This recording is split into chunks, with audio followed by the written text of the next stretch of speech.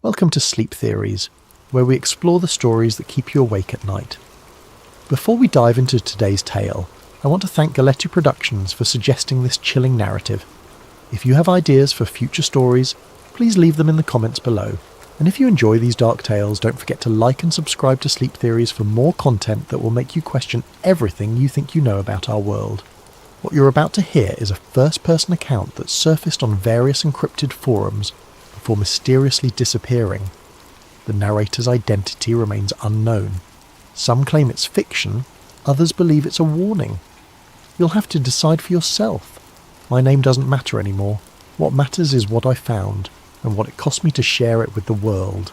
6 months ago, I was just another face in the cubicle farm, a mid-level data analyst working for Meridian Consulting, a contractor that specialised in processing documentation for various United Nations partner agencies.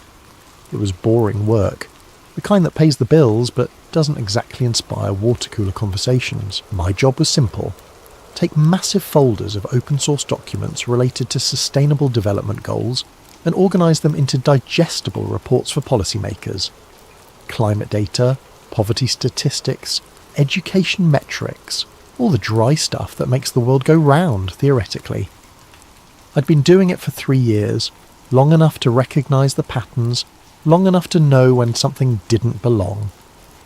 It was a Tuesday morning in March when everything changed. I was working through my usual queue of files when a new folder appeared in my secure inbox. SDG Compliance. Phase 3, Internal Use Only.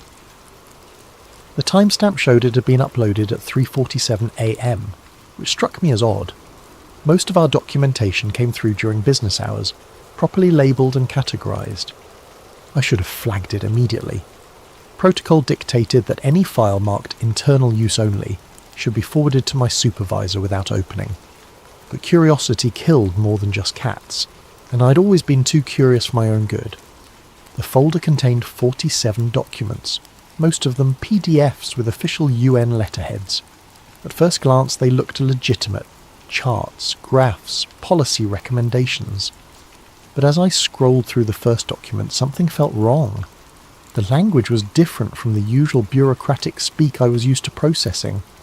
Instead of vague references to sustainable urban development, I found detailed maps showing what were labelled as population consolidation zones.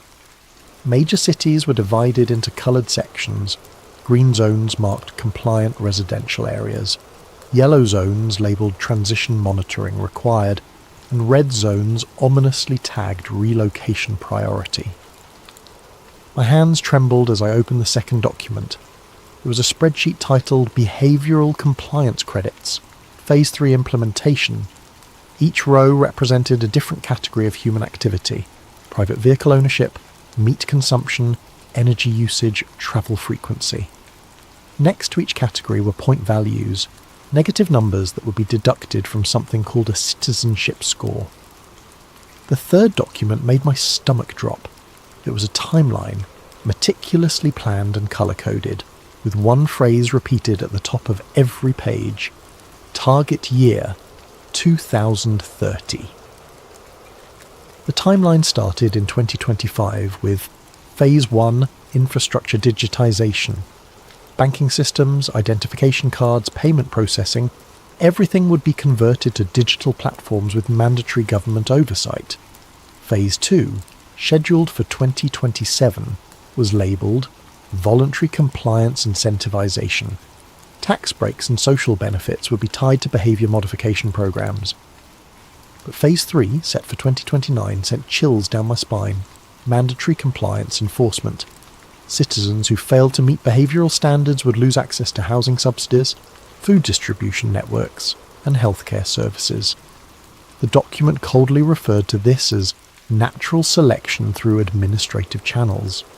I found myself reading the same sentences over and over, trying to make sense of what I was seeing. This couldn't be real. The United Nations was supposed to be about humanitarian aid and international cooperation, not population control and behavioural manipulation.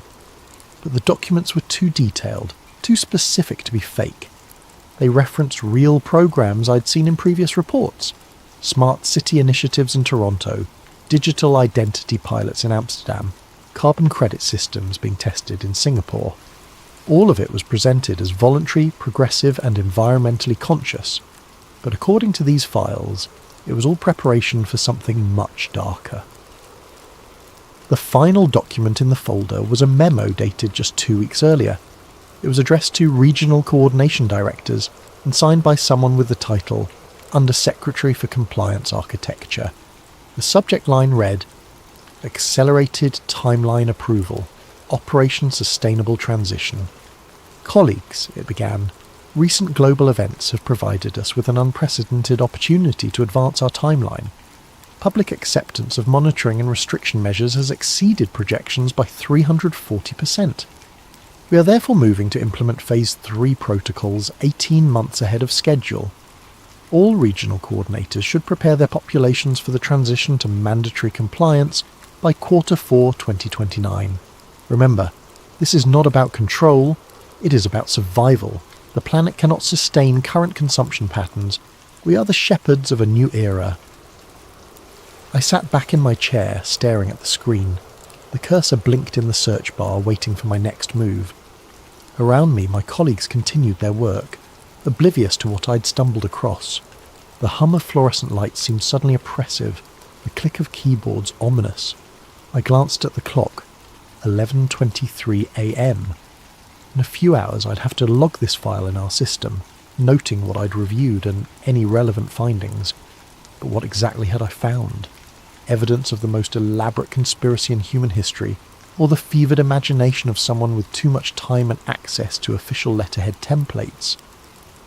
My supervisor, Janet Morrison, walked past my cubicle, coffee mug in hand. She smiled and nodded, the same greeting she'd given me every day for 3 years. Should I tell her what I'd found? Should I forward the files and let someone else make the decision? Instead, I did something that would change my life forever. I opened a new email and began typing, Janet, I've received a file folder that appears to be outside my clearance level. The documents reference programs and timelines that I believe require senior review. Should I forward this to you, or is there a specific protocol for handling classified materials that I'm not aware of? Please advise. Mark. I read the email 3 times before hitting send. It was professional, cautious, and documented my discovery without making accusations. If this was all legitimate, I'd followed proper channels. If it wasn't, well, at least I'd have a paper trail showing I'd tried to do the right thing. The email showed as delivered at 11:31 a.m. I saved the documents to a secure folder on my desktop and logged out for lunch, trying to act normal despite the growing knot in my stomach. When I returned from my sandwich and a walk around the block, Janet hadn't responded to my email. That wasn't unusual. She often got caught up in meetings and didn't check messages until late afternoon. But as the day wore on and 5 p.m. approached, I began to worry. At 5:47 p.m, my computer chimed with a new message. But it wasn't from Janet. It was an automated system notification. File access revoked. Classification updated to restricted. Contact administrator for additional information. When I tried to open the folder containing the documents, I got an error message. Access denied. Insufficient privileges. I sat there for a long moment staring at the screen. Then I packed up my things, said goodnight to the security guard, and drove home with one thought echoing in my head. What the hell had I just gotten myself into? That night, I barely slept. Every car that drove past my apartment seemed to slow down. Every creak of the building settling made me jump. I kept telling myself I was being paranoid, that I'd simply stumbled across some routine planning documents that were above my pay grade. But deep down, I knew I'd seen something I wasn't supposed to see, and someone somewhere now knew that I'd seen it. I arrived at work the next morning 15 minutes early, hoping to catch Janet before the day got busy. Her office was dark, which wasn't unusual. She typically arrived around 9 a.m, preferring to avoid rush hour traffic. I settled into my cubicle and tried to focus on routine tasks while waiting for her response to my email. At 9:30, Janet still hadn't arrived. Her assistant, Maria, seemed unconcerned when I asked about her whereabouts. She had an early meeting downtown, Maria said, without looking up from her computer. Something about a new contract. She'll probably be in after lunch. But Janet never showed up that day, or the next. By Thursday, Maria was fielding calls from confused clients and increasingly worried family members. Family emergency, she kept saying, but her voice lacked conviction. She'll be back early next week.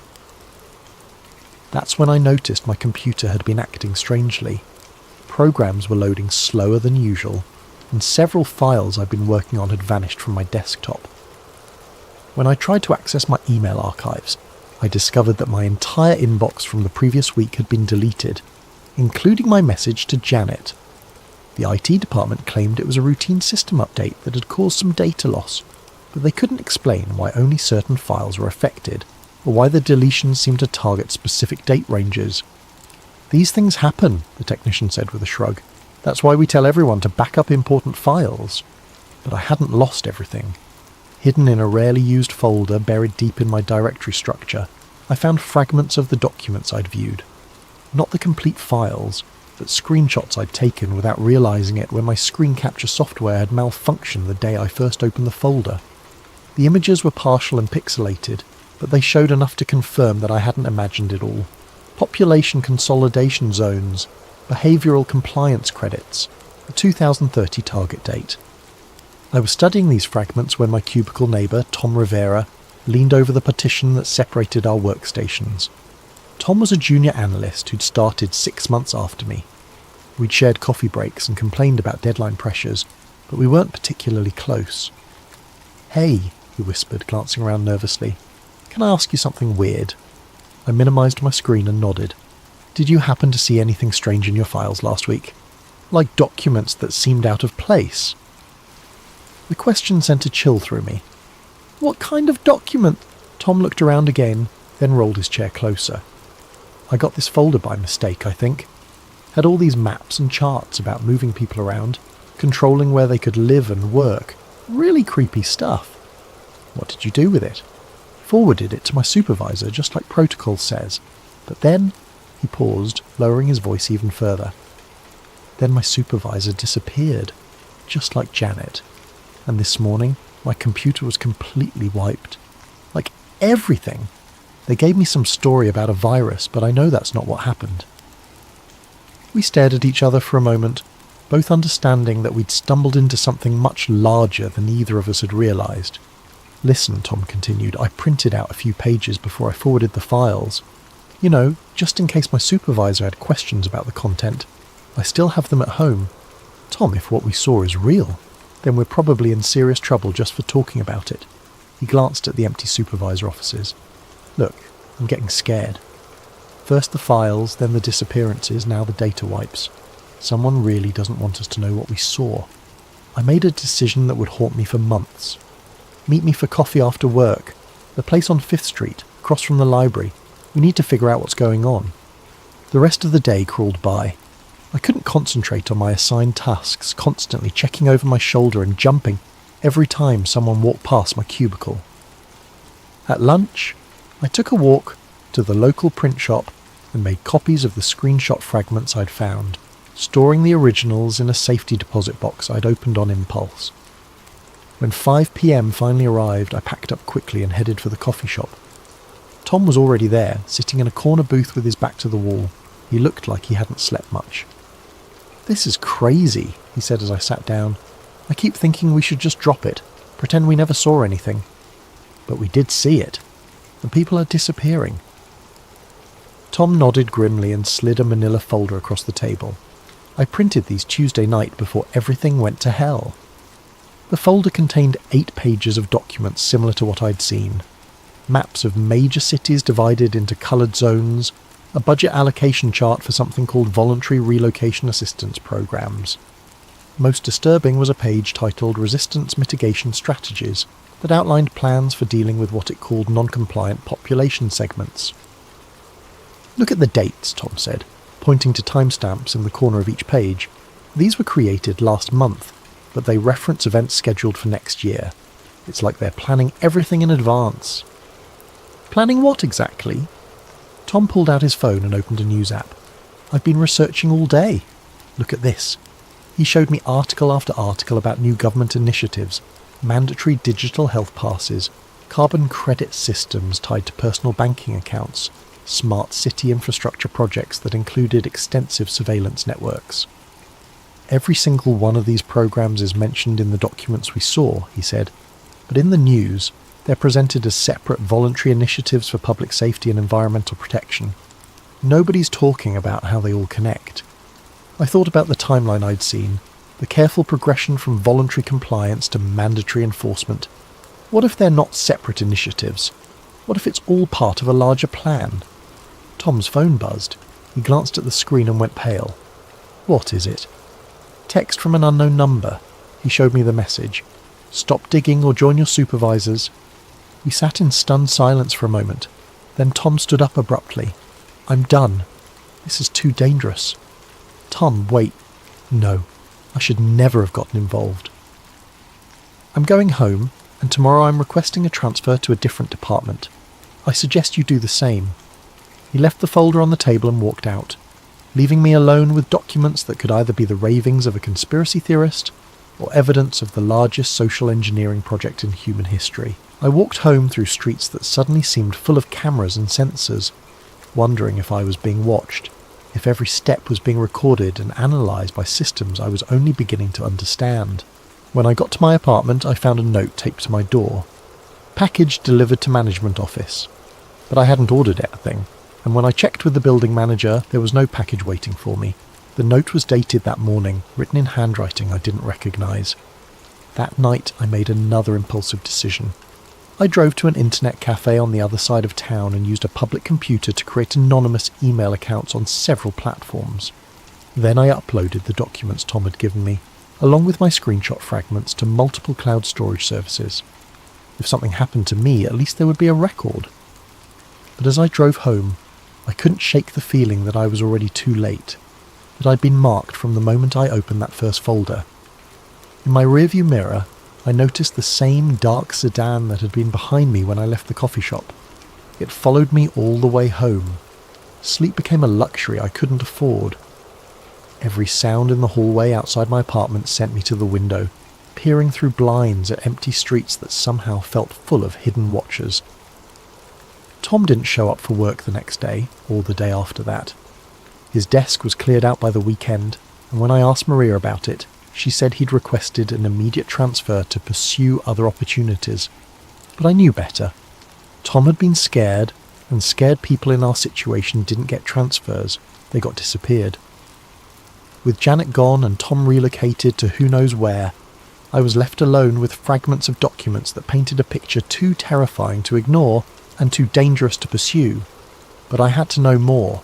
If this was real, if there truly was a coordinated plan to reshape society by 2030, then someone needed to document it. I began my research carefully, using the public library's computers and paying cash for internet access at various cafes around the city. I created a simple methodology, cross-referenced the terms and programs mentioned in the leaked documents with publicly available information, looking for patterns and connections that might confirm or refute what I'd seen. The results were more disturbing than I'd expected. Smart city gateways was mentioned in 17 different documents I'd glimpsed. A quick search revealed that Toronto had announced a partnership with a tech consortium to implement exactly such a system by 2026. The project would integrate biometric identification, real-time location tracking, and automated behavioural assessment into a single platform designed to optimise urban resource distribution. The public announcement described it as a voluntary program to help residents access services more efficiently. But buried in the technical specifications, I found references to compliance monitoring algorithms and automated privilege adjustment protocols. Amsterdam's digital citizenship pilot was even more explicit. Citizens who participated would receive carbon credits for demonstrating environmentally conscious behaviour, measured through smartphone tracking, purchase monitoring, and periodic check-ins at verification stations throughout the city. The credits could be used for transportation discounts, housing assistance, and priority access to healthcare. But what happened to citizens who didn't participate, or who failed to meet behavioural targets? The program documentation was vague about consequences, mentioning only alternative pathways for non-participating residents. Singapore's implementation was the most advanced. Their sustainable living credit system had been operational for 8 months, and earlier reports claimed impressive results: 67% reduction in private vehicle usage, 45% decrease in meat consumption, and 89% compliance with residential energy limitations. I found a blog post from a Singapore resident that painted a different picture. The author, writing under an obvious pseudonym, described a society where every purchase, every journey, every social interaction was monitored and scored. Citizens who failed to maintain adequate sustainability ratings found themselves locked out of public transportation, unable to access certain stores, and restricted to specific residential areas. It started as incentives, the blogger wrote: green points for taking the bus, bonus credits for eating plant-based meals, rewards for staying in your assigned district. But the incentives became requirements so gradually that most people didn't notice the transition. Now, if your score drops too low, you simply can't function in society, and raising your score requires complete submission to the system's behavioural demands. The post had been published 3 weeks ago. When I tried to access it again the next day, the entire blog had been removed. I began compiling a spreadsheet of every program, initiative, and policy mentioned in the leaked documents, then researching whether similar real-world implementations existed. The results were consistent and terrifying. Every single item had a corresponding program either already active or scheduled for implementation within the next 2 years. Carbon credit systems tied to personal banking accounts, announced by the European Central Bank for rollout in 2026. Biometric checkpoints for access to essential services, pilot programs active in 12 major cities worldwide. Residential assignment based on compliance scores, being tested in 3 countries under the guise of efficient housing allocation. Digital identity requirements for all online activities, legislation pending in multiple jurisdictions to combat misinformation and ensure digital safety. The pattern was unmistakable. What appeared to be separate, well-intentioned programs were actually components of a comprehensive system designed to monitor, control, and modify human behaviour on a global scale, and they were all scheduled to reach full implementation by 2030. But the most chilling discovery came when I researched the organisational structure behind these initiatives. Many of the programs were funded through the same consortium of international organisations, tech companies, and government agencies. The same names appeared on advisory boards and implementation committees across different countries and continents. One name appeared particularly frequently: the Sustainable Future Institute, a think tank founded in 2019 with substantial backing from several major philanthropic foundations. Their published research covered everything from climate change mitigation to urban planning optimization. All of it sounded reasonable and beneficial, but when I dug deeper, I found connections to government contracts for surveillance technology, behavioural modification research, and something called population management systems architecture. The Institute's founder, a former UN administrator named Dr. Catherine Voss, had given speeches advocating for necessary sacrifices in individual autonomy to ensure species survival. In a 2023 interview, she'd said, "Democracy and freedom are luxuries we can no longer afford. The climate crisis requires coordinated action on a scale that voluntary compliance cannot achieve. We must be willing to accept temporary limitations on personal choice in service of permanent solutions to existential threats." Temporary limitations? I wondered if the people implementing these systems really believed they would be temporary, or if they knew exactly what they were building. A global cage disguised as environmental salvation. As weeks passed, my research expanded beyond simple correlation. I began mapping the financial relationships between organisations, tracking personnel movements between government agencies and private companies, documenting the timeline of policy implementations across different countries. What emerged was a picture of unprecedented coordination. The same small group of organisations was driving policy changes on every continent, using local governments as implementation vehicles for a globally designed system. But I was still missing crucial pieces of the puzzle. The documents Tom and I had seen referenced enforcement mechanisms that went beyond social credit scores and access restrictions. They mentioned relocation programs, resource rationing, and something ominously called population optimization protocols. I needed more information, but I was running out of safe ways to obtain it. My library research had attracted attention. I'd noticed the same security guard watching me during several visits, and the librarian had started asking unusual questions about my research topics. It was during one of these library sessions that everything changed. I was printing articles about digital identity legislation when someone approached my table. A woman in her 50s, professionally dressed, with a kind of composed demeanour that suggested either corporate management or government service. "Excuse me," she said quietly, "but I couldn't help noticing your research interests. Would you be interested in information that might fill in some gaps?" Every instinct screamed at me to pack up and leave, but she held up a folder that looked remarkably similar to the ones Tom and I had found. "My name is Elena Rodriguez," she said, sitting down without invitation. "Until 6 months ago, I was a sustainability coordinator for the United Nations Development Programme, and I think we need to talk." Eleanor insisted we meet somewhere more private. She suggested a small cafe in the arts district, the kind of place that played acoustic music loud enough to mask conversation, and served coffee in mismatched cups to customers who minded their own business. I arrived first, choosing a table in the back corner where we could see both the entrance and the emergency exit. Eleanor appeared exactly on time, carrying a worn leather briefcase and wearing the expression of someone who'd made a decision that couldn't be undone. "Before we begin," she said, settling into the chair across from me, "I need you to understand something. What I'm about to share will put both of us in danger. Once you know this information, there's no going back to ignorance, no pretending you never heard it." I nodded, though part of me wanted to walk away. The smart thing would have been to thank her politely and leave, to find a new job in a different field and spend the rest of my life pretending I'd never seen those documents. But I stayed. Eleanor opened her briefcase and removed a thick folder. "You've been researching the sustainability initiatives, the smart city programs, the digital identity requirements. You're trying to understand how they all connect. How do you know what I've been researching? Because I helped design the connection points." She opened the folder and spread several documents across the table. "I spent 4 years working on what we called the Integrated Sustainability Platform. My job was to ensure that all the separate programs could interface with each other, share data, and coordinate responses." The documents she showed me were similar to what I'd seen before, but far more detailed.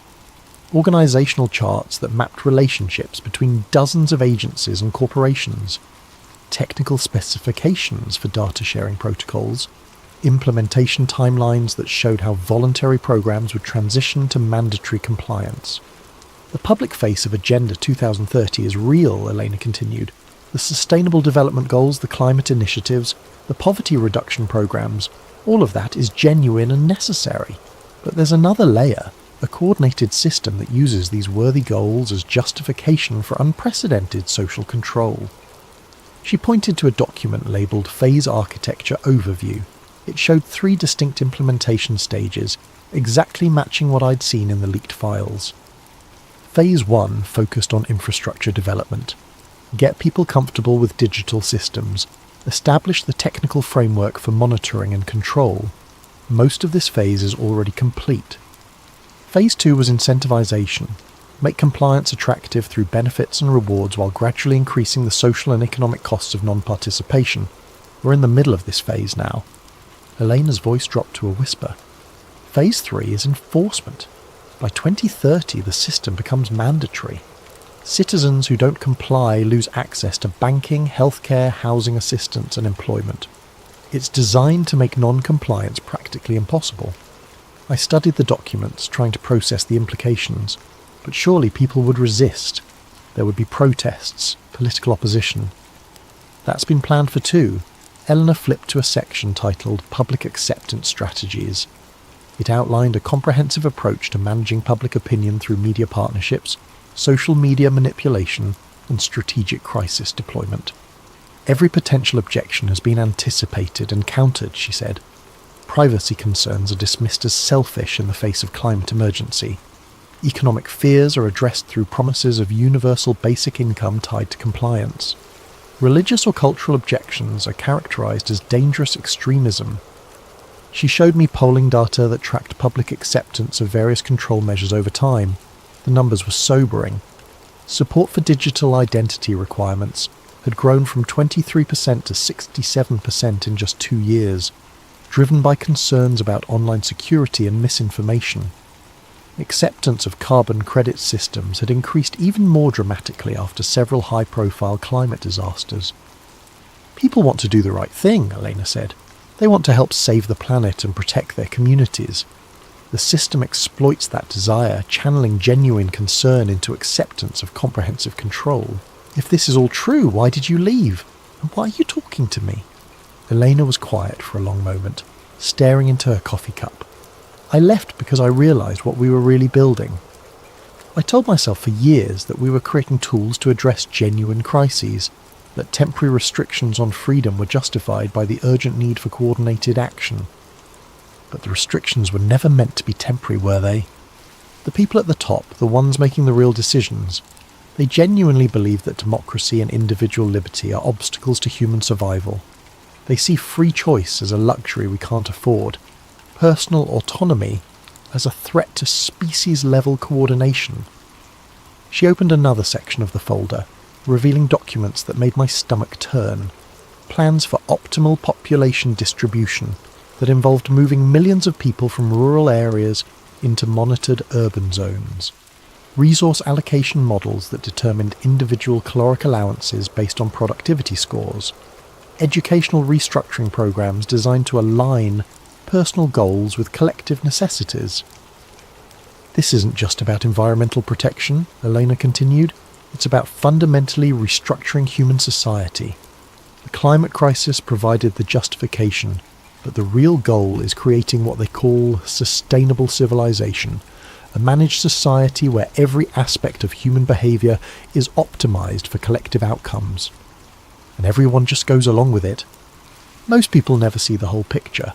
They only interact with their small piece of the system, their local digital ID program, their neighbourhood carbon credit initiative, their workplace compliance monitoring. Each component seems reasonable in isolation. Elena showed me internal communications between program coordinators in different countries. The language was bureaucratic and sanitised, but the content was chilling. Updates on resistance containment strategies, reports on compliance acceleration techniques, and budget requests for population management infrastructure. The coordinators don't communicate directly about control or oppression, she explained. They use euphemisms like behavioural optimization and resource management efficiency. Most of them probably believe they're working on humanitarian projects, but you knew better. I figured it out gradually as I gained access to higher-level planning documents. By the time I understood what we were really building, I was already deeply involved. Leaving wasn't easy. They don't let people with my level of knowledge simply resign. She glanced around the cafe nervously. I've been in hiding for 6 months, moving between safe houses, trying to gather evidence that could expose the true scope of the program. Why haven't you gone to the media? Lena laughed bitterly. With what? Documents that can be dismissed as forgeries, claims that sound like conspiracy theories. The system is too large and too coordinated for traditional journalism to expose. By the time reporters could verify the connections and compile comprehensive evidence, the implementation would be complete. Then what's the solution? Documentation, preservation. We need to create a record that can't be suppressed or discredited. When people finally realise what's happened, they'll need proof that it was planned, that it wasn't just a series of unfortunate coincidences or well-intentioned policies gone wrong. Eleanor closed the folder and leaned back in her chair. That's why I approached you. Your research shows that you understand the connections, and you're not in a position where disappearing, you would draw unwanted attention. The casual way she mentioned my potential disappearance sent chills through me. What exactly are you asking me to do? Help me compile a comprehensive archive of evidence. Documents, communications, financial records, implementation timelines. Everything we can gather to prove that this was a coordinated plan rather than organic policy development. And then what? Then we find a way to preserve that archive until people are ready to see the truth. Elena stood up, leaving the folder on the table. Think about it. But don't take too long. The implementation is accelerating and opportunities to document it are disappearing. She walked away, leaving me alone with documents that confirmed my worst fears about the scope and coordination of what I'd discovered. As I packed the folder into my bag, I noticed that my hands were shaking. Outside the cafe I looked for Elena, but she had already vanished into the crowd. I walked home through streets that seemed different now. Every camera and sensor a component of something larger and more threatening than I'd previously imagined. That night I read through Elena's documents 3 times, cross-referencing them with my own research. The evidence was overwhelming and terrifying, but it was also incomplete. We had proof of coordination and planning, but not enough to convince a skeptical public or overcome the sophisticated manipulation strategies the system employed. I made my decision while sitting in my apartment at 2 a.m, surrounded by papers that documented the systematic dismantling of human freedom in the name of planetary salvation. I was going to help Elena build her archive, whatever the cost, because if we didn't preserve the truth, there might not be anyone left who remembered what freedom had looked like. Eleanor and I established a communication protocol using encrypted messaging apps and anonymous email accounts. We met weekly at different locations, libraries, parks, shopping centres, never the same place twice. She provided documents and insider knowledge. I contributed research skills and a growing network of contacts who were beginning to ask uncomfortable questions about the sustainability programs. For 3 weeks, our collaboration produced results. We mapped the financial relationships between implementing organisations, documented the timeline of policy rollouts, and identified key personnel who moved between government agencies and private contractors. The archive grew to include hundreds of pages of evidence showing coordination that extended far beyond what any legitimate policy initiative would require. But our success made us careless. Eleanor was supposed to meet me at a downtown park on a Thursday evening. When she didn't show up after 30 minutes, I assumed she'd been delayed or forced to cancel for security reasons. But when I got home, I found an encrypted message waiting. They know, burning everything. Stay safe. That was the last communication I received from her. The next morning I tried calling the phone number she'd given me, but it went straight to a disconnected signal.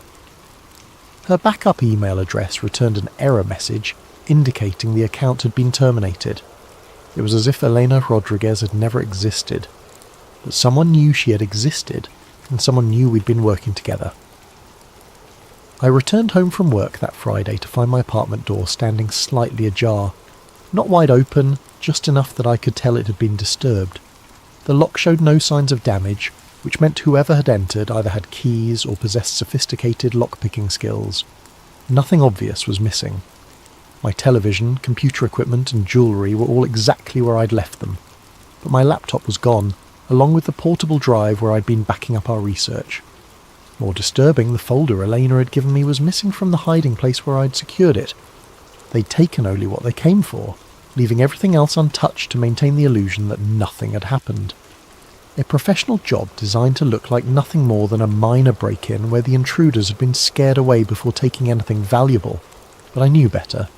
I packed a bag with essentials and checked into a motel across town, paying cash and using a false name. From the safety of that anonymous room, I tried to assess the situation. Eleanor was gone, possibly dead. Our research had been compromised, and whoever was responsible for the break-in now knew that I'd seen evidence of their coordination. The smart thing to do would have been to run. Leave town, find a new job somewhere far away, and hope they'd consider me neutralised without taking more direct action. But I couldn't shake the feeling that running would only delay the inevitable. If Elena had been right about the scope and timeline of the implementation, then there would be nowhere to run. By 2030, the system would be global, and geographic escape would be impossible. The only real safety lay in exposure and resistance. But first, I needed to retrieve the backup files I'd hidden at the bank. I waited until Monday morning, then took a deliberately circuitous route to the safety deposit box location, watching for signs of surveillance. The street seemed normal, but I'd learned not to trust appearances. 3 different times I noticed the same dark sedan in my peripheral vision, always maintaining distance, never close enough to be obviously tailing me. The safety deposit box contained everything Elena and I had compiled, plus additional materials I'd gathered independently.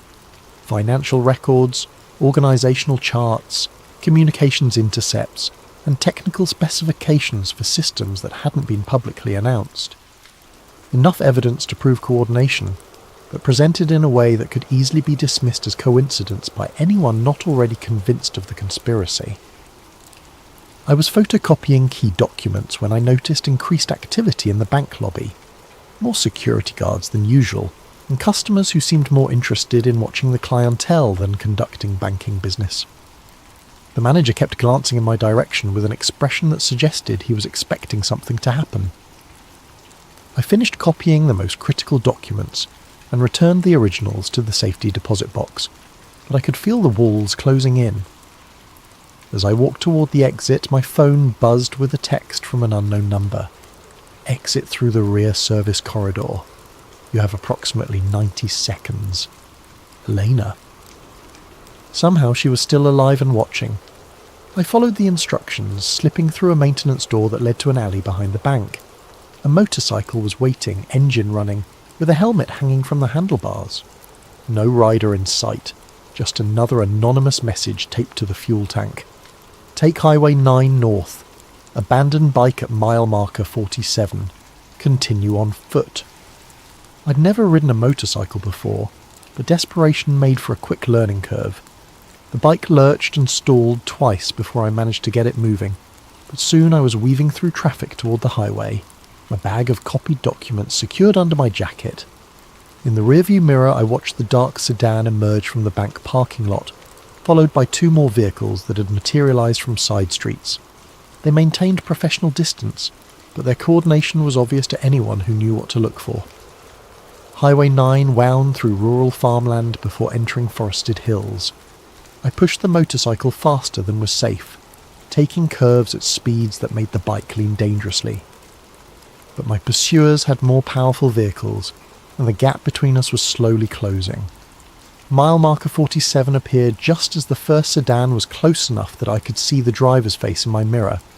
I pulled off the road into a dense stand of trees, abandoned the bike as instructed, and plunged into the forest carrying my bag and hoping that Elena's plan included more than just continue on foot. The woods were thick enough to provide cover, but I could hear car doors slamming behind me and the voices coordinating a search. These weren't local police or federal agents conducting a routine investigation. The communication I overheard was too professional, too military in its efficiency. I'd been hiking for 20 minutes when I heard the helicopter. The aircraft appeared through the canopy overhead, flying in a search pattern with what looked like thermal imaging equipment. I pressed myself against the largest tree I could find and tried to remain motionless, but the helicopter circled back twice, its searchlight probing the forest floor. That's when I realised how far beyond normal law enforcement this had escalated. Whatever Eleanor and I had discovered, it was important enough to justify significant resources and risk considerable exposure. They weren't just trying to silence us. They were treating us as threats to something vital enough to deploy military-grade assets.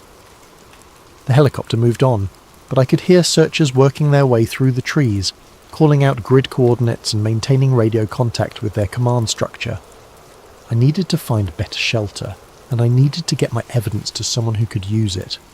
I was stumbling through undergrowth, trying to put distance between myself and the search teams, when I nearly walked into the woman standing behind a massive oak tree.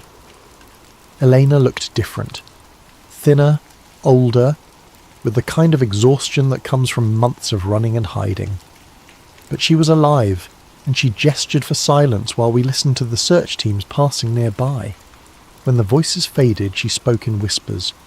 They raided my safe house 3 days ago, killed my contact and burned everything we hadn't already moved. She studied my face in the dim forest light. How much did you manage to save? I showed her the bag of documents. Copies of everything we compiled, plus some additional material I gathered independently. It's not enough, she said. Not nearly enough to convince anyone who isn't already looking for the truth. We need something undeniable, something that can't be dismissed or discredited. What do you have in mind? Elena pulled out a small device that looked like a modified smartphone. I still have access to some internal systems.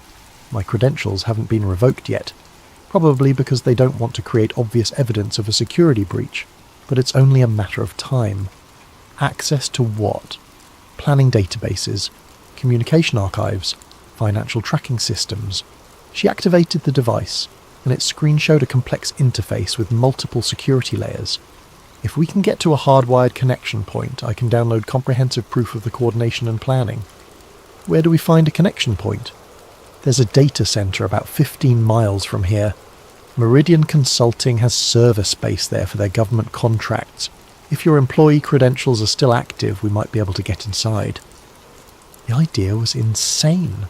We were being hunted by people with helicopters and thermal imaging equipment, and Elena wanted to break into a secure facility to steal classified data. But looking at the determination in her eyes, I realized she was right. Half measures wouldn't be enough.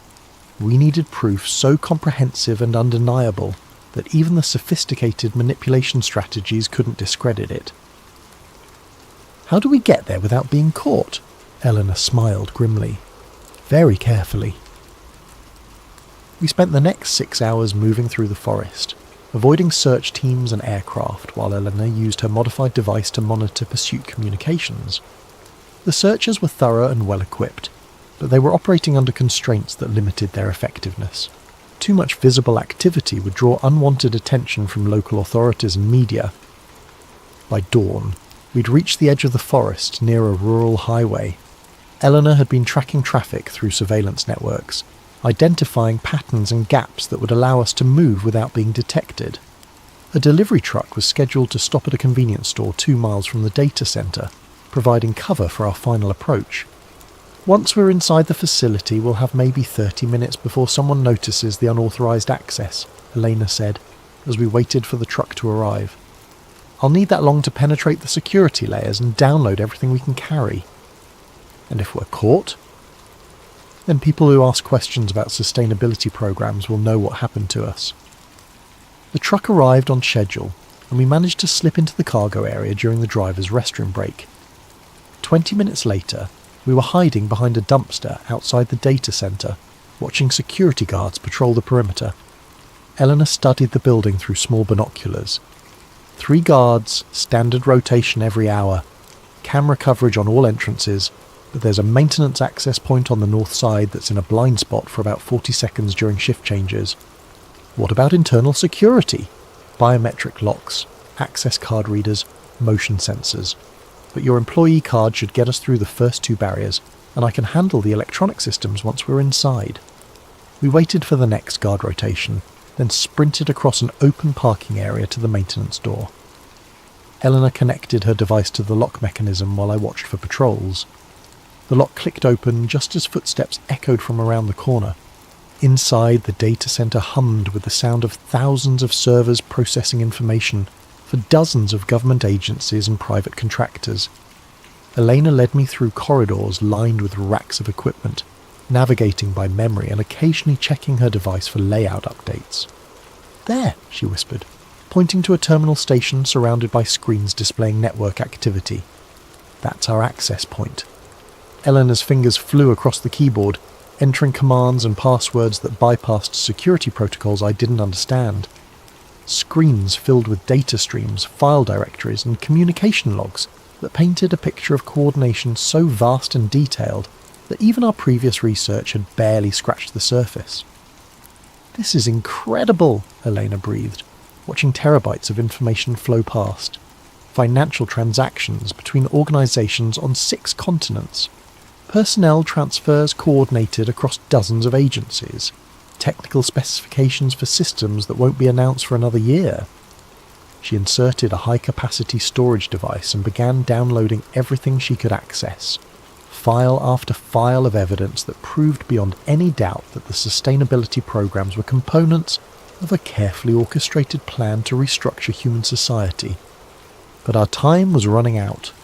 Alarms began sounding in distant parts of the building, and Elena's device showed security alerts cascading through the network. They know we're here, she said, still typing furiously. Another few minutes and I'll have everything. That's when the lights went out, and emergency lighting bathed the server room in the red illumination. Through the corridors I could hear doors slamming and radio chatter as security teams converged on our location. Eleanor yanked the storage device from the terminal. "That's all we're getting. Time to go." But as we turned toward the exit, figures in tactical gear emerged from both ends of the corridor, weapons drawn and voices shouting commands to surrender. We were trapped. The tactical team that surrounded us moved with military precision, but they weren't wearing any identifying insignia or badges.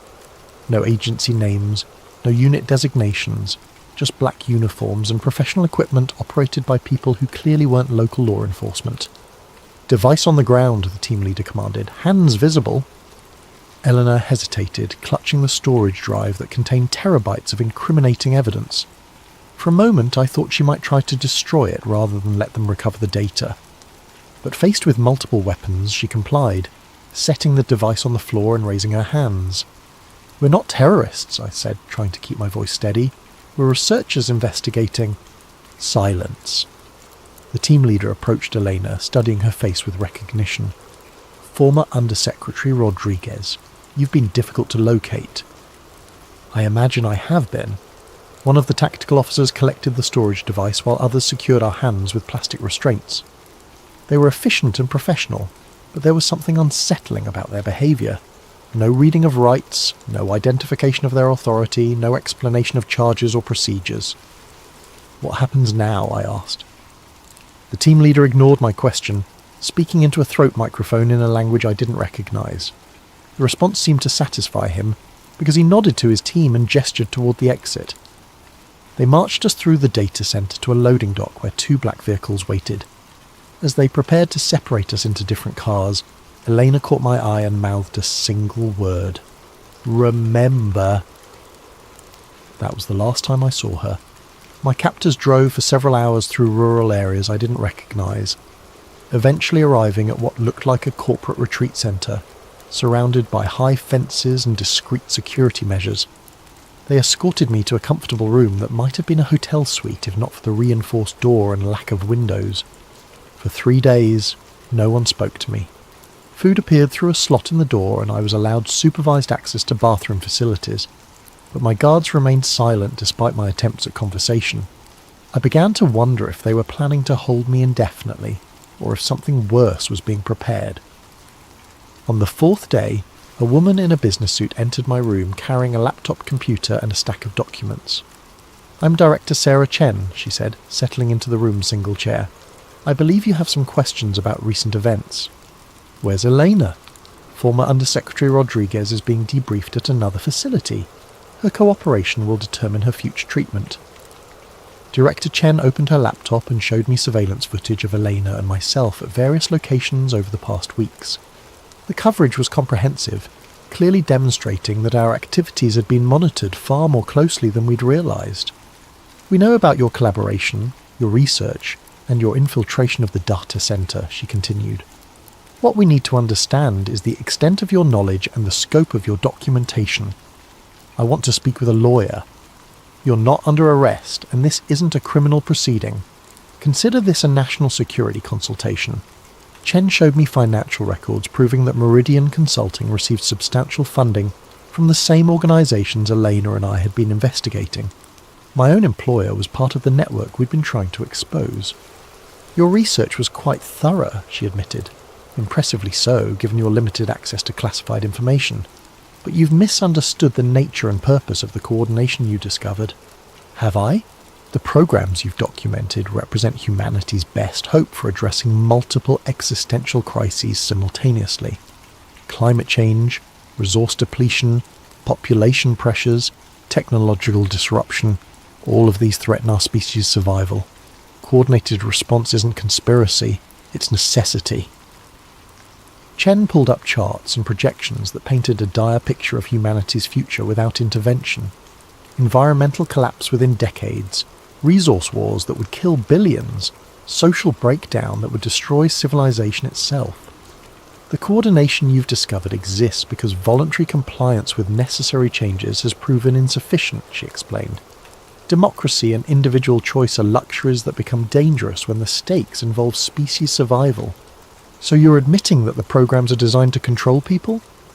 I'm explaining that some degree of behavioural management is essential for ensuring that enough humans survive the coming crises to maintain technological civilization.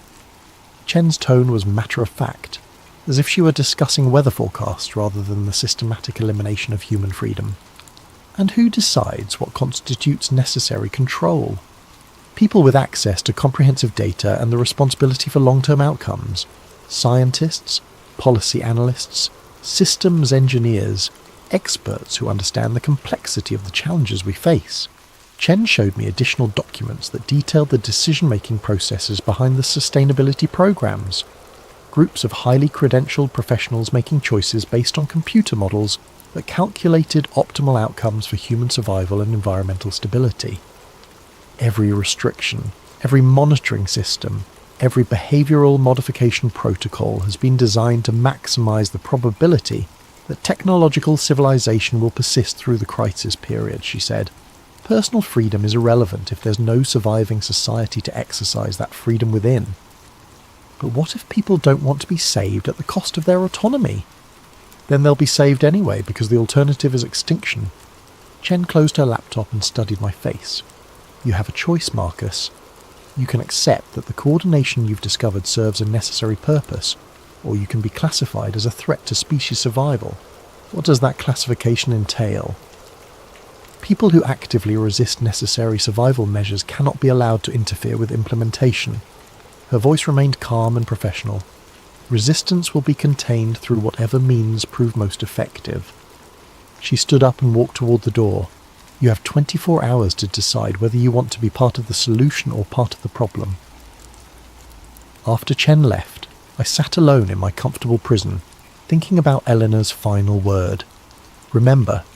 Not resist, or fight, or escape, but remember. She wanted me to preserve what we'd learned, to document the truth regardless of what happened to us personally. That night, I used the room's basic amenities to create a primitive but functional recording device. If they planned to kill me or disappear me like so many others, I wanted to leave behind an account of what I'd discovered. But as morning approached, a different plan began to form. Chen had revealed more than she'd intended about the scope and coordination of the programs. If I could get that information to people who weren't part of the system, who might still be capable of resistance. The problem was finding a way to escape from a secure facility surrounded by professional guards and located in an unknown rural area. That's when I remembered the ventilation system I'd noticed during my supervised bathroom visits. The air circulation in the building was surprisingly robust, suggesting larger ducts than normal. If I could access the ductwork during the night shift when fewer guards were active.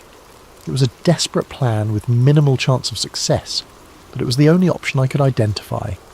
Eleanor and I had gathered enough evidence to prove the coordination and intent behind the sustainability programs. Now I needed to find a way to get that evidence to people who could act on it. Because if Chen was right about their timeline, there wasn't much time left. The countdown to 2030 was accelerating, and voluntary compliance was about to become mandatory enforcement. If someone didn't expose the truth soon, there might not be anyone left who remembered what freedom had felt like. That night I began my escape attempt, knowing that failure would likely mean death, but also knowing that staying silent would mean something even worse. The permanent victory of a system that viewed human autonomy as an obstacle to be eliminated. As I crawled through the ventilation system toward an uncertain freedom, Eleanor's voice echoed in my memory. Remember? I would remember, and if I survived, I would make sure others remembered too. The ventilation system led me through the building's interior to a roof access point that emerged behind a cluster of communication equipment. From there, I could see the facility's perimeter, motion sensors, thermal cameras, and patrol routes that created overlapping coverage zones. But I could also see something the guards probably hadn't noticed. A service road that wound through the forest to a highway maintenance station about 2 miles away. Getting off the roof and across the monitored perimeter required timing and luck. I waited until the patrol cycles created a 40-second gap in coverage near the eastern fence, then dropped to the ground and sprinted toward the tree line. Motion sensors tracked my movement, but by the time the response team reached my position, I was already deep enough in the forest to avoid their thermal imaging. The service road was overgrown and clearly abandoned, but it provided a path through the woods that avoided the main security sensors. I followed it through the night, expecting pursuit teams to emerge from the darkness at any moment. But either my escape hadn't been discovered yet, or they were confident enough in their perimeter security to assume I couldn't have gotten far. The highway maintenance station was a collection of rusted equipment and storage sheds that hadn't been used in years, but it had what I needed: a working telephone line connected to the state highway system. Using calling cards I'd purchased weeks earlier, I began making contact with the network of researchers and journalists who'd been asking questions about the sustainability programs. The first 3 people I called had disconnected numbers. The 4th was answered by someone who claimed never to have heard of the person I was trying to reach.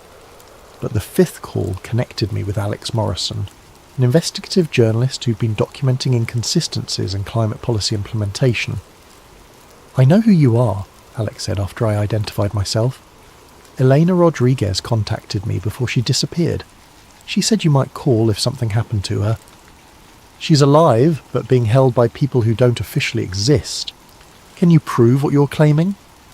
"I have documents, communications, financial records, and organisational charts that prove coordination between agencies and corporations on 6 continents. Everything we need to demonstrate that the sustainability programs are components of a larger control system." Alex was quiet for a moment. "Where are the documents?"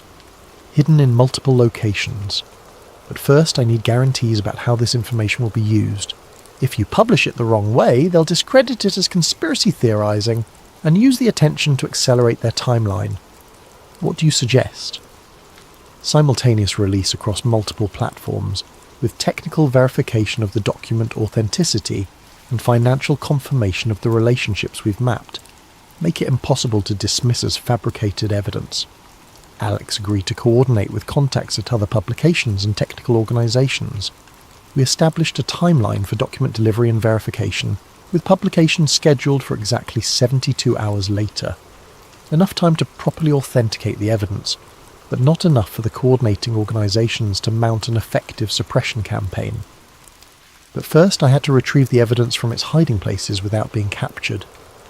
Over the next 2 days, I moved carefully between the locations where Elena and I had cached our research. Bank safety deposit boxes, storage lockers, and dead drops we'd established in case our primary archives were compromised. Each retrieval required elaborate security measures to avoid the surveillance networks that were undoubtedly looking for me. The most dangerous recovery was the data storage device Elena had hidden at a commercial facility across town from where she'd been captured. Getting to it required passing through areas that were certainly being monitored, using public transportation that would create records of my movement. I solved the surveillance problem by adopting the appearance and behaviour of the city's homeless population. Dirty clothes, unkempt appearance, and the kind of invisible desperation that made most people look away rather than remember faces. The disguise was psychologically difficult but operationally effective. Security cameras recorded me, but human attention filtered me out as irrelevant. The storage facility contained Elena's most sensitive archives, communication intercepts between coordination directors, financial tracking systems that showed money moving between organisations, and technical specifications for monitoring systems that hadn't been publicly announced. But it also contained something I hadn't expected: a video file labelled Emergency Broadcast Final Testimony. Eleanor had recorded the video shortly before her capture, speaking directly to the camera with the kind of urgency that suggested she knew she was running out of time. "If you're watching this, then the coordination has been exposed and I'm either dead or disappeared," she began. "What Marcus and I discovered represents the largest social engineering project in human history. Not a conspiracy by evil people, but a coordinated effort by people who genuinely believe that human freedom is incompatible with species survival." The video detailed information that Elena hadn't shared during our collaboration: names of key coordinators, locations of planning facilities, and timelines for implementation phases that extended beyond 2030. "The 2030 target date is just the beginning," she explained. "Phase 3 establishes the control infrastructure, but Phase 4 involves what they call optimization protocols, systematic reduction of global population to what computer models indicate is the maximum sustainable level for technological civilization. Elena's final message was addressed to whoever would eventually broadcast the evidence. This isn't about politics or ideology. It's about whether human beings will be allowed to make their own choices about their lives, their communities, and their future. The people implementing these programs believe that freedom is a luxury we can't afford. They may be right about the severity of the crises we face, but they're wrong about the solution. I copied Elena's video along with the other archived materials, then destroyed the original storage system to prevent recovery by pursuit teams. By the time I reached the final rendezvous point, I was carrying comprehensive proof of coordination that spanned multiple continents and involved hundreds of organisations. Alex Morrison had assembled a coalition of journalists, researchers and technical experts who would simultaneously verify and publish the evidence. The plan was elegant in its simplicity, overwhelming the suppression capabilities of even the most sophisticated coordination networks by releasing information through so many channels that controlling the narrative would be impossible. On the appointed day, I delivered the complete archive to Alex's team and waited for the storm to break. The initial coverage was everything we'd hoped for. Detailed analysis of the financial relationships, technical verification of document authenticity, and expert commentary that confirmed the feasibility of the coordination we'd documented. For 48 hours, it seemed like we'd succeeded in exposing the truth. But then the counter-narrative began. The same news outlets that had initially covered the story began running follow-up pieces questioning the interpretation of the evidence. Expert sources appeared who offered alternative explanations for the coordination patterns, legitimate policy cooperation, standard bureaucratic relationships, normal business arrangements between contractors and agencies. The documents were real, these experts acknowledged, but they represented routine governmental and corporate activities rather than evidence of conspiracy. Climate policy required coordination, they explained. International cooperation was essential for addressing global challenges. The patterns we'd identified were exactly what effective governance should look like. Social media platforms began flagging our evidence as disputed information and potentially misleading content. Search algorithms modified to reduce the visibility of articles about the coordination. Discussion forums where people shared our documents were closed for policy violations. Within a week, public attention had moved on to other stories. The comprehensive evidence that Elena and I had risked our lives to gather was dismissed by mainstream discourse as another conspiracy theory promoted by people who didn't understand the complexity of modern governance. But we had succeeded in one crucial way. We'd created a permanent record that couldn't be completely suppressed. People who were looking for the truth could find it, could study the evidence, could draw their own conclusions about what it meant. And as the months passed, some of those people began to notice patterns that confirmed our warnings. 6 months later, I'm writing this from a cabin in rural Montana, living off-grid with cash transactions and avoiding any technology that could be used to track my location. The official story is that I suffered a mental breakdown and disappeared, leaving behind rambling conspiracy theories that no serious person would take seriously. Elena was released after 3 weeks of debriefing, but she's not the same person who risked everything to expose the truth. When she appears in public now, she speaks about the importance of international cooperation and the necessity of accepting temporary restrictions on personal freedom to address climate change. Her eyes have a vacant quality that suggests pharmaceutical management of her personality. Our evidence is still available to anyone persistent enough to look for it, but it's been successfully marginalised through the same techniques we documented: expert counter-narrative, algorithmic suppression, and social media manipulation. The truth exists, but it's been rendered effectively invisible to most people, and the implementation continues. Over the past 6 months, the changes have accelerated in ways that make our warnings seem prophetic.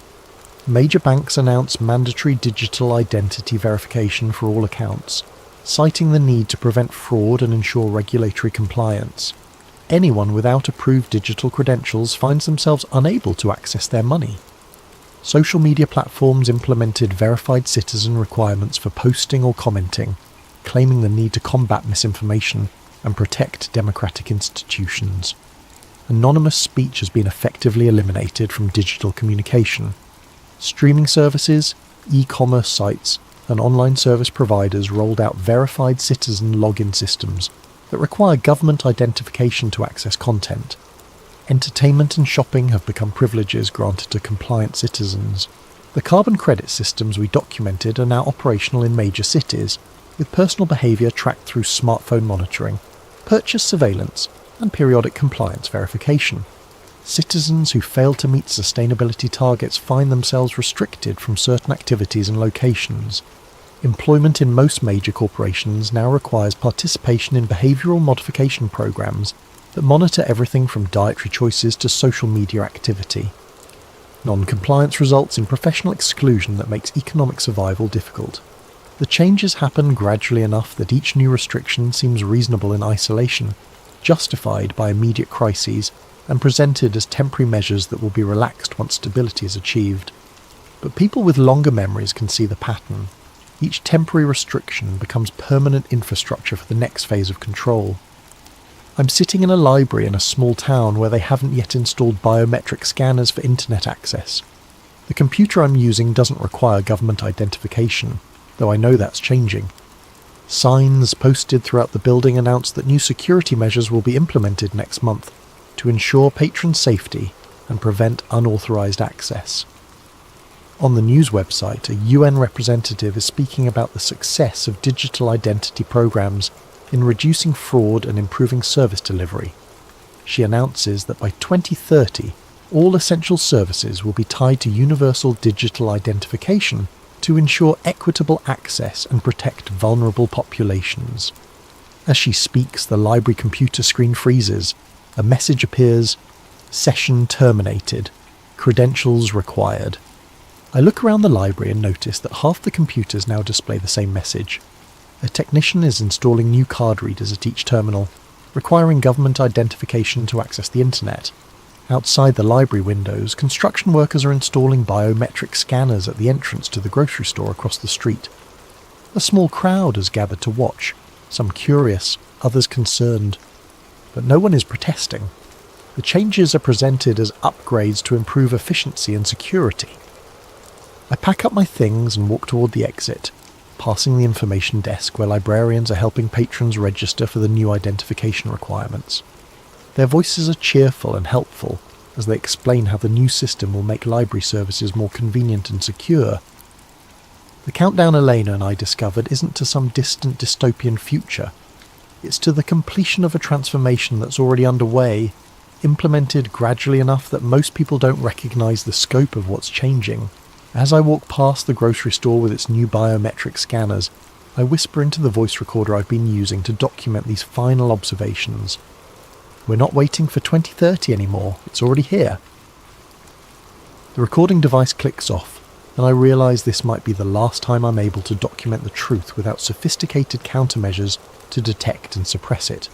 Soon, even whispered testimony in small-town libraries will be monitored and analysed by systems designed to prevent the spread of dangerous ideas.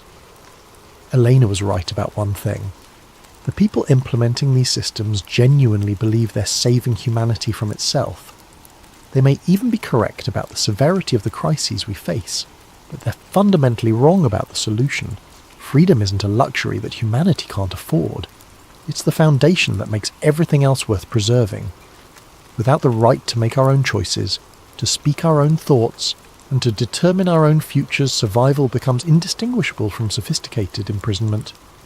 The evidence Elena and I gathered will survive in hidden archives and encrypted networks, waiting for a generation that might remember what freedom felt like.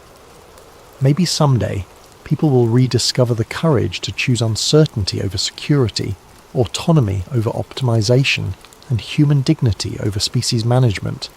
But that day feels very far away as I watch the scanners being installed and the last anonymous spaces disappearing into a world where every action, every movement, every thought is monitored, recorded, and evaluated by systems that know what's best for us better than we do ourselves. The 2030 directive isn't coming. It's here. Picture this. You're working security at one of Miami's busiest shopping centres on New Year's Eve, expecting nothing more than the usual drunk tourists and teenage troublemakers. But then you witness something that changes everything. Something the authorities desperately want erased from existence. Tonight's story comes from a special video suggestion by CJB64648, and it's a deep dive into one of the most covered-up incidents in recent memory. If you enjoy these mysterious tales that keep you awake at night, make sure to like and subscribe to Sleep Theories, and drop your own story suggestions in the comments below. You never know, your idea might be our next investigation.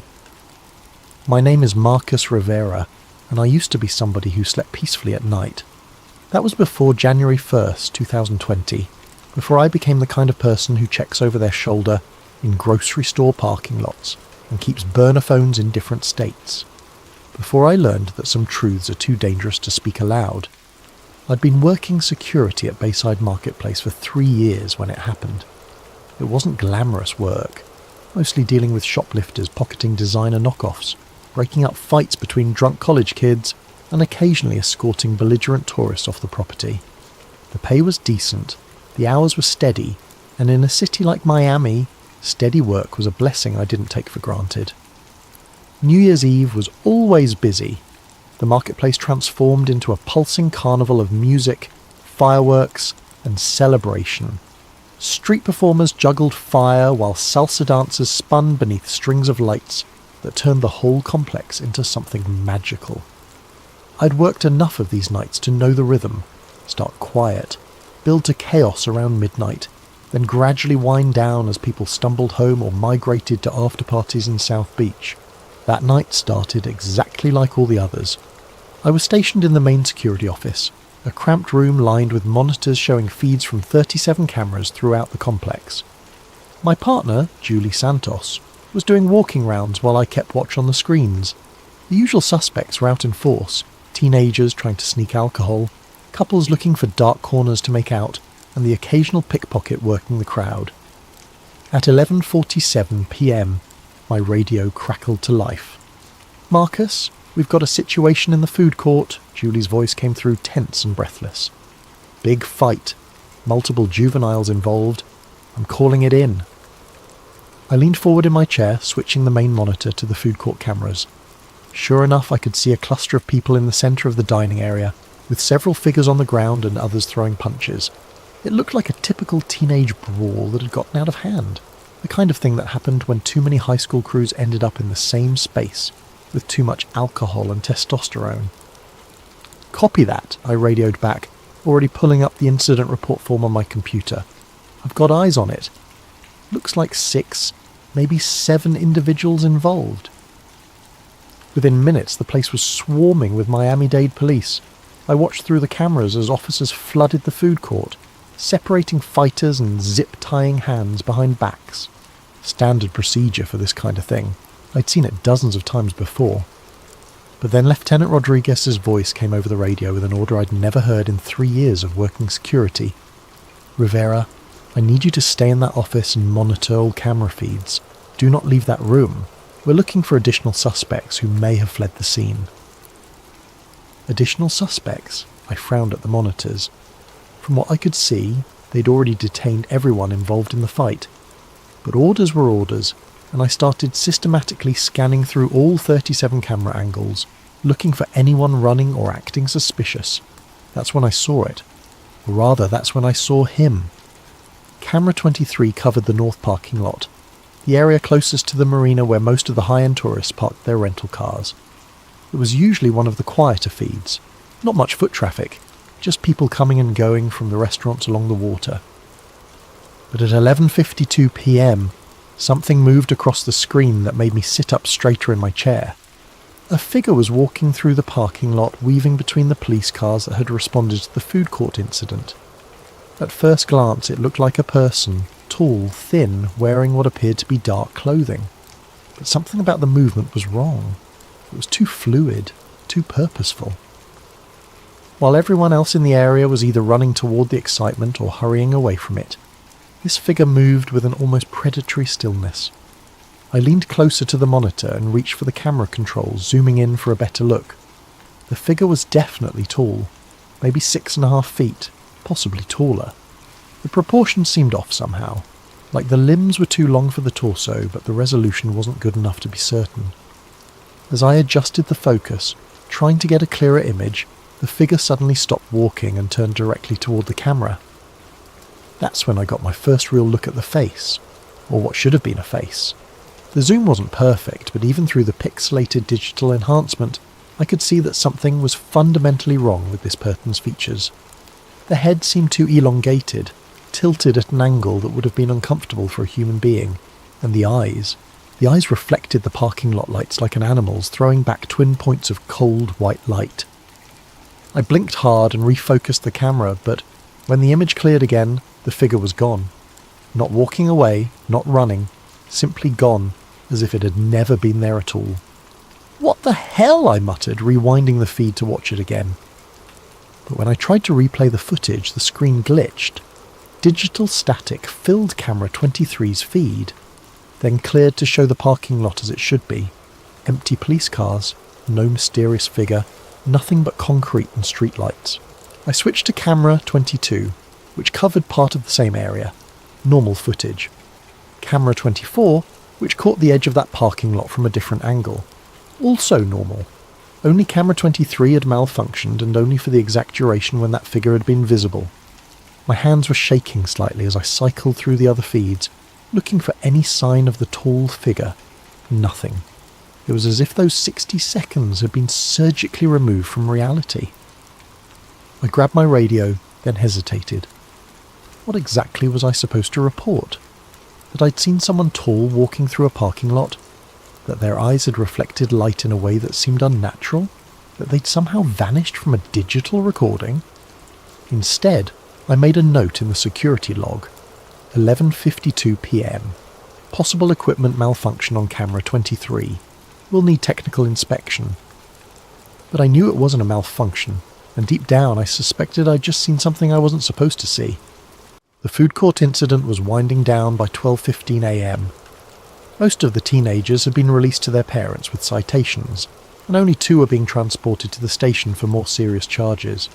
The crowd of onlookers had dispersed, and the marketplace was returning to its normal New Year's Eve rhythm of music and celebration. Lieutenant Rodriguez came by the security office to check in. "Everything quiet on the cameras, Rivera?" I almost told him about camera 23. Almost. But something in his expression, a tightness around the eyes, a forced casualness in his voice, made me hesitate. "Yeah, all quiet," I said instead. "Just the usual crowd control stuff." He nodded but didn't leave immediately. "Listen, we might be here for a while longer. Some follow-up we need to do. Keep monitoring those feeds, okay? Any unusual activity, you radio it in immediately. Unusual how?" "Just unusual." He turned to go, then paused. "And Rivera? Don't leave the office until we give the all clear. I mean it." After he left, I sat staring at the monitors with growing unease. In 3 years of working security, I'd never been told to stay in the office during an incident. Usually they wanted us out patrolling, being visible, helping to maintain order. This felt different. This felt like they were trying to keep me contained. At 12:45 a.m, curiosity got the better of me. Julie was still doing rounds somewhere on the south side of the complex. The radio had been quiet for 20 minutes. Most of the police seemed to have cleared out, leaving just a few units in the food court area. I made a decision that would change everything. I left the office. The night air hit me like a warm, humid wall as I stepped outside. Even in January, Miami nights carried that tropical weight that made your clothes stick to your skin within minutes. The sounds of celebration echoed off the water. Distant music, laughter, the occasional firecracker that someone had saved from earlier. I walked toward the north parking lot, telling myself I was just doing a routine patrol, that I wasn't specifically looking for any tall figures with reflective eyes, that I was just checking on the area where camera 23 had experienced its malfunction. The parking lot looked normal.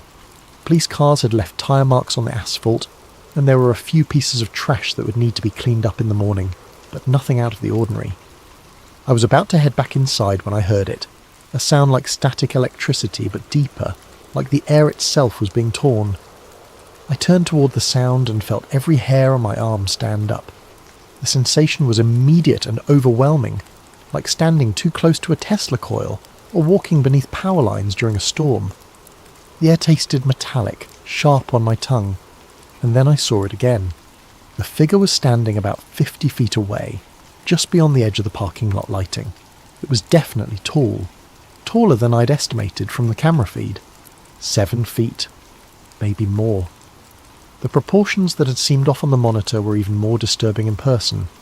The limbs were too long, the torso too narrow, and the head. The head was wrong in ways that my brain struggled to process. It stood perfectly still, watching me with those reflective eyes. There was an intelligence there that was unmistakably aware, unmistakably focused. It knew I was looking at it, and it was looking back. For a moment that felt like an eternity. We simply observed each other across that distance of concrete and shadow. I should have been terrified. I should have run, or screamed, or grabbed my radio. But instead I felt a strange sense of recognition, as if some part of me had been expecting this encounter. The figure tilted its head, too far to one side at an angle that would have snapped a human neck, and I heard that static sound again, stronger this time. The streetlights around me flickered.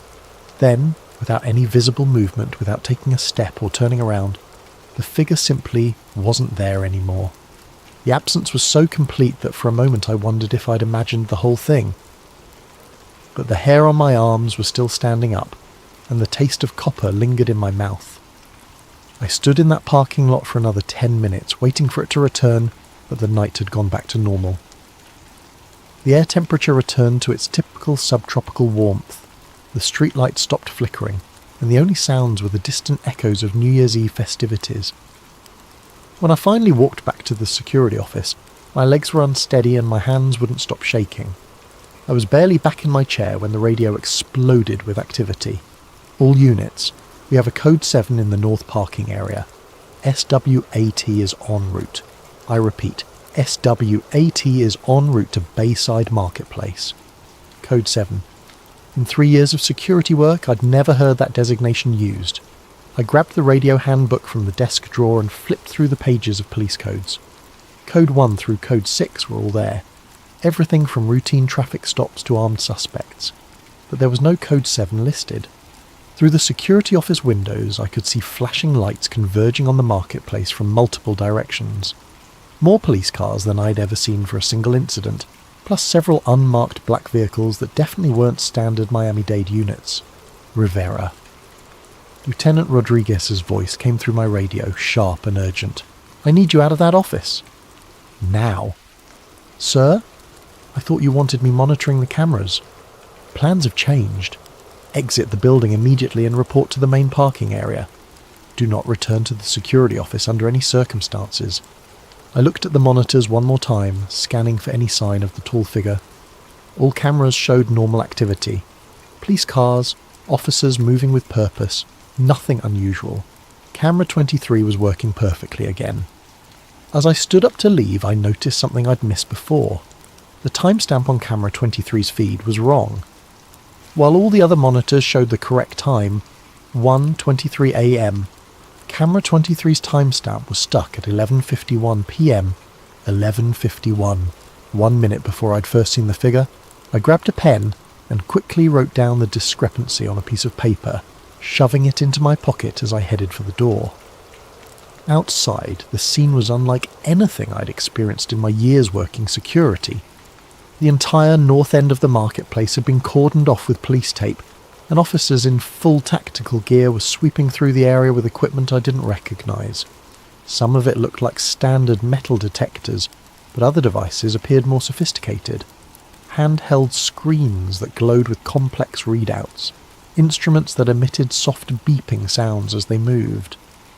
More concerning were the men in plain clothes. They weren't Miami-Dade police, that much was obvious. They wore identical dark suits despite the humid night, and they moved with the kind of coordinated efficiency that spoke of federal training. One of them was directing the SWAT team's sweep patterns, while speaking quietly into a radio that looked far more advanced than anything in our security arsenal. I found Lieutenant Rodriguez near the entrance to the marketplace, but when I approached him, his expression was grim. "Rivera, I need you to go home. Your shift is over." "Sir, we're scheduled until 6 a.m. "Not tonight. Consider this paid leave. Don't come back until you hear from us." Before I could ask any more questions, he was walking away, leaving me standing alone while tactical teams swarmed the area where I'd seen the figure just an hour earlier. As I walked to my car, I passed close enough to one of the SWAT officers to overhear part of his radio conversation. Target is no longer in the immediate area, expanding search perimeter to include marina and surrounding blocks. Be advised, we're dealing with a mobile situation. Containment protocols are in effect until further notice. Target not suspect, not individual. Target. I drove home with more questions than answers, but I had the sinking feeling that asking those questions was going to get me into more trouble than I was prepared for. The next morning I called the security office to check in, and was told that all camera footage from New Year's Eve had been accidentally corrupted during a system update. 3 years of reliable digital storage, and the one night when I needed to review the feeds, everything had been wiped clean. I should have kept my mouth shut. Looking back, that's the decision that would have saved my job, my friendships, and quite possibly my life. But I'd seen something that defied explanation, and the official response was a cover-up so obvious it was almost insulting. The first person I told was Julie. We met for coffee 3 days after the incident at a little Cuban place on Calle Ocho that we'd been to dozens of times before. Julie had been working security even longer than me, and if anyone would understand the strangeness of what had happened, it would be her. The whole thing was weird, Marcus, she agreed, stirring sugar into her cortadito. I've never seen that much police response for a food court fight, and the way they cleared us out afterward, it felt like they were trying to hide something. I leaned forward across the small table. Julie, I think I saw what they were trying to hide. I told her everything. The figure on camera 23, the way it had vanished from the digital feed, the encounter in the parking lot, the reflective eyes and impossible proportions. I described the static electricity feeling, the way the streetlights had flickered, the sudden absence that had felt like a hole torn in reality itself. Julie listened without interrupting, her expression growing more sceptical with each detail. Marcus, she said when I finished, you know how that sounds, right? I know exactly how it sounds. But I also know what I saw. You were working a 12-hour shift on New Year's Eve. You'd been staring at security monitors for hours. Sometimes our eyes play tricks on us, especially when we're tired and stressed. It was the response I'd expected, but it still stung. The camera malfunction wasn't in my head, Julie. The timestamp error wasn't fatigue. Something happened that night, and they're covering it up. She reached across the table and squeezed my hand.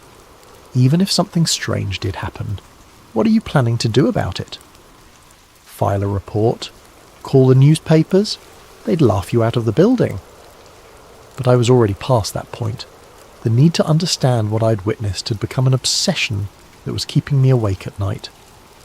I'd spent the past 3 days researching everything I could find about unexplained sightings in Miami, government cover-ups, and cases where security footage had mysteriously disappeared. That night, I created an anonymous account on Reddit and posted a carefully worded description of the incident on several conspiracy theory forums.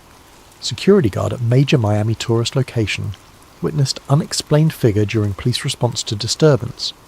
Figure showed non-human characteristics and disappeared from digital surveillance during apparent equipment malfunction. Heavy federal presence followed. All footage from incidents subsequently destroyed. Looking for information about similar encounters. The responses were immediate and varied. Most were the usual internet skeptics calling me crazy or asking for proof I couldn't provide. But a few responses stood out. User blackout Miami.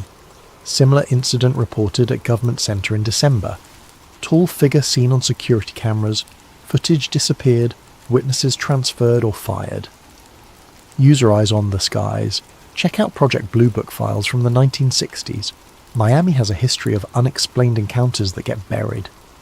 User whistleblower warn. Delete this post immediately. They monitor these forums. You're already on their radar. I didn't delete the post. Instead, I started documenting everything I could remember about the incident, writing detailed accounts of the encounter and saving them in multiple locations. I scanned the handwritten note about the timestamp error and uploaded it to several cloud storage accounts. Within 48 hours, every single one of my posts had been removed by forum moderators, citing unverified claims, and potential misinformation. That's when I realised I was dealing with something much bigger than a simple cover-up. On Monday morning, I reported to work as usual, expecting to return to normal security duties. Instead, I was called into the Human Resources office before my shift even started. Margaret Chen, the HR manager, was sitting behind her desk with a file folder and an expression that told me this wasn't going to be a pleasant conversation. "Marcus, we need to discuss a serious violation of company policy that occurred during your shift on New Year's Eve." My stomach dropped. "What kind of violation?" "According to Lieutenant Rodriguez's report, you abandoned your assigned post despite direct orders to remain in the security office. You also failed to report unusual activity that may have been relevant to an ongoing police investigation." I stared at her in disbelief. "I was told to leave the office. Rodriguez himself ordered me to—" "That's not what his report says. According to the official record, you left your post without authorization and failed to cooperate with law enforcement during a critical incident." She slid a piece of paper across the desk. "This is your termination notice, effective immediately. Security will escort you from the building, and you're prohibited from returning to Bayside Marketplace property." I tried to argue, to explain what had really happened, but Margaret was already standing up, signalling that the conversation was over. "I'd strongly advise you to avoid discussing the details of your employment here with anyone," she said, as two security guards appeared in the doorway. "Your final paycheck will be mailed to your address on file." As I was escorted out of the building where I'd worked for 3 years, I caught a glimpse of my replacement already sitting in the security office, monitoring the same 37 cameras that had shown me something I wasn't supposed to see. That afternoon, I called Julie to tell her what had happened. Her phone went straight to voicemail. When I tried her again the next day, I got a message saying the number was no longer in service. I never spoke to Julie Santos again. Losing my job should have been a wake-up call. A rational person would have taken the hint, moved on, and found new employment without asking too many questions about why their previous position had ended so abruptly. I was not a rational person. Instead of backing down, I doubled down on my investigation.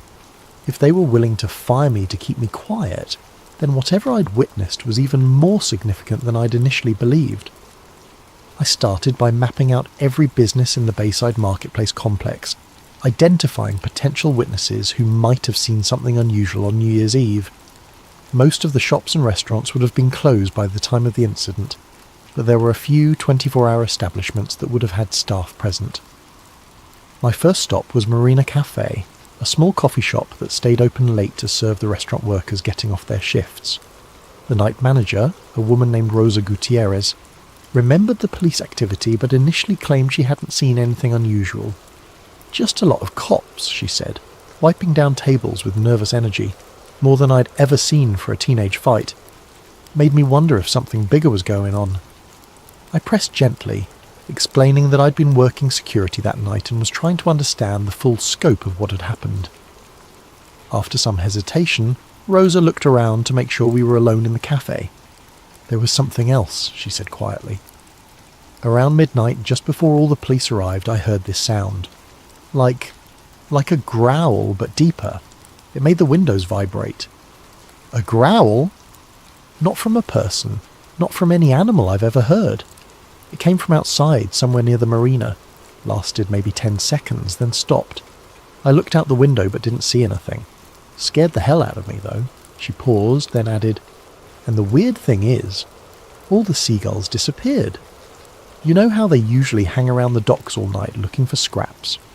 After that sound, I didn't see a single bird for the rest of my shift, like they all just left." My second significant lead came from Miguel Santos, who worked the night shift at the marina's boat rental office. Miguel was more reluctant to talk, but when I mentioned that I'd been fired for asking questions about that night, his attitude changed. "They got to you too, huh?" he said, glancing around nervously. "Same thing happened to my cousin. He was working valet parking that night, saw something he wasn't supposed to see. Next day, fired for performance issues. 20-year employee with a spotless record. What did he see? Something by the loading docks. Said it looked like a person at first, but when he got closer, he realised it was all wrong. Too tall, moving in a way that made his skin crawl. When he tried to report it, his supervisor told him to forget about it and sent him home early. Miguel pulled out his phone and showed me a grainy photo. He managed to snap this before his phone mysteriously reset itself. The image was blurry and poorly lit, but I could make out a tall, dark shape near one of the loading dock areas. The proportions looked wrong, elongated and angular in a way that suggested it wasn't human. "Can you send me this photo?" "Already tried." Every time I attempt to forward it or upload it anywhere, the file gets corrupted. My cousin's the only one who has the original, and his phone won't connect to any networks anymore. Just displays an error message whenever he tries to access cellular or Wi-Fi. The pattern was becoming clear. Multiple witnesses, all experiencing technological problems when they tried to document or share what they'd seen, all facing professional consequences for asking questions. But the most significant breakthrough came from an unexpected source. I was having lunch at a small Dominican restaurant in Little Havana when I overheard two men at the next table discussing something in hushed tones. One of them mentioned Bayside Marketplace and New Year's Eve, which immediately caught my attention. "Never seen anything like it in 20 years on the force," one was saying. "When those federal boys showed up, they took control of everything, told us to forget what we'd seen, and threatened our pensions if we talked." I turned slightly to get a better look at the speakers. Both appeared to be in their 50s, with the bearing of former law enforcement. The one doing most of the talking was a large man with greying hair and tired eyes. After they finished eating, I followed them out to the parking lot and approached carefully. "Excuse me," I said. "I couldn't help overhearing you mention Bayside Marketplace. Were you there on New Year's Eve?" The man who'd been talking immediately tensed up. "Who's asking?" Someone who was there too. Someone who got fired for asking the wrong questions. Something in my tone must have convinced him that I wasn't a threat, because his posture relaxed slightly. "You're the security guard. Rivera, right?" I nodded, surprised that he knew my name. "I'm Detective Frank Morrison." Was Detective Morrison anyway. Retired early after that night. He gestured to his companion. "This is Detective Luis Vargas, also retired. What did you see out there?" Morrison looked around the parking lot, checking for any observers, then made a decision. "Not here. Too exposed. You want answers? Meet us at the Whale Harbour tonight at 8. Come alone." The Whale Harbour was a dive bar in Key Biscayne, the kind of place where off-duty cops went to drink and complain about their jobs. When I arrived at 8, Morrison and Vargas were already there, sitting in a corner booth with a clear view of the entrance. "Before we start," Morrison said as I sat down, "you need to understand that everything we're about to tell you is off the record. We've got families, pensions, and a lot to lose. But what happened that night, it's been eating at us for months." He took a long drink from his beer, then began to speak. "We were called in as backup for the food court incident. Standard crowd control stuff, nothing unusual. But about 20 minutes in, we got new orders. Federal agents had arrived and were taking over the scene. They wanted us to establish a perimeter around the entire north end of the complex." Federal agents from which agency? That's the thing. They never identified themselves. No badges, no credentials shown to us. Just orders passed down from the lieutenant that we were to cooperate fully and ask no questions. Vargas leaned forward. "About an hour in, they brought in some kind of specialised equipment. Not standard law enforcement gear. These devices were scanning for something, and when they found it, the whole operation changed." "Changed how?" "They called for a containment unit," Morrison said. "Black trucks, unmarked vehicles, personnel in hazmat-style suits. They cordoned off a section of the parking lot and brought in what looked like a mobile laboratory." "Did you see what they were containing?" Morrison and Vargas exchanged glances. "We saw them load something into one of the trucks," Vargas said slowly. "Something large, covered in a metallic tarp. But before they sealed the container, the tarp shifted." He paused, seeming to gather courage to continue. "I got a glimpse of what was underneath. It was... I don't know what it was. Not human. Not any kind of animal I've ever seen. It was tall, probably 7 feet or more, with limbs that bent in ways that didn't make sense. And the skin. The skin looked wrong," Morrison finished. "Like it was reflecting light from underneath. Almost metallic, but organic at the same time. Was it alive? I don't know. It wasn't moving. But there was something about it that felt... aware. Like even unconscious or sedated, it was still somehow present. They told me that after the containment unit left, all officers involved were called into individual meetings with federal agents. Each was told that the incident was classified under national security provisions, and that discussing any details with unauthorised personnel would result in prosecution under the Espionage Act. Most of the guys were fine with that, Morrison said. They got overtime pay, a commendation for their service, and orders to forget the whole thing. But Vargas and I, we'd seen too much. We started asking questions. What kind of questions? Whether this was an isolated incident, whether there had been similar events in other cities, whether the public had a right to know that something non-human was being covered up by our own government. Within a week, both detectives had been called into internal affairs investigations. Morrison was accused of excessive force during an unrelated arrest from 6 months earlier. Vargas was investigated for financial irregularities in his expense reports. Nothing they could make stick, Vargas said, but the message was clear. Keep quiet or face consequences. Both men had chosen early retirement rather than continue to work under the threat of constant scrutiny. The thing is, Morrison said as we prepared to leave, this isn't the first time something like this has happened in Miami. We started digging into old cases, looking for patterns. There have been at least 3 similar incidents in the past 5 years. Always the same response. Immediate federal takeover, memory hold within 48 hours, witnesses either discredited or disappeared. He handed me a piece of paper with several addresses written on it. These are the locations of the other incidents. If you're serious about investigating this, that's where you should start. But Rivera? I looked up from the paper. Be careful. Whatever you saw that night, whoever's covering it up, they've got resources we can't even imagine. They've already destroyed your career. Don't let them destroy your life. The first address Morrison had given me was a construction site in downtown Miami, where, according to police records, there had been a gas leak evacuation in March 2019.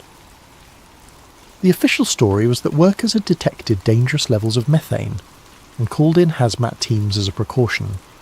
But when I spoke to Carlos Mendez, a construction foreman who'd been working the site that day, I got a very different account.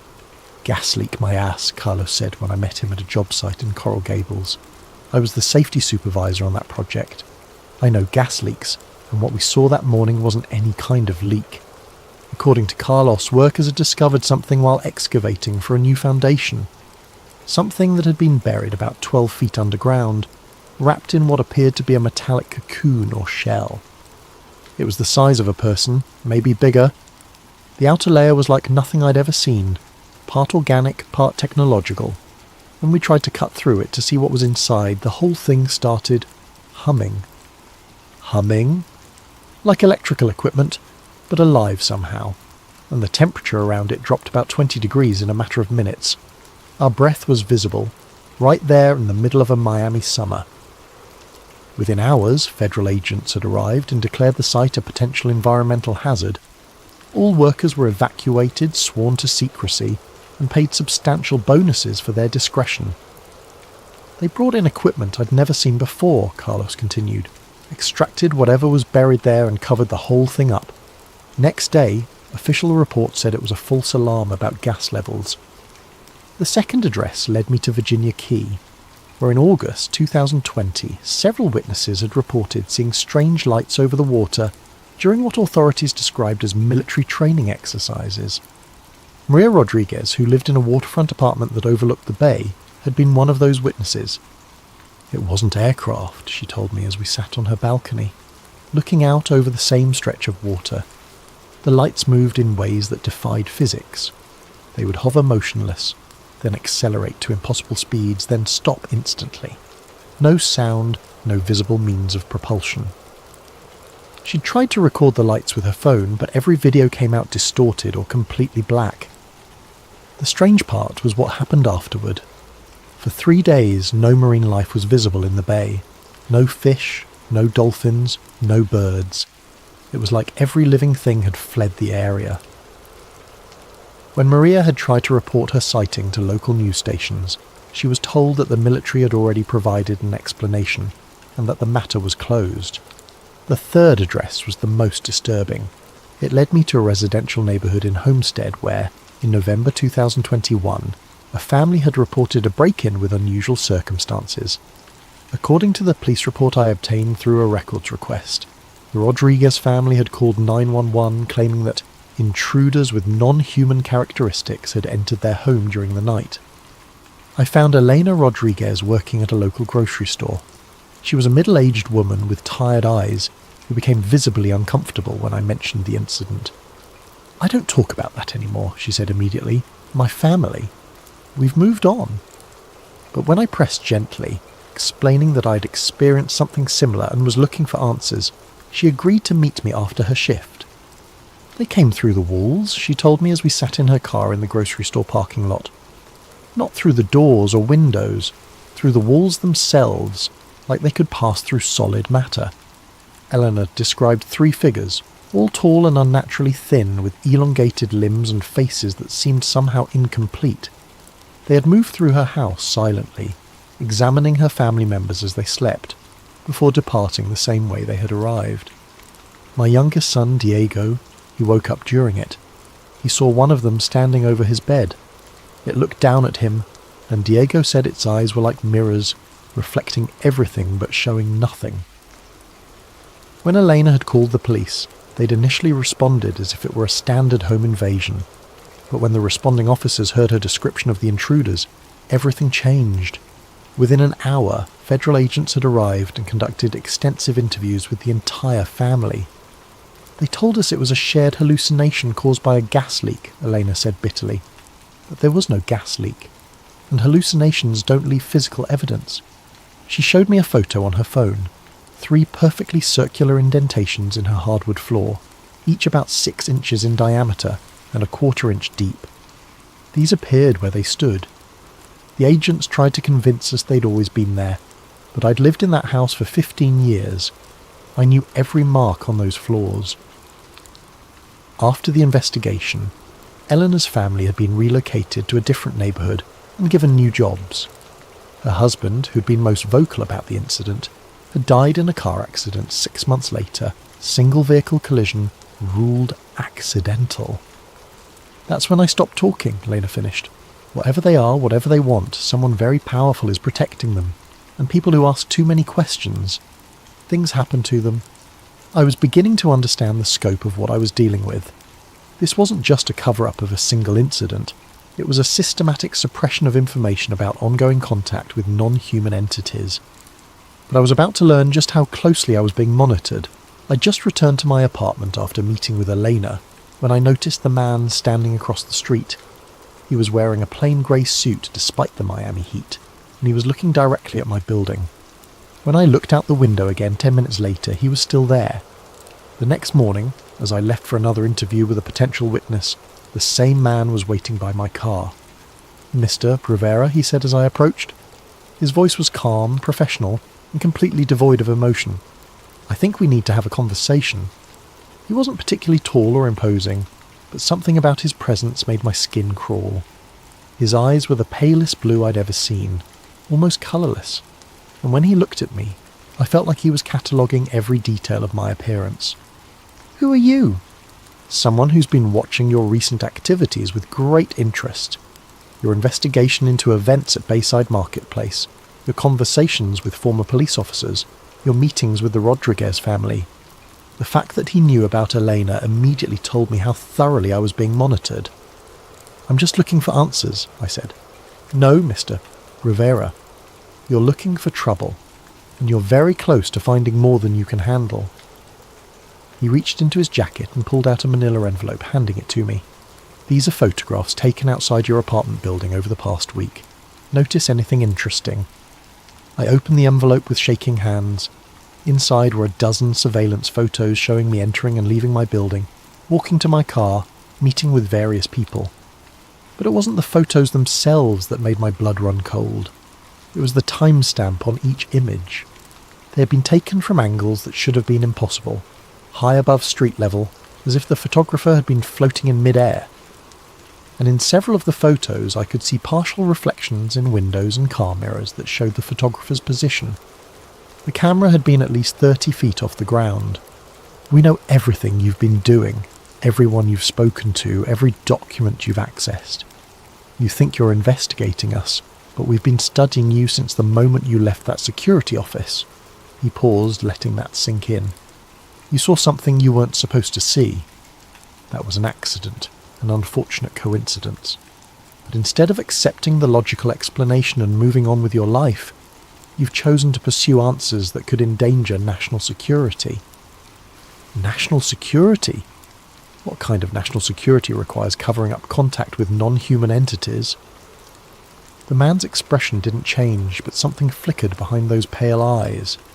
The kind that prevents mass panic, economic collapse, and the breakdown of social order. Do you really think the public is ready to learn that they're not alone in the universe? That beings with technology beyond our understanding have been operating on Earth for decades? So you admit it. These things, whatever they are, they're real. I admit nothing. But I'm offering you a choice, Mr. Rivera. Walk away now, and you can return to your normal life. We can arrange new employment, perhaps relocate you to a different city if you prefer. All we ask is your silence. And if I refuse, then you'll discover that there are worse things than being fired from a security job." He turned to go, then paused. "You have 48 hours to decide. After that, the offer expires and other measures will be considered necessary." That night I found my car window smashed and my apartment door slightly ajar. Nothing was missing, but every electronic device I owned had been mysteriously reset to factory settings. My computer's hard drive had been wiped, my phone had been remotely erased, and even my digital camera's memory card was blank. The message was clear. They could reach me anywhere, any time, and they had technology that made conventional security meaningless. But instead of intimidating me into silence, the threat only reinforced my determination to find the truth. I spent the next day acquiring new equipment and creating backup plans that I hoped would be harder to detect. Burner phones paid for with cash, anonymous email accounts accessed from public computers, physical documents stored in multiple locations. If they wanted to play surveillance games, I was going to make them work for it. My breakthrough came from an unexpected source, Detective Morrison. He called me on one of my new phones with information that changed everything. "Rivera, I've been doing some digging since our conversation. Found someone you need to meet. Former federal agent who worked these kinds of cases before he had a crisis of conscience." The meeting was arranged for a small cafe in Coral Gables. I arrived early and chose a table with clear sightlines to all entrances, paranoid now about being followed or monitored. The man who approached my table looked like he hadn't slept in weeks. He was thin, pale, with the kind of nervous energy that came from constantly looking over his shoulder. "You're Rivera," he said without preamble as he sat down. "I'm Agent Thompson. Former Agent Thompson, I should say. Morrison said you worked these cases." For 12 years I was part of a classified program that dealt with what we called anomalous contact events. What you witnessed at Bayside was just the latest in a long series of incidents that have been occurring with increasing frequency. Thompson looked around the cafe nervously before continuing. "The entities you saw, we call them visitors, have been making contact for decades. Not invasion-style contact, more like observation. Study. They seem to be monitoring human development, occasionally taking samples or specimens. Specimens? Missing persons cases that never get solved. People who vanish without a trace, often from areas where visitor activity has been detected. The official position is that there's no connection, but the patterns are unmistakable." He pulled out a thick folder and slid it across the table. "These are copies of classified reports from similar incidents across the country. Miami has had more visitor activity than almost anywhere else, probably because of its location and population density." I opened the folder and found myself looking at government documents marked with classification levels I'd never seen before. Incident reports, witness statements, technical analyses of recovered materials. Why are you showing me this? Because the program is changing direction. For years the policy was containment and secrecy. Document the encounters, clean up the evidence, silence the witnesses. But recently there's been a shift toward active cooperation. Cooperation? Trade agreements, technology exchanges.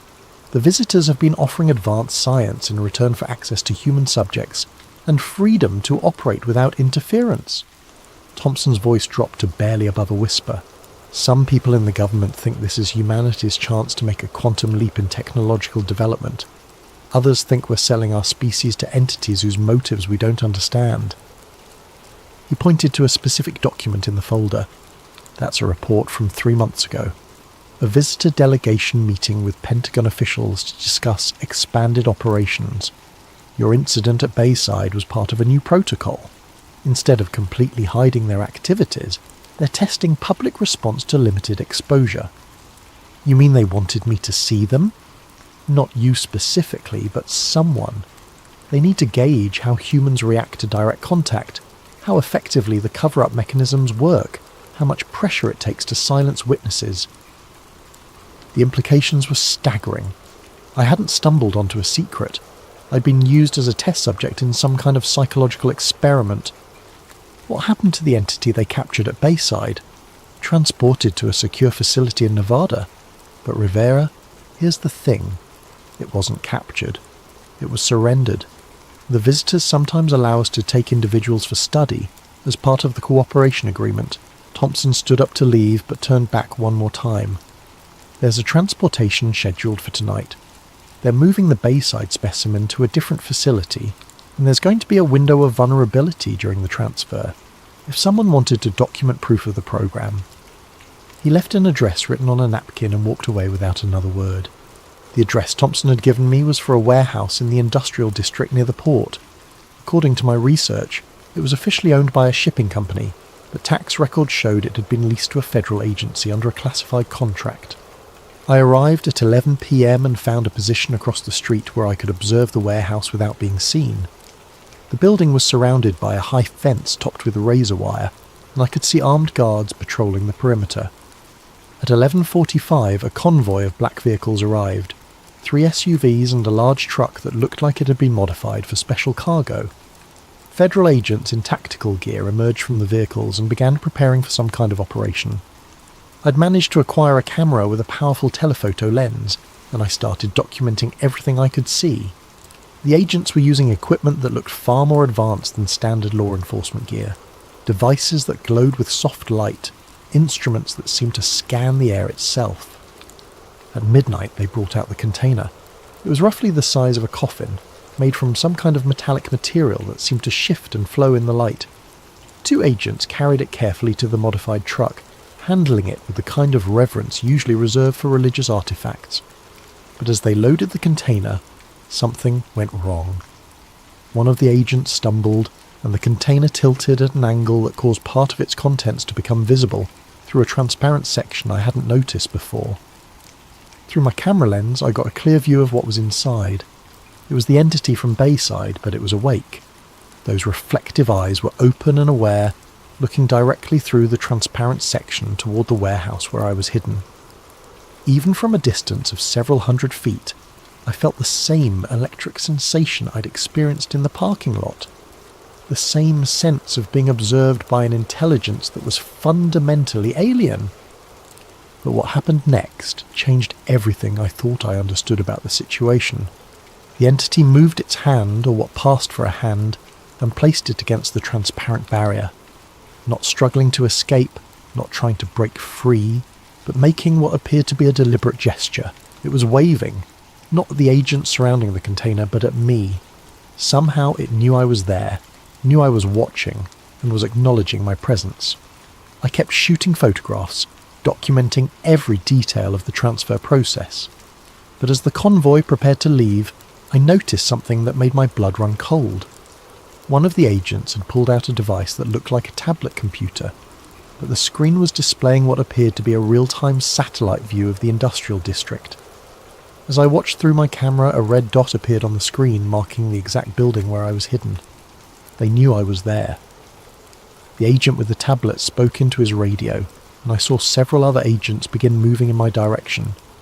I had maybe 2 minutes before they reached my position. I quickly ejected the memory card from my camera and slipped it into my shoe, then grabbed a backup card I'd brought and put it in the camera. If they caught me, I wanted them to find decoy footage that wouldn't reveal what I'd actually captured. But I didn't wait around to be caught. I slipped out of the warehouse through a back entrance and made my way through a maze of industrial buildings, toward where I'd parked my car. Behind me, I could hear the sounds of pursuit, engines starting, radios crackling, the systematic search of a trained tactical team. I reached my car just as the first agent appeared at the end of the alley. Instead of driving toward the main road, which they would certainly be watching, I headed deeper into the industrial district, using my knowledge of Miami's back streets to evade the pursuit. It took me 3 hours of careful driving through residential neighbourhoods and side streets before I was confident I'd lost them. When I finally made it home, I found my apartment had been searched again, but this time they'd left a message.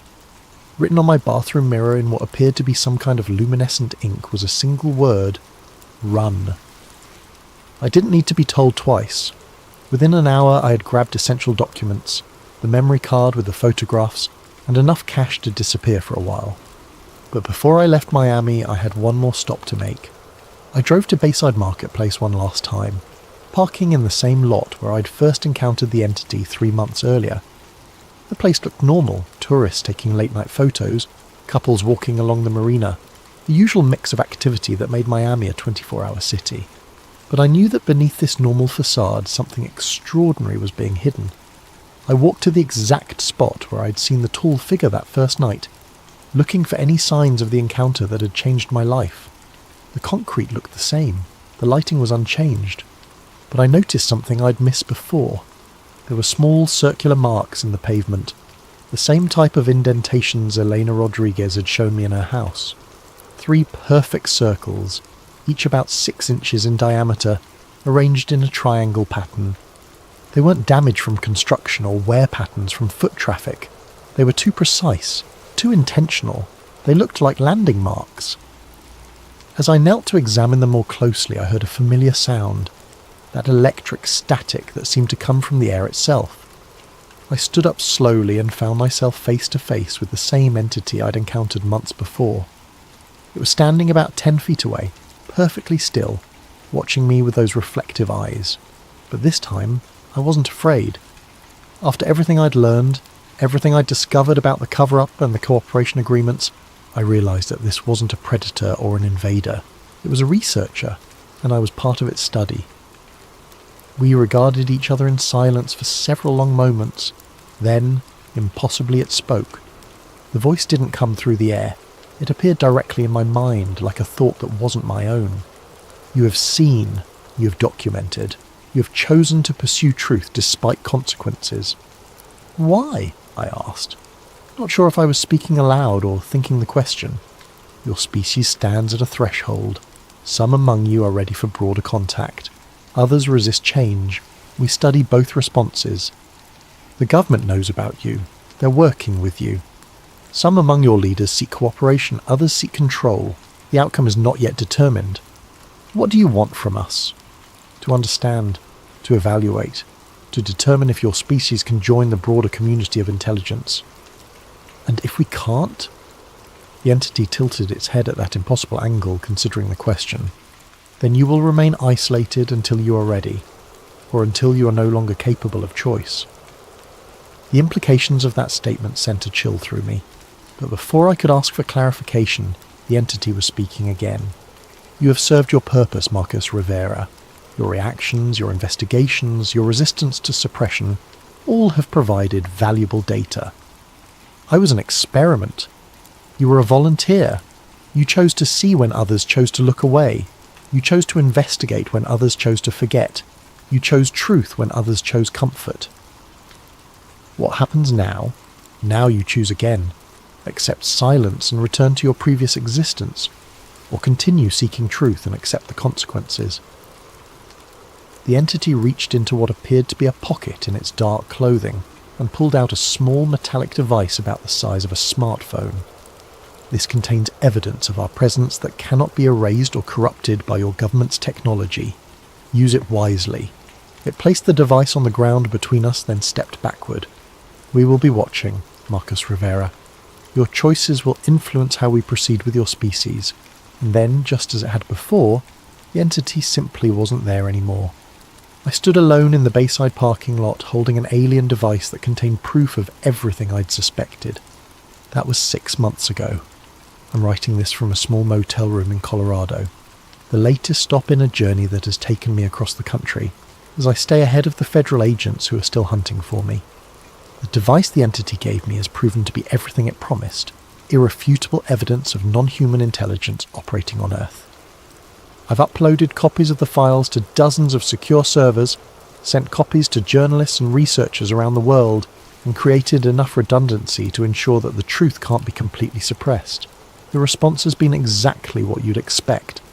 Most mainstream media outlets have ignored the evidence or dismissed it as elaborate hoaxes. Government officials have denied everything while simultaneously launching investigations into national security breaches. The usual debunkers have produced increasingly elaborate explanations for why, obviously alien technology must be some kind of military prototype. But some people are listening. Some people are investigating. Some people are asking the right questions. I've been contacted by witnesses from dozens of other incidents.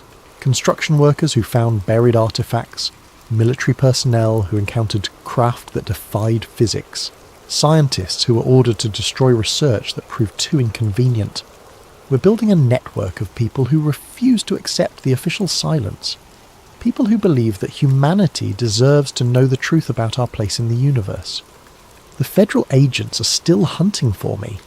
I change locations every few days, use only cash, avoid any kind of electronic communication that can be traced. But I'm not running scared anymore. I'm running strategic. Every day I stay free as another day to gather more evidence, to contact more witnesses, to build a case that even the most sophisticated cover-up can't suppress. Because I understand now that this isn't just about what I saw at Bayside Marketplace. It's about the future of human civilization, about whether we'll be allowed to make informed choices about contact with non-human intelligence, or whether those choices will be made for us by a small group of government officials and corporate interests. The entities, the visitors, whatever we choose to call them, are real. They're here, they're studying us, and they're waiting to see what kind of species we really are. Some in our government have chosen cooperation and secrecy. They've decided that humanity isn't ready for the truth, that panic and social collapse would be inevitable if people knew we weren't alone. I believe they're wrong. I believe that people deserve to know that we have the right to participate in decisions about our own future. That truth, however disturbing, is better than comfortable lies. So I'm going to keep running, keep investigating, keep documenting. I'm going to find every witness, gather every piece of evidence, and build a case so comprehensive that even the most sophisticated disinformation campaign can't discredit it. They took my job, my friends, my normal life, but they can't take what I saw that night at Bayside. They can't erase the truth. And as long as I'm alive and free, I'm going to make sure that truth eventually reaches the people who deserve to know it. The hunt continues. My name is Marcus Rivera, and this is my testimony. If something happens to me, if I disappear or die under suspicious circumstances, remember that the truth doesn't die with the messenger. They're here, they're watching, and humanity's future hangs in the balance of choices we're not even being allowed to make. The question isn't whether we're alone in the universe. The question is whether we're brave enough to handle the answer. But it was also something that the government considered sensitive enough to require immediate recovery and continued secrecy decades after the fact. That level of protection suggested technology that was either still classified or related to programs that remained sensitive for political or strategic reasons. By 2003, I had assembled what I believed was a coherent picture of what had happened at Kecksburg. It wasn't extraterrestrial. It wasn't a simple meteor. It was a classified American re-entry vehicle or nuclear-powered satellite that had malfunctioned and come down intact in the wrong place, revealing technology the government preferred to keep secret. The evidence was circumstantial but compelling. The sophisticated materials Ellen had identified, the nuclear contamination I'd found in the isolator, the professional efficiency of the recovery operation, the ongoing secrecy surrounding government documents related to the incident. Individual pieces might be explained away, but together they painted a clear picture of advanced American aerospace technology, operating under deep classification. But proving this theory and making it public were two different things. I had evidence, but much of it was technical and difficult for non-experts to evaluate. I had connections to knowledgeable people. but most of them were constrained by security agreements and professional obligations. And I had personal risks to consider. Even in retirement, revealing classified information could have serious legal consequences. I began to draft a comprehensive report documenting my theory and the evidence supporting it. My plan was to contact a journalist who'd been covering the NASA FOIA controversy and provide them with a complete package that would finally explain what had really happened at Kecksburg. It would include photographs of the damaged isolator, my original sketch of the markings, the spectroscopic analysis results, Ellen's materials identification, and a detailed timeline connecting all the pieces. I spent weeks preparing the report, checking facts, verifying sources, and organising the evidence in a way that would be compelling to both journalists and the general public. This would be my contribution to historical understanding, my way of finally revealing the truth about an incident that had shaped my life for nearly 40 years. I was preparing to mail the package when I heard the knock at my door. It was past 10 in the evening, unusual for visitors in my rural neighbourhood. I lived on a quiet street in a small town outside Greensburg, the kind of place where people knew their neighbours, and unexpected late-night visits were rare enough to be noteworthy. But there he was on my porch, a man in his 60s, professionally dressed despite the late hour, with the kind of bearing that immediately suggested government service. He showed me credentials identifying him as Retired Air Force Office of Special Investigations, but the badge looked current enough, and his manner suggested he was still working in some capacity. OSI was the Air Force's primary investigative and counterintelligence organisation, the people responsible for protecting sensitive programs and investigating security breaches.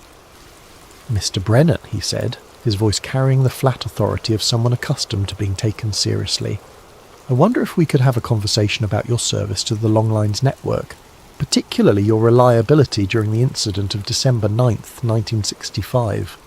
I invited him in because refusing would have accomplished nothing, and because I was curious to hear what he had to say. This was obviously related to my research into the Kecksburg incident, but I wasn't sure how they'd learned about it or what they wanted from me." He introduced himself as Agent William Fletcher, though I suspected that wasn't his real name. He moved through my living room with the practiced eye of someone trained in observation and threat assessment, noting the layout, the exits, and anything that might be relevant to his mission. But he was polite about it, professional rather than threatening. Fletcher began by thanking me for my decades of faithful service to the Longlines Network, noting that technicians like me had been the backbone of America's strategic communications during the Cold War. He was well informed about my career, mentioning specific assignments and commendations that weren't part of any public record. Someone had done their homework on me, and they'd done it thoroughly. "Your work was critical to national security," he said, settling into my favourite chair as if he belonged there. "The microwave relay systems you maintained carried some of the most sensitive communications in the government. Military command and control, diplomatic cables, intelligence reports. All of it depended on people like you keeping the systems operational under all conditions." He was correct, of course. The Longlines Network had been designed to survive nuclear attack, to keep the government functioning even under the most extreme circumstances. During the Cuban Missile Crisis, every communication between Washington and Moscow had probably passed through equipment I'd personally maintained. It was a responsibility that had shaped my entire career. "We're particularly grateful for your discretion and professionalism during unusual incidents," Fletcher continued. "The events of December the 9th, 1965, for example. Your response was exemplary. You focused on your technical responsibilities, documented equipment damage appropriately, and didn't allow curiosity to interfere with operational security." Then he placed 2 documents on my kitchen table: a pension enhancement agreement that would significantly increase my retirement benefits, and a non-disclosure agreement with specific references to events observed during routine maintenance activities in Westmoreland County, December 1965. The pension enhancement was substantial, enough to make a real difference in my quality of life during retirement. It was presented as a recognition of my long service and the strategic importance of the work I'd done, a gesture of appreciation from a grateful nation for my contributions to national security. The non-disclosure agreement was more complex. It acknowledged that I had observed certain events during the course of my official duties, events that were related to classified national security programs that remained sensitive decades after they had occurred. By signing, I would agree not to discuss, publish, or otherwise reveal any information related to these events without prior written authorization from appropriate government agencies. Mr. Brennan, Fletcher said, his tone remaining conversational but carrying an undertone of serious authority. Here's how we see it. If what came down at Kecksburg was ours, we don't publish details about classified defense programs. Those programs were designed to protect American interests during a dangerous time, and revealing their capabilities could still compromise national security or give advantages to potential adversaries. He paused to let that sink in, then continued. If what came down wasn't ours, we definitely don't publish details about our response to unknown intrusions into US airspace. The procedures for handling such incidents, the capabilities we bring to bear, the facilities we use for analysis, all of that information could be valuable to people who might want to test our defences or exploit our vulnerabilities. The logic was compelling, even if I didn't like the implications. Fletcher was telling me that either way, whether the object was American technology or something else entirely, revealing the truth would damage national security.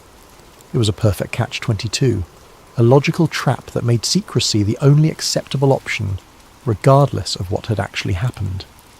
Either way, publication serves no constructive purpose, Fletcher concluded. The incident has become folklore, a modern mystery that generates books and documentaries and tourism revenue for the local area. People are free to speculate and theorize, but hard evidence, official documentation, technical analysis that crosses the line from harmless mystery into potential security compromise. He was polite, even friendly, but the message was clear. I could keep my theories and my memories, but my evidence needed to disappear, and my public silence needed to be guaranteed. I looked at the pension enhancement agreement. The money was real and substantial, enough to secure my retirement and provide for my wife's medical care. I looked at the non-disclosure agreement. The legal language was precise and comprehensive, covering not just what I might say, but what documents I might share, what evidence I might reveal, what connections I might help other researchers make. What about the truth, I asked. What about history? Don't people have a right to know what their government is capable of? Fletcher smiled, but it wasn't a warm expression. Mr. Brennan, the truth is that in December 1965, the United States government was conducting advanced aerospace research designed to protect this country from existential threats. Some of that research involved technologies and capabilities that were decades ahead of anything our adversaries possessed. Some of it involved risks and experiments that the general public wouldn't have understood or supported. He leaned forward slightly. The truth is that one of those experimental vehicles malfunctioned and came down in the wrong place. The recovery operation worked exactly as planned. The technology was secured, the security breach was contained, and potential intelligence compromises were prevented. The system worked. But people saw it, I protested. Witnesses, firefighters, police officers, you can't make all of them sign agreements. We don't need to, Fletcher replied. Witnesses without evidence are just telling stories. Evidence without context is just interesting artifacts. You're the only person who has both the technical background to understand what you saw and the physical evidence to prove it. You're the only one who can connect all the pieces into a coherent picture that threatens operational security. He was right, and we both knew it. My technical training, my presence at the scene, my collection of evidence, and my decades of investigation had given me a unique understanding of what had happened. Without my testimony and evidence, the Kecksburg incident would remain what it had always been. A fascinating mystery with no definitive resolution. I thought about Ellen Brooks, who had spent her career working on classified aerospace programs and had shared just enough information to point me toward the truth while protecting herself from security violations. I thought about Mike Romano, whose honest testimony about what he'd seen had contributed to historical understanding while carefully avoiding any claims about what the object actually was. I thought about the bigger picture, the Cold War context that had made such programs necessary, the technological achievements that had remained hidden for decades, the ongoing security considerations that might still make secrecy advisable, and I thought about my wife, whose medical bills were mounting, and my own financial security in retirement. I signed the papers. The ferret isolator sits in my desk drawer now, next to Ellen Brooks's napkin, and my original sketch of the band markings. The shoebox labelled Kecksburg went to my lawyer with instructions that it remain sealed for 25 years after my death, long enough for any remaining security concerns to become irrelevant, but soon enough that the historical record might eventually be corrected. The pension enhancement made the last years of my wife's life comfortable and gave me the financial security to enjoy retirement without constant worry about money. Fletcher had been as good as his word. The benefits were real and substantial, a genuine expression of government gratitude for my service and my silence. Sometimes I drive out to Chestnut Ridge and look west toward Kecksburg. The microwave tower still blinks its steady red warning light, still carries conversations across the continent, though most of the traffic is digital now rather than analogue. KDKA still broadcasts from Pittsburgh, though the voices have changed and the format has shifted with the times. The Kecksburg incident has become exactly what Fletcher predicted: a modern folklore, a tourist attraction, a source of books and documentaries and speculation. Every few years someone publishes a new theory, or claims to have found new evidence. NASA occasionally releases previously classified documents that add fragments to the puzzle without resolving the central mystery. What I know now, what I couldn't understand then, is that some truths are more complicated than simple revelation can handle. The object that came down in those woods was real, but it was also part of a larger story about American technological capabilities during the Cold War, about the costs and benefits of secrecy in a democratic society, about the tension between public curiosity and national security. The acorn-shaped vehicle was almost certainly an American experimental re-entry vehicle, probably nuclear-powered, possibly part of a reconnaissance or early warning satellite program that was decades ahead of publicly acknowledged capabilities. The markings on its band were maintenance stencils, the materials were advanced heat shield composites, and the recovery operation was professional because it was routine, the kind of contingency that classified programs plan for and prepare to handle. But proving that wouldn't have served any constructive purpose. It would have revealed capabilities that might still be sensitive, compromised technologies that might still be classified, and exposed programs that might still be operational under different names and configurations. The real cover-up at Kecksburg wasn't about hiding proof of extraterrestrial visitation. It was about maintaining operational security around classified defense programs during the height of the Cold War. The object that came down was exotic enough to be worth protecting, but terrestrial enough that protection was both possible and necessary. Fletcher was right about something else too. The mystery serves a purpose that the facts might only diminish. Kecksburg has become a place where people can project their hopes and fears about technology, government secrecy, and humanity's place in the universe. It's a space where the impossible feels possible, where the boundaries between known and unknown remain negotiable. Maybe that's more valuable than the truth. Maybe some mysteries are worth preserving.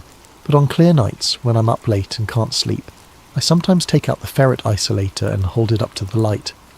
The crack patterns in the ferret core tell a story about electromagnetic forces and thermal stress, about technology pushed beyond its design limits in service of purposes I can only guess at.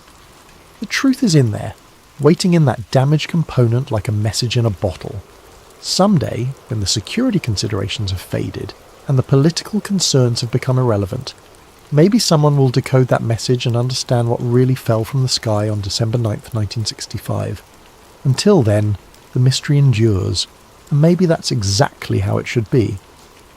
The Kecksburg incident taught me that truth isn't always about revelation. Sometimes it's about understanding the difference between what we can know and what we should say, between what happened and what it means, between facts and their consequences. I kept my word to Fletcher, but I also kept my evidence. The story will survive, even if it has to wait for a better time to be told, and in the meantime, people are free to wonder, to speculate, to imagine possibilities that might be more interesting than the mundane reality of classified aerospace programs and bureaucratic cover-ups. The acorn still turns in its crater in my dreams, bronze surfaces gleaming in the December twilight, its band of markings spelling out secrets in a language only engineers understand. It was ours, but we built it to touch the impossible. In the end, maybe that's alien enough. Before we begin tonight's story, I want to thank Ryan McPherson for suggesting this fascinating topic. The Kecksburg incident has captivated researchers for decades, and tonight we explore it through the eyes of someone who was actually there. If you have story suggestions, please leave them in the comments below, and don't forget to like and subscribe to Sleep Theories if you enjoy these deep dives into mysterious events. December the 9th, 1965. The date still sends a chill through my bones 40 years later. Most people remember where they were when Kennedy was shot, or when man first walked on the moon. Me? I remember exactly where I was standing when that fireball tore across the Pennsylvania sky and changed everything I thought I knew about the world we live in. My name is Tom Brennan, and I was a field technician for Bell Telephone Long Lines, stationed out of Greensburg, Pennsylvania. My call sign was KN3WBR, and I'd been working the microwave relay towers that carried America's long-distance calls across the backbone of our communications network. It was Cold War work, though we didn't always think of it that way. Every conversation, every military communication, every government hotline, it all passed through systems like the ones I maintained. The long lines network was something most civilians never thought about, but it was the nervous system of the entire country. We had microwave towers stretching from coast to coast, carrying voice traffic, teletype communications, and data streams that kept America running. During the Cuban Missile Crisis 3 years earlier, every word between Washington and Moscow had likely passed through equipment I'd personally calibrated and maintained. It was responsibility that weighed on you, even when you tried not to think about it. That Thursday afternoon, I was up on Chestnut Ridge, working on the microwave site that overlooked the rolling hills of Westmoreland County. The December air was crisp and clear, perfect conditions for long-range propagation. I'd just finished aligning a dish antenna that carried traffic between Pittsburgh and Harrisburg when I saw it, a brilliant streak of fire racing across the western sky, moving from northwest to southeast with a speed that made my trained eye immediately discount any aircraft. The thing was massive, burning white hot with a tail that stretched across maybe 30 degrees of sky. But what struck me as odd, even in that first moment, was how controlled it looked. I'd seen meteors before, plenty of them during my late-night tower climbs. This wasn't the chaotic tumble of space rock hitting atmosphere. This thing was oriented, nose forward, trailing what looked almost like rocket exhaust. The trajectory was too steady, too purposeful for natural debris. I grabbed my binoculars from the truck and tracked the object as it continued southeast. Through the lenses, I could make out what looked like a definite shape. Not the irregular chunk you'd expect from a meteorite, but something with clean lines and a purposeful design. It was maintaining attitude, flying like a vehicle rather than falling like debris. I was still watching when my monitoring equipment started acting up. The westbound long lines hop, the one carrying traffic from Chicago to Philadelphia, showed a sudden 2 to 3 decibel fade right as the fireball passed overhead. That was unusual. Atmospheric events didn't typically affect microwave propagation unless they involved significant ionization. Simultaneously, a cluster of dial switches at the Latrobe Exchange dropped into holdover mode, a protective state they only entered during serious system anomalies or electromagnetic interference. The timing wasn't coincidental. Whatever that object was, it was putting out enough electromagnetic energy to disrupt solid-state communications equipment across a wide area. That suggested either exotic propulsion or significant electrical systems still operating during what should have been a catastrophic re-entry. Then KDKA broke into their regular programming. "We're receiving reports of a brilliant fireball seen across western Pennsylvania and eastern Ohio," the announcer said, his voice carrying that professional tension of breaking news. The object was visible for several minutes and appeared to impact somewhere in the wooded hills southeast of Pittsburgh. "We're dispatching news teams to investigate. If you witnessed this event, please call our newsroom." I checked my watch. 4:47 p.m. Eastern Standard Time. I made a note in my logbook, standard procedure for any unusual events that might affect network operations. Little did I know that notation would become one of the most important entries I'd ever make. My field radio crackled to life 20 minutes later. It was dispatch sending me to check a cutover hut near Kecksburg after locals reported something in the woods that might have damaged our equipment. The cutover hut housed switching equipment for several rural telephone exchanges, and any damage there could isolate entire communities from the outside world. "Brennan, we're getting reports of power fluctuations and equipment failures in the Kecksburg area," the dispatcher said. "Could be related to that meteor everyone's talking about. Need you to check the remote terminal and make sure our lines are still operational. Standard procedure. When weird things happen, check the phone lines first." Communications infrastructure was critical enough that we investigated any potential threat, no matter how unlikely it seemed. I loaded my gear into the company truck. Test equipment, spare components, toolkit, emergency repair supplies, and my camera for documenting any damage. The drive to Kecksburg would take about 40 minutes through winding country roads that followed the ridgelines and valleys of southwestern Pennsylvania. I drove through the gathering dusk past farms and small communities that most people pass through without noticing. The radio chatter was picking up. State police dispatchers coordinating response to multiple calls about the fireball, fire departments being put on standby, and civil defense officials asking about radiation monitoring equipment. Whatever had come down was generating serious official interest. The sun was setting behind the ridgelines, painting the winter sky in shades of orange and purple. Bare trees stretched skeletal branches against the darkening sky, and the first stars were becoming visible in the clear air. It was the kind of peaceful Pennsylvania evening that made you forget about Cold War tensions and space races and all the other anxieties of the modern world. I had no idea I was driving towards something that would haunt me for decades. The first sign something was seriously wrong came at the intersection of Route 982 and what the locals called Meteor Road, a name that would prove prophetic. A Pennsylvania State Police cruiser sat across the lane, its red and blue lights cutting through the gathering dusk. Trooper R. Hale stepped out as I approached, his hand resting casually on his service weapon. Hale was a big man, the kind of rural cop who commanded respect through presence rather than bluster. He'd probably been dealing with curiosity seekers and reporters all evening, and his patience was clearly wearing thin. "Roads closed," he said simply, shining his flashlight through my windshield to get a look at me. I showed him my Bell telephone identification and work order. "Got a report of equipment damage. Need to check the cutover hut up this road." Hale studied my credentials for a long moment, comparing the photo to my face and checking the official letterhead. These guys were thorough, more thorough than you'd expect for a routine traffic control situation. "Phone company," he called to his partner, who was manning a radio in the cruiser. "Let him pass, but I want his name and time logged." He handed back my ID and stepped aside, but I noticed he made a note on his clipboard. That level of documentation wasn't standard for blocking roads around a meteor impact. Someone was keeping very careful track of who went in and out of that area.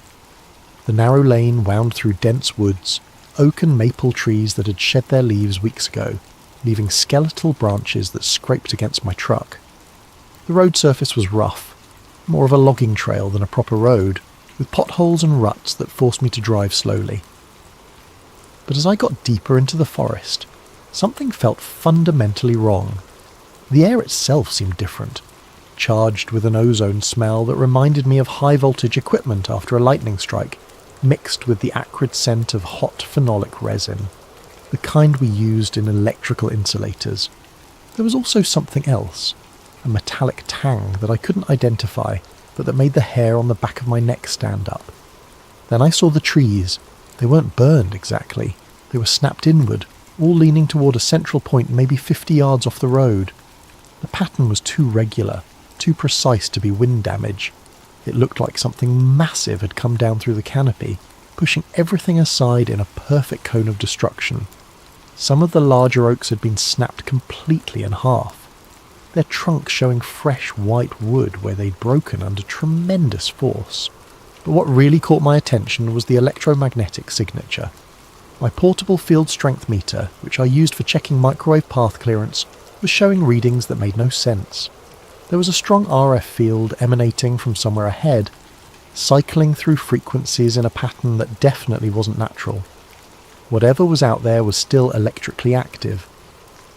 I grabbed my flashlight and test equipment, following what looked like a shallow furrow carved into the forest floor. The groove was maybe 3 feet wide, scraped clean of leaves and topsoil, running in a straight line toward a small clearing ahead. The earth was compressed and fused in places, as if exposed to intense heat, but there was no evidence of fire damage to the surrounding vegetation. The furrow led me through about 100 yards of damaged forest, before opening into a natural clearing where the real mystery waited. Chief Dombrowski of the Kecksburg Volunteer Fire Department was there when I arrived, along with 3 of his men. They stood in a loose semicircle around something that made my engineer's mind struggle to categorize what I was seeing. It was an acorn. That was the only way to describe it. A bronze-coloured acorn, maybe 10 to 12 feet long, and perhaps 8 feet at its widest point, half buried in the soft earth. But this was no natural object. The surface was smooth, machined, with what looked like copper-bronze alloy that still radiated heat despite the December cold. The metalwork was beautiful in its precision, showing no seams or joints, as if the entire structure had been formed from a single piece of metal. Around its widest point ran a dark band, maybe 18 inches wide, covered with markings that definitely weren't letters. The band appeared to be made of a different material, something darker and more heat-resistant than the main body. It was slightly recessed, like it had been designed to accommodate the markings without disrupting the aerodynamic profile of the object. "You see this too, right?" Chief Dombrowski asked, his voice carrying the careful tone of a man questioning his own sanity. "I mean, this isn't some kind of hallucination from carbon monoxide or something?" Dombrowski was a practical man, a volunteer firefighter who'd spent 20 years responding to vehicle accidents, house fires, and natural disasters. He wasn't the type to imagine things or get excited about strange phenomena, but standing there in that clearing, with this impossible object half buried in Pennsylvania soil, even he seemed shaken. I knelt down beside the object, close enough to see the markings clearly and feel the warmth radiating from its surface. The heat wasn't intense, but it was definitely there, a gentle warmth that suggested significant thermal mass cooling down from much higher temperatures. The material felt almost ceramic to the touch, smooth and slightly warm like a coffee cup that had been sitting in the sun. The markings looked like stencils, precise, functional marks rather than any kind of writing or decoration. There were arrows pointing in different directions, tick marks that could have been measurement references, triangular symbols that might have indicated orientation or attitude, and geometric patterns that looked almost like engineering diagrams. One string of marks caught my attention. A left-pointing arrow, followed by a triangle, 2 vertical lines, a circle with what looked like O2 inside it, then a right-pointing arrow. "Chief," I said, pulling out my sketchbook to copy the markings, "this isn't from space. At least not the way people think." The symbols had a functional quality that reminded me of the stenciled markings on military equipment. Serial numbers, part designations, maintenance instructions, safety warnings. These weren't decorative or ceremonial markings. They were the kind of practical notations you'd find on any piece of complex aerospace equipment. As I sketched the markings, I noticed other details that reinforced my growing suspicion that this wasn't extraterrestrial. The object's surface showed what looked like ablation patterns, areas where material had been deliberately burned away during atmospheric entry. The nose cone had the characteristic blunting you'd expect from a heat shield designed to survive re-entry. There were also what appeared to be small ports or vents, sealed now but clearly designed for some kind of gas flow during operation. Dombrowski pulled out a small civil defense Geiger counter, standard equipment for fire departments in those days, when everyone was worried about nuclear accidents and fallout. The device chirped steadily, but not frantically, elevated background radiation, but nothing immediately dangerous. The readings were consistent with what you might expect from equipment that had been exposed to the radiation environment of space, or possibly from radioactive materials used in power systems or scientific instruments. "Hot," he radioed back to his dispatcher. "Pull the boys back to 50 yards. We're getting elevated readings on the CD meter." That's when we heard the trucks.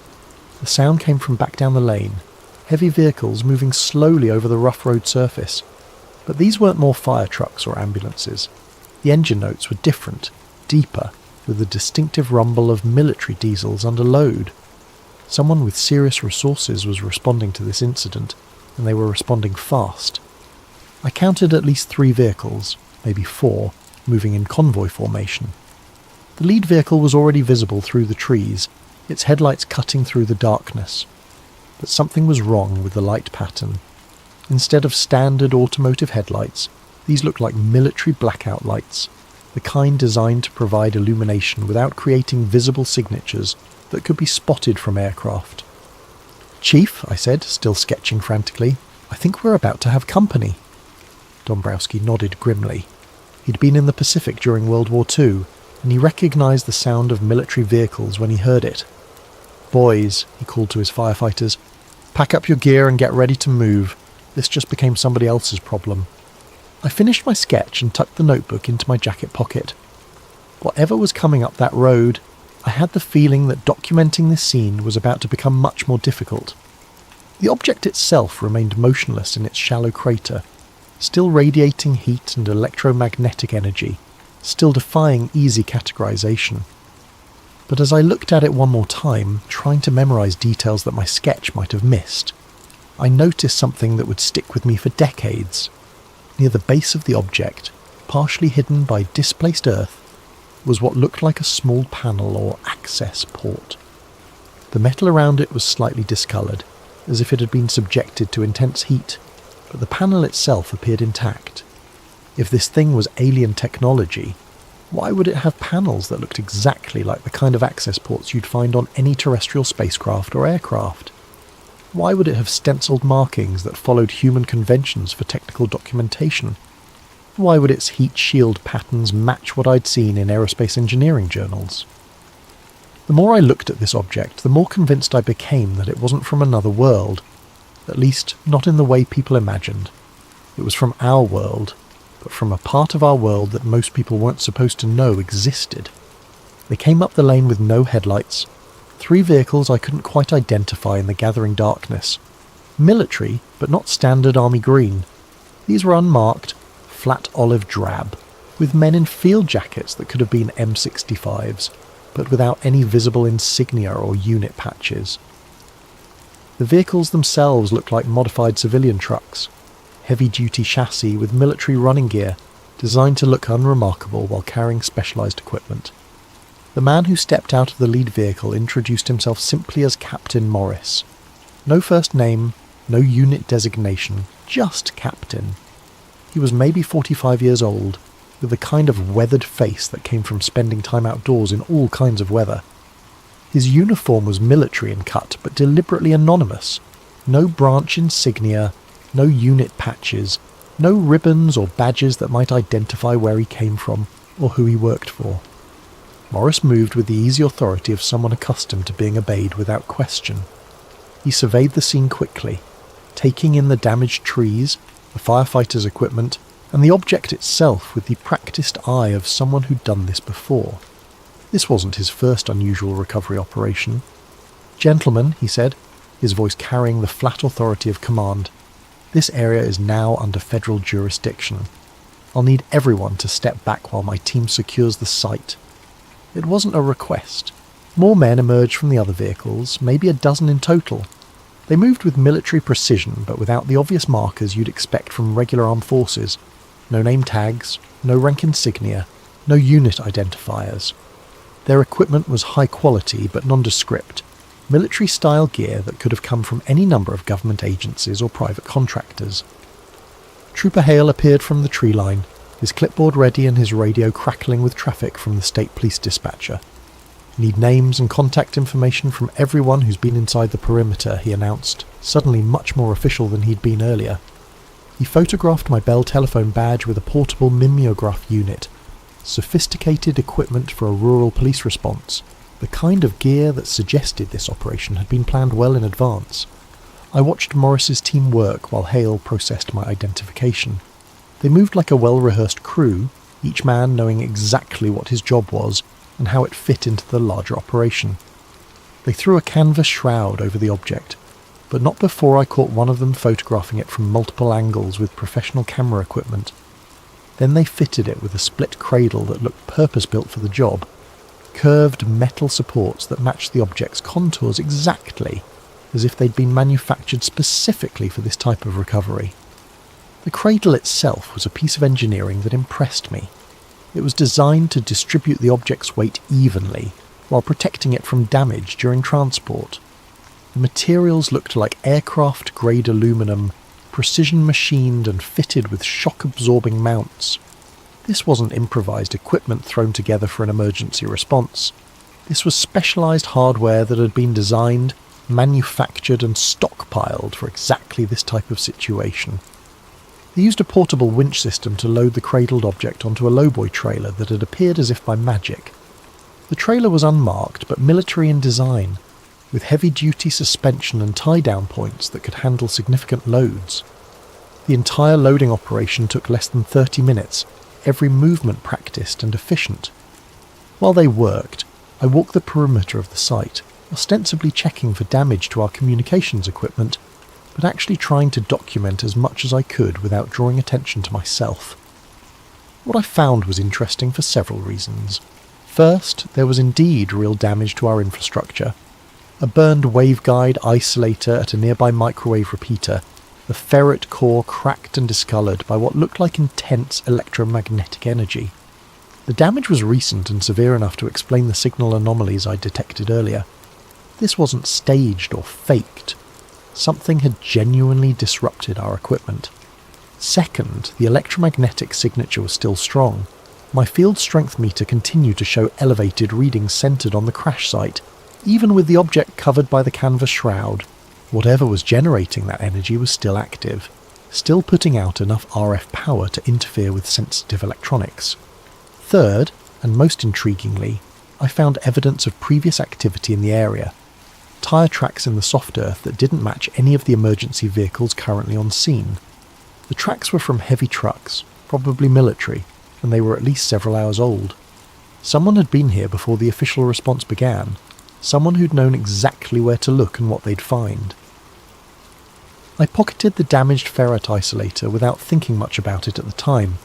Standard procedure for a field technician was to collect failed components for analysis and replacement.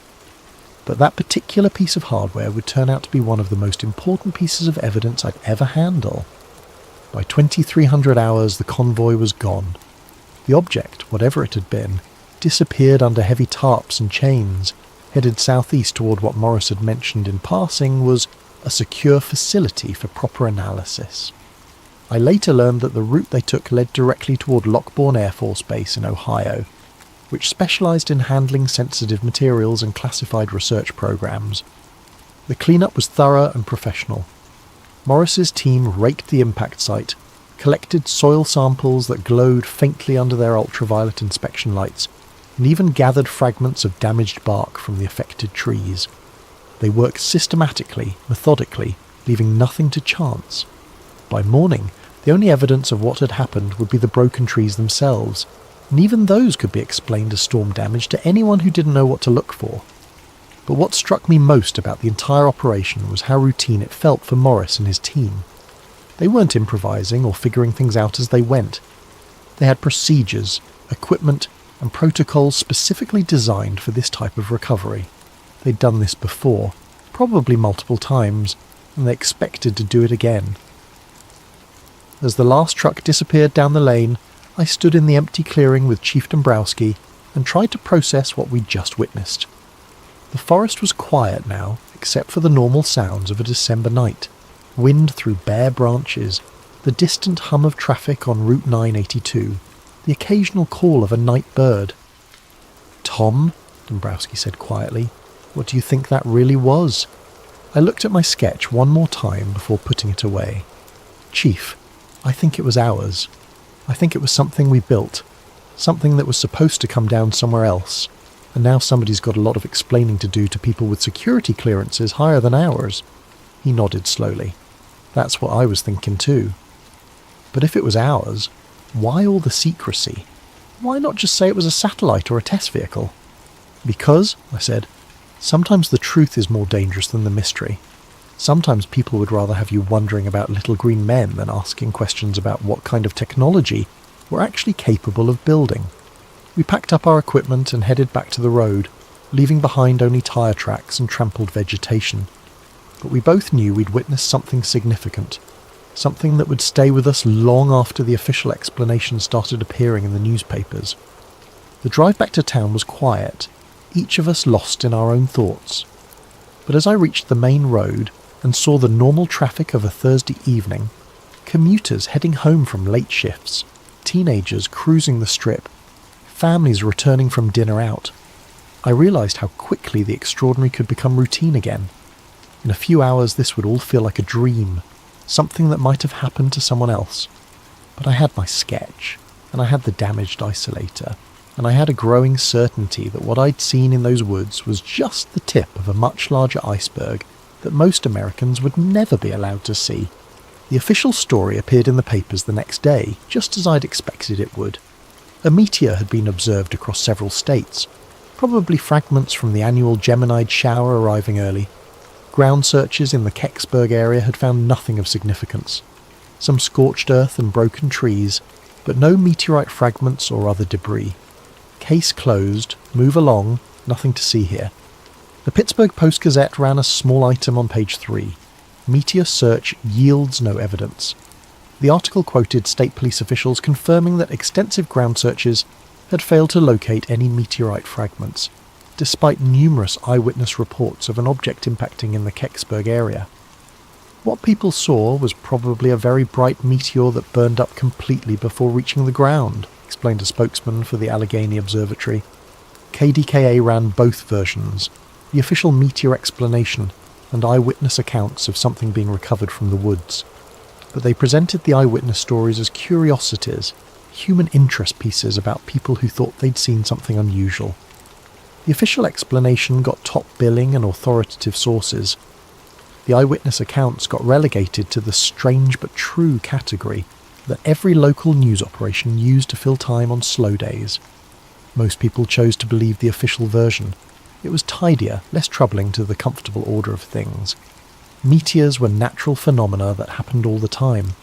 Secret government recovery operations were the stuff of science fiction movies and paranoid conspiracy theories. In December 1965, most Americans still trusted their government to tell them the truth about important matters. I went back to my regular duties, maintaining the microwave relays that carried America's conversations across the continent. The damaged isolator was replaced with a standard unit from our repair stock, and within a week the entire communications path was back to normal operation. The incident was noted in my maintenance log as equipment failure due to electromagnetic interference from natural phenomena, which was technically accurate even if it didn't tell the whole story, but I couldn't shake what I'd seen. The image of that bronze acorn half buried in Pennsylvania soil kept returning to me during quiet moments. The precise markings on its dark band, the professional efficiency of the recovery operation, the obvious familiarity that Morris's team had shown with the entire procedure, all of it suggested something much more complex than a simple meteor impact. I labelled a shoebox KECKSBURG and filed away a Polaroid of the damaged isolator, my hand-drawn sketch of the band markings, and the time slips from that evening. I wasn't sure why I was saving them, but some instinct told me they might be important someday. Then I tried to get on with life. The 1970s brought significant changes to the communications industry. The longlines network was gradually being converted from analog microwave to digital systems. Satellite links were becoming more common, and the entire structure of American telecommunications was evolving rapidly. I found myself working on increasingly sophisticated equipment, systems that would have been pure science fiction just a few years earlier. But the changes also brought new neighbours and new social connections. Westinghouse had a significant presence in the Pittsburgh area, including their Astronuclear Laboratory, WANL, which had been working on nuclear rocket programs and heat shield technology for NASA. The NERVA project, which was developing nuclear thermal rockets for deep space missions, had generated a lot of advanced research into materials that could survive extreme temperatures and radiation environments. Over backyard barbecues and community events, I started picking up fragments of conversation from Westinghouse engineers who worked on these programs. They talked about ablative heat shields designed to protect spacecraft during atmospheric re-entry, about beryllium copper alloys that could withstand tremendous heat loads, about phenolic resin composites that charred away in controlled patterns to carry away thermal energy. I logged these conversations in a notebook, not sure why, but following an instinct that someday the pieces might fit together. The technical details they mentioned, the materials, the design approaches, the testing procedures, all seemed somehow relevant to what I'd seen in that forest clearing. But the connections remained tantalizingly vague, hints and suggestions rather than concrete evidence. During this period, I also became more aware of the broader context of aerospace development in the 1960s. The space race between the United States and Soviet Union had generated enormous investments in advanced technology, much of it classified and developed in parallel with the public NASA programs. Military research into reconnaissance satellites, communication platforms, and strategic defense systems was creating capabilities that the general public knew nothing about. The more I learned about these parallel programs, the more convinced I became that what had come down at Kecksburg was related to this hidden side of the space program. The object's design, the government's response, the professional efficiency of the recovery operation, all of it pointed to something that was both highly advanced and highly classified. But I also learned to keep my suspicions to myself. The 1970s were a time of growing skepticism about government secrecy, but they were also a time when asking too many questions about classified programs could have serious consequences for your career and your security clearance. I was a communications technician with access to sensitive systems and facilities. Drawing attention to myself by pursuing conspiracy theories would not have been a wise career move, so I kept my documentation, maintained my notes, and waited for more information to surface. I had the patience that comes from working in technical fields, the understanding that complex problems often take years or decades to resolve, and that the most important insights often come from seemingly unrelated developments that suddenly reveal new patterns and connections. I also developed relationships with other technical personnel who might have relevant information. Ham radio operators, aerospace engineers, military contractors, research scientists, the informal network of people who worked on advanced technology projects, and might have insights into what the government was actually capable of building. These conversations were always careful, always indirect. Nobody wanted to violate security regulations or compromise classified programs. But over time, I began to piece together a picture of just how advanced American aerospace capabilities had become by the mid-1960s, and how much of that advancement was hidden from public view. The hints came in fragments. Stories about test flights that never appeared in public records, about facilities that didn't officially exist, about research programs that had been terminated without explanation. Individual pieces meant nothing, but together they suggested a shadow aerospace industry that was decades ahead of what most people imagined was possible. By the late 1970s, I had assembled enough circumstantial evidence to be fairly confident in my basic theory. What had come down at Kecksburg was an American test vehicle or satellite that had malfunctioned and come down in the wrong place. The recovery operation had been professional because it was routine. This was the kind of contingency that classified programs planned for and prepared to handle. But I still didn't have proof, and I wasn't sure I wanted it.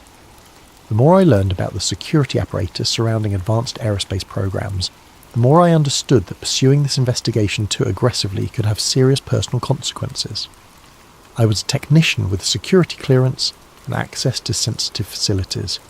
Drawing the wrong kind of attention could end my career and potentially result in criminal charges, so I continued to collect information passively, filing away documents and conversations that might be relevant, but avoiding any active investigation that might trigger security concerns. I told myself I was being cautious and responsible. Looking back, I think I was probably being scared. The 1980s brought new developments that added context to my growing understanding of the incident. The Strategic Defense Initiative generated enormous investments in advanced materials and propulsion systems. Reports began surfacing about stealth technology, that had been under development for decades. The space shuttle program revealed capabilities that had been theoretical just a few years earlier. All of these developments reinforce my belief that American aerospace technology in the 1960s had been far more advanced than most people realized. The materials, science, the propulsion systems, the guidance and control technology, all of it suggested that building something like what I'd seen at Kecksburg would have been technically feasible, if politically and financially challenging. But the 1980s also brought the first serious challenges to the official story about Kecksburg. Researchers began filing Freedom of Information Act requests, seeking government documents about the incident. Journalists started investigating the eyewitness accounts more seriously. Former military personnel began speaking publicly about their involvement in unusual recovery operations. None of these developments produced definitive proof of what had really happened, but they did establish that the official explanation was incomplete at best. Too many credible witnesses had seen too many things that didn't fit the meteor story. Too many government agencies had responded too quickly and too professionally for this to have been a routine natural phenomenon. I followed these developments with great interest, but I remained reluctant to contribute my own evidence to the growing body of research. I was still working in the communications industry, still maintaining security clearances, still vulnerable to retaliation if I violated secrecy agreements I'd never actually signed, but that everyone understood were implicit in the job. But I also began to realise that my documentation might be uniquely valuable. My technical background gave me insights that most UFO researchers lacked. My presence at the scene as an official responder, rather than a curious bystander, gave my testimony a credibility that most eyewitness accounts couldn't match. And my collection of physical evidence, the damaged isolator, the technical sketches, the contemporary documentation, provided objective support for claims that might otherwise be dismissed as fantasy or misremembering.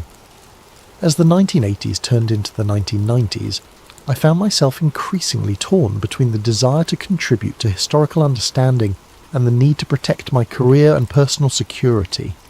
It was a tension that would ultimately define the rest of my relationship with the Kecksburg incident. Retirement gave me time to think, and the internet gave me tools I'd never had before.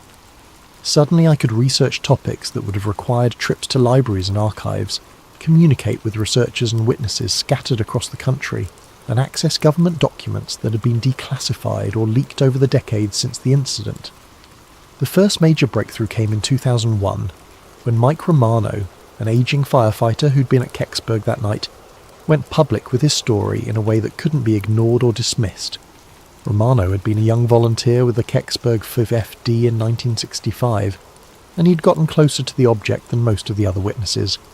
His account was detailed, specific, and consistent with what I remembered from my own observations. Romano described seeing an acorn-shaped object about the size of a small car, with a bronze or copper-coloured surface that was still warm to the touch. Around its widest point was a band of darker material covered with writing like Egyptian hieroglyphs, markings that were clearly artificial, but unlike any human writing system he'd ever seen. The object had been loaded onto an army flatbed truck and transported away, with rumours that it eventually went to Wright-Patterson Air Force Base and then to Lockbourne. What made Romano's account particularly credible was his technical background and his obvious reluctance to go public. He was a career firefighter and emergency responder, trained to observe accurately under stressful conditions and not given to fantasy or exaggeration. He'd waited 35 years to tell his story, and he was clearly uncomfortable with the attention it generated. These weren't the characteristics of someone seeking publicity or trying to perpetuate a hoax. Romano's description of the markings on the dark band matched my own sketches closely enough to be convincing. He remembered arrows, triangular shapes, and geometric patterns that looked more like technical diagrams than decorative art. He also remembered the professional efficiency of the recovery operation and the obvious familiarity that the military personnel had shown with the procedures. That same year, NASA found itself in a Freedom of Information Act dust-up over Kecksburg documents that would prove to be a watershed moment in the case. Researchers had been filing FOIA requests with various government agencies for years, usually receiving responses that claimed no relevant documents existed or that any relevant documents were classified and couldn't be released. But NASA's initial response to a 2001 FOIA request was different and contradictory. They claimed to have no records related to the Kecksburg incident, but researchers had already found references to the incident in archived NASA memos and technical reports. The contradiction was obvious enough to attract media attention and generate pressure for a more thorough document search. The controversy made national news, with major newspapers and television networks running stories about the government's contradictory claims regarding Kecksburg. For the first time since 1965, the incident was receiving serious attention from mainstream media outlets, rather than just UFO researchers and conspiracy theorists. I followed these developments closely, comparing the new information with my own documentation and memories. What emerged was a picture that was both more complex and more mundane than either the official meteor explanation or the extraterrestrial theories that had grown up around the incident. I pulled out my old sketch of the band markings and started comparing them to technical documents I could access online. The internet had made available enormous amounts of previously classified or restricted aerospace documentation, technical papers, research reports, declassified military studies, and academic research that had been inaccessible to civilian researchers in previous decades. What I found in an old AIAA paper made my hands shake. The markings I'd copied in 1965 weren't hieroglyphs or alien writing. They were re-entry orientation stencils, the kind used to indicate pitch, roll, and attitude references on test vehicles and spacecraft. The left arrow, triangle, parallel lines, circle with O2, and right arrow made perfect sense if you read them as pitch reference, nose attitude indicator, roll markers, oxygen system designation, and thrust vector indicator. These were maintenance stencils as mundane and functional as the identification plates on any piece of complex equipment, but they were also sophisticated enough to suggest advanced aerospace technology. The precision of the markings, the materials used in the band itself, and the integration with what was obviously a carefully designed heat shield system all pointed to something much more advanced than what most people imagined was possible in 1965. I arranged a coffee meeting with Ellen Brooks, a retired Westinghouse engineer I'd met through the local historical society. Ellen had worked on advanced materials research for the aerospace industry, including heat shield development for both civilian and military applications. I didn't tell her why I was interested in heat shield technology, just that I was researching local aerospace history for a personal project. Ellen was pleasant but careful, the way people get when they've spent careers working on classified projects. She was obviously intelligent and knowledgeable, but she chose her words carefully and avoided any specific details that might compromise sensitive information. It was a conversation style I recognised from years of working with people who held security clearances, informative but careful, helpful but circumspect. But when I mentioned Kecksburg, her demeanour shifted slightly. Not dramatically, but enough to suggest that the name meant something to her. She paused for a moment, studying my face, then asked quietly why I was interested in that particular incident. I told her I'd been there that night as a Bell telephone technician, that I'd seen the object before it was recovered, and that I'd been puzzled by it ever since. I showed her my sketch of the band markings, explaining that I'd been trying to understand what they might have meant. Ellen studied the sketch for several minutes, occasionally glancing up at me with an expression I couldn't quite read. Finally, she slid a napkin across the table and began writing on it in careful block letters: phenolic impregnated carbon ablator, beryllium copper studs, Mark Series, not Cosmos 96. She finished her coffee and left without another word, but she left the napkin behind. Back home, I researched the terms Ellen had written.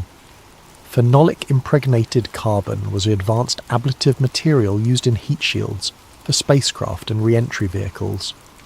Beryllium copper alloys were used in high-temperature applications where both strength and thermal conductivity were important. The Mark Series designation suggested a family of related vehicles or test articles, and not Cosmos 96 was particularly intriguing. Cosmos 96 was a Soviet spacecraft that had reportedly failed during re-entry in 1965, and some researchers had suggested it might have been what came down at Kecksburg. Yeah, Ellen's note was telling me that whatever had crashed at Kecksburg was made of sophisticated American materials, was part of a series of related vehicles, and was definitely not the Soviet spacecraft that some people had theorized. It was American technology, advanced American technology, and it was part of a larger program that had produced multiple similar vehicles. I took another look at the ferry isolator I'd pocketed in 1965, 35 years after the incident. By this time, I had access to better testing equipment through a friend at the local college who ran a materials analysis laboratory. We could perform spectroscopic analysis that would have been impossible in 1965, and the results were fascinating. The spectrum analysis showed clear evidence of sodium-potassium contamination, NaK, the liquid metal coolant used in space nuclear power systems. There was also an odd bismuth trace that could have come from neutron-shielding materials used in nuclear reactors or radioisotope thermoelectric generators. The contamination patterns suggested exposure to operating nuclear systems, not just residual radiation from natural sources or weapons testing fallout. This was physical evidence that whatever had come down at Kecksburg had been equipped with nuclear power systems of some kind. In 1965, that technology existed, but was highly classified and limited to the most advanced military and space programs. It wasn't the kind of capability that appeared in natural phenomena, or even most conventional spacecraft. The implications were becoming clear, even as they raised more questions than they answered. What had crashed at Kecksburg was an American nuclear-powered spacecraft or re-entry vehicle, sophisticated enough to require advanced heat shield materials, and precise enough to need detailed orientation markings for maintenance and handling. It was part of a series of similar vehicles, suggesting an ongoing program rather than a one-off experiment. What if I told you that everything Bob Lazar said was true? What if the most controversial UFO whistleblower in history wasn't lying, wasn't delusional, and wasn't seeking fame? What if buried beneath the Nevada desert sits a craft so advanced that the government would kill to keep it secret? Tonight, we're going deep into the classified world of S4, following a trail of evidence that leads to a discovery so terrifying it changed everything I thought I knew about what's really out there. But first, I want to thank Danny, that one guy 412, for suggesting this story. If you have ideas for future episodes, drop them in the comments below. And if you're enjoying these deep dives into the unknown, hit that like button and subscribe to Sleep Theories. It helps more than you know. This is my story. This is what I found. And this is why I'll never sleep soundly again. My name doesn't matter. What matters is what I found, and what found me in return. I'm just a guy with a microphone, a cheap audio setup, and an unhealthy obsession with the truth that powerful people don't want you to know. My podcast, Fringe Frequencies, barely scraped together a few thousand downloads per episode. I covered the usual suspects: Bigfoot sightings, ghost encounters, government conspiracies, the kind of stories that make people roll their eyes and change the subject at dinner parties. But everything changed 3 months ago when a package arrived at my P.O. box with no return address. Inside was a weathered VHS tape and a single sheet of paper with 2 words scrawled in shaky handwriting: "Play alone." The label on the tape read S4/Lazar in faded black marker. My hands actually trembled as I fed it into the old VCR I kept, specifically for moments like this. The screen flickered with static before resolving into grainy black and white security footage. The timestamp read March 15th, 1989, 2:47:33. What I saw next made my blood run cold. The footage showed a massive hangar, clearly underground based on the concrete walls and industrial lighting. In the centre of the frame, barely visible in the shadows, was something that defied every rational explanation I'd ever clung to. A disc-shaped craft, maybe 30 feet across, being carefully manoeuvred by what appeared to be a specialised lifting apparatus. The object was smooth, seamless, reflecting the harsh hangar lights in ways that seemed almost liquid. But it was the people that really got to me. Figures in white hazmat suits moved around the craft with the careful precision of bomb disposal experts. Even through the grainy footage, their body language screamed caution, fear, respect for something they didn't fully understand. The audio was mostly static, but I could make out fragments of radio chatter. Moving element 7 to storage bay 9. Propulsion system remains active. Maintain minimum safe distance. Element 7, Storage Bay 9. The words echoed in my head as I rewound and watched the footage again. And again. By the fourth viewing, I noticed something that made my stomach drop. In the bottom right corner of the screen, barely visible, was a small placard that read, S4 authorised personnel only.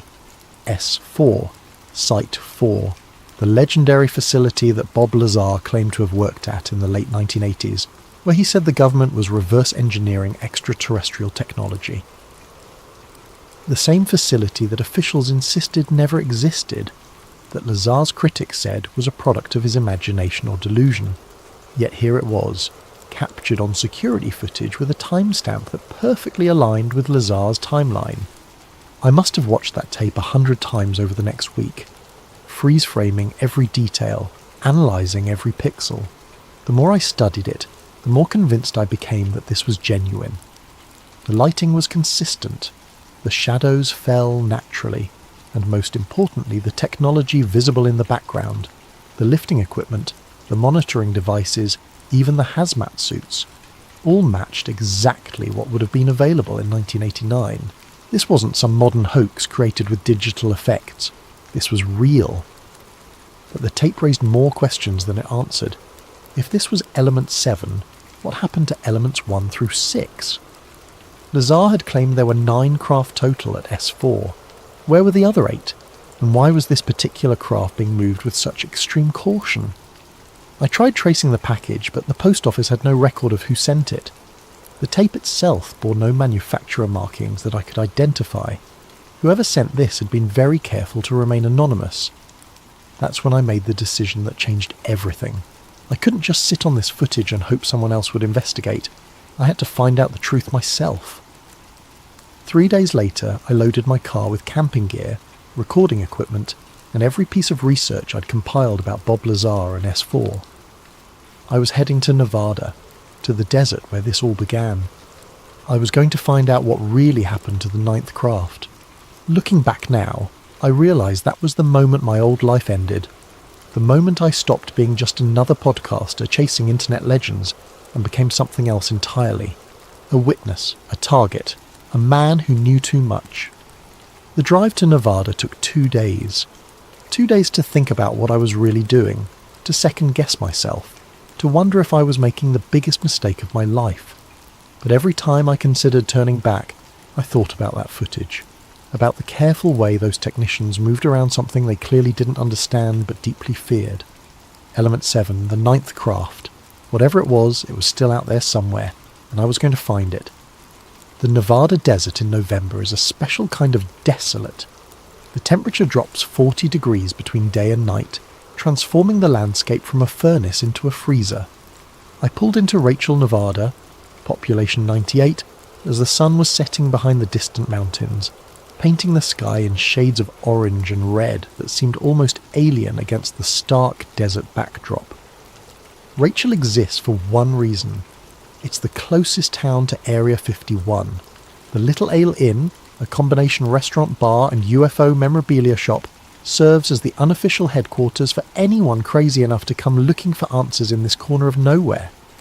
The walls are covered with blurry photographs, newspaper clippings, and testimonials from people claiming to have seen things the government insists don't exist.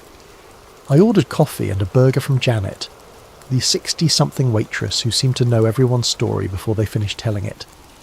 When I mentioned I was researching Bob Lazar, her expression shifted from friendly curiosity to cautious interest.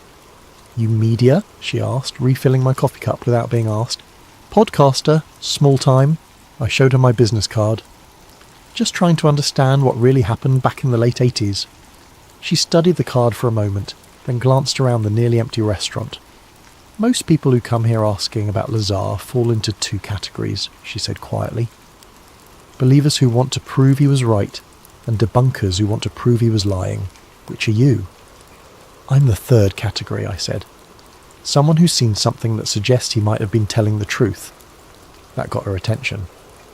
She sat down across from me, her weathered hands wrapped around her own coffee cup. "What kind of something?" I couldn't show her the tape.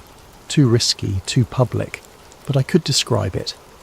Her eyes widened as I detailed the hangar footage, the timestamp, the S4 markings. "Jesus," she whispered. "Where did you get that?" "Anonymous source. That's why I'm here. I need to know what happened to the craft Lazar worked on. Specifically, the one that might not have made it out." Janet was quiet for a long moment, processing what I'd told her. Finally, she seemed to reach some internal decision. "There's someone you need to talk to. Old-timer named Frank Kowalski. He's been living out here since the 70s, worked construction on some of the classified facilities before he got too old and too mouthy for the government's taste. These days he runs a small auto repair shop about 10 miles south of town." She wrote down directions on the back of a napkin. "Tell him Janet sent you, and tell him it's about the one that didn't fly out. He'll know what you mean." The drive to Kowalski's shop took me deeper into the desert, following a dirt road that seemed to lead nowhere. Just when I was starting to wonder if I'd gotten lost, I saw a collection of rusted vehicles and a small building with a hand-painted sign reading "Frank's Fix-It." Frank Kowalski looked exactly like central casting would order for grizzled desert hermit. Somewhere in his 70s, with leathery skin, wild grey hair, and the kind of intense stare that comes from spending too many years alone with your thoughts. He was elbow-deep in the engine of an old pickup truck when I pulled up. "You lost?" he called out without looking up. "Janet sent me. Said you might know about the one that didn't fly out." That made him stop working. He straightened slowly, wiping his hands on a greasy rag, and fixed me with a look that made me feel like he could see straight through to my soul. "Janet's got a big mouth," he said finally, "but she's got good instincts about people. You recording this conversation?" I showed him that my phone was off. My recorder was in the car. He nodded approvingly. "The thing about Bob Lazar," Frank said, settling onto an overturned crate, "is that everyone focuses on whether he was lying about working at S4. They argue about his credentials, his background, whether he really has the degrees he claims, but they're missing the important question, which is, if he was lying, how did he know so much about the layout of facilities that officially don't exist? How did he describe security procedures that weren't declassified until years later? How did he know about the specific types of alloys they were experimenting with?" Frank lit a cigarette and took a long drag. "I helped build some of those underground facilities in the 80s. Not S4 directly. I never had that level of clearance, but some of the support infrastructure, access roads, ventilation systems, power distribution, the kind of unglamorous work that keeps the exciting stuff running." "What did you see?" "More than I should have. One night in early 89, I was working late on a generator installation about 5 miles from what we all knew was S4, even if we weren't supposed to talk about it. Around 3 in the morning, I saw lights in the sky. Not aircraft lights, something else entirely. Objects that moved in ways that defied physics, making turns that should have torn any pilot apart from the G-forces." He paused, studying my reaction. "But the interesting thing wasn't what I saw in the sky. It was what I saw on the ground the next morning. Convoy of trucks heading in the opposite direction from all the others. While most traffic was heading toward the test facilities, these trucks were heading away, toward Papoose Lake. What was in the trucks? Couldn't see the cargo directly, but the way they were loaded, the way the drivers were moving, something heavy, something important, and something they wanted to get as far away from S4 as possible." Frank finished his cigarette and flicked the butt into the desert. About a week later, word started filtering through the construction crews. There had been an incident during a test flight. One of the experimental aircraft had malfunctioned, nearly crashed. Instead of risking another failure, they decided to mothball it. Mothball it where? That's where it gets interesting. Most of the experimental craft were eventually moved to other facilities when the program ended. But according to my sources, one was never moved. They sealed it underground and left it there. My heart was pounding. Where underground? Frank stood up, walked over to a battered filing cabinet and pulled out a sheet of paper covered with hand-drawn maps and notations. This is everything I've pieced together over the years. Underground facility networks, access points, ventilation systems. If I had to guess where they'd hide something they didn't want found, it would be here. He pointed to a location near Papoose Lake, marked with a red X. Old access tunnel that was supposed to be filled in when they decommissioned part of S4. But the paperwork shows it was only sealed, not destroyed. He handed me the map. "But I'm warning you, son. If what you told Janet is true, if there's really evidence that Lazar was right about everything, then you're walking into something that powerful people have spent 30 years trying to keep buried. They've killed for less." The weight of his words settled over me like a cold blanket, but I'd come too far to turn back now. "One more thing," Frank said as I prepared to leave. "If you find what I think you're going to find, don't try to take it public directly. They'll discredit you, destroy your life, make you disappear if necessary. Document everything, but be smart about how you release it." I thanked him and headed back toward Rachel as the desert night closed in around me. But I didn't go back to my motel room. Instead, I drove to the coordinates Frank had marked on the map, parking about a mile away and hiking in with a flashlight and my camera. The access tunnel was exactly where he said it would be. A concrete opening set into a hillside sealed with a metal door that bore faded warnings about authorised personnel only. But Frank was right about something else too. The door wasn't welded shut or filled with concrete. It was sealed with a heavy padlock that looked much newer than the rest of the installation. Someone had been here recently. Someone who wanted to be able to get back in. Standing in the desert darkness, staring at that sealed door, I realised I'd reached the point of no return. Everything up to this moment had been research, investigation, the kind of work any curious person might do. But breaking into a classified government facility was something else entirely. It was the line between being a podcaster with questions and becoming a criminal with answers. I thought about the footage on that anonymous tape, about the careful way those technicians had moved around something they clearly feared and didn't understand, about Frank's warning that people had been killed for less than what I was contemplating. Then I thought about the truth, about the possibility that 30 feet underground, sealed in a concrete tomb, sat proof that we are not alone in the universe, proof that the government had been lying to us for decades. I went back to my car and retrieved the bolt cutters I'd bought in Las Vegas. Some truths are worth the risk. The padlock was newer than it appeared in the darkness. As my bolt cutters bit through the hardened steel, I realised it couldn't have been there for more than a few years. Someone else had been maintaining access to this tunnel, someone who wanted to keep their options open. The metal door swung open with a groan that echoed into the blackness beyond. I stood at the threshold, flashlight in hand, breathing in air that tasted of concrete dust and something else, something metallic and sharp that made my sinuses burn. The tunnel stretched ahead of me, sloping downward at a gentle angle, lined with ribbed concrete and studded with emergency lighting fixtures that hadn't seen power in decades. Every instinct I had was screaming at me to turn around, to walk away, to go back to my safe little world of internet research and second-hand stories. But the memory of that security footage kept pulling me forward. Element 7, Storage Bay 9, answers waiting in the darkness. I started down the tunnel, my footsteps echoing off the concrete walls. The flashlight beam revealed details that matched exactly what Frank had described. Industrial construction from the late 1980s, built to last and built to hide. Every few yards I passed sealed doorways with warnings stenciled in faded yellow paint. Restricted access. Authorized personnel only. Radiation hazard. Radiation hazard. That stopped me cold.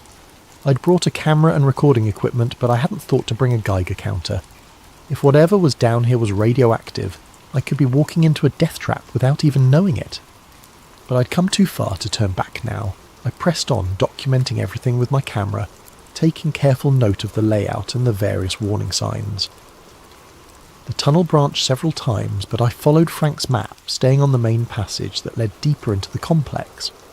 After what felt like an eternity, but was probably only 10 minutes, I reached a section where the tunnel opened into a wider area. My flashlight revealed a junction point with several passages branching off in different directions, but it was the walls that made me stop and stare. They were covered with maps, detailed schematics of the underground facility, marked with dates, personnel assignments, and project code names. Some of the maps were faded and yellowing, clearly original installations from the 1980s, but others were much newer, printouts from computer systems that couldn't have existed when this place was first built. Someone had been using this facility recently. someone with access to current intelligence and modern mapping technology. I started photographing everything, but the camera flash seemed impossibly bright in the confined space, and I worried about who might see it. Instead, I switched to using the flashlight to illuminate sections while taking longer exposures. It was slower, but much more discreet. The maps told a story that was both fascinating and terrifying. The underground complex was massive, far larger than anything Bob Lazar had described in his interviews. It extended for miles in every direction, with multiple levels, research facilities, storage areas, and what appeared to be an underground runway system. Project code names jumped out at me from the various documents: Looking Glass, Galileo, Red Light, and others that had been redacted with black marker. But it was one particular section of the map that made my blood run cold. An area marked Storage Bay 9, with a notation that read, Element 7, Permanent Storage, Authorised Personnel Only. Element 7, the craft from the security footage. According to the map, Storage Bay 9 was accessible through a service tunnel that branched off from this main junction, but the notation also included a warning that chilled me to the bone. Containment protocols in effect, biological hazard. Biological hazard, not radiation.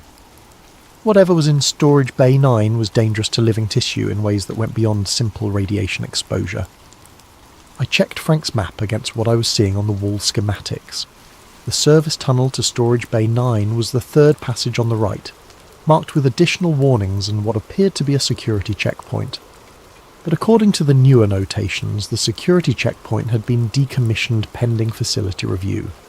Someone had deliberately disabled the security measures protecting Storage Bay 9. The service tunnel was narrower than the main passage, and the air grew noticeably colder as I descended. My breath began to fog in the flashlight beam, and I realised that this section of the facility was still climate controlled. Somewhere, power was still flowing to maintain environmental conditions in Storage Bay 9.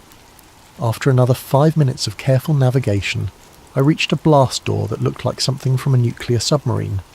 It was massive, easily 8 inches of reinforced steel, with warning symbols that I recognised as international biohazard markers. But the door was standing open, held by what appeared to be an emergency override system. Beyond the blast door was an airlock chamber with decontamination showers and radiation monitoring equipment. All of it was inactive, but the LED displays were still glowing, indicating that power was flowing to the system. Someone had recently passed through this airlock and left it in standby mode. The inner door of the airlock was also open, revealing a chamber beyond that was illuminated by emergency lighting. The air that drifted through the airlock was warm and humid, carrying scents that I couldn't identify, something like ozone and copper, with an underlying sweetness that reminded me uncomfortably of decay. I stepped through the airlock and into Storage Bay 9. The chamber was enormous, easily the size of an aircraft hangar, but it wasn't the size that took my breath away. It was what occupied the centre of the room.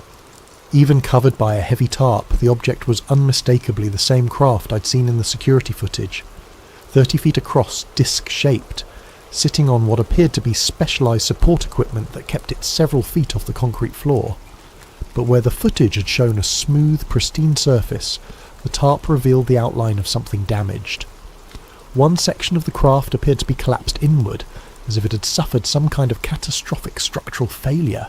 The walls of Storage Bay 9 were lined with equipment that looked like a combination of laboratory and machine shop, computer terminals, analysis devices, tool racks, and storage lockers filled every available space. But it was the papers scattered across the work tables that really caught my attention.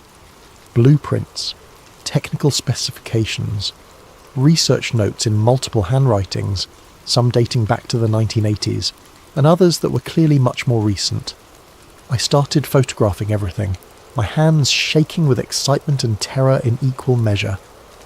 The blueprints showed cross-sections of the craft's interior, revealing a propulsion system that defied everything I thought I knew about physics. The technical notes described something called a gravity amplification matrix, and element manipulation chambers that could somehow bend space-time around the vehicle. But it was the research notes that really made my skin crawl.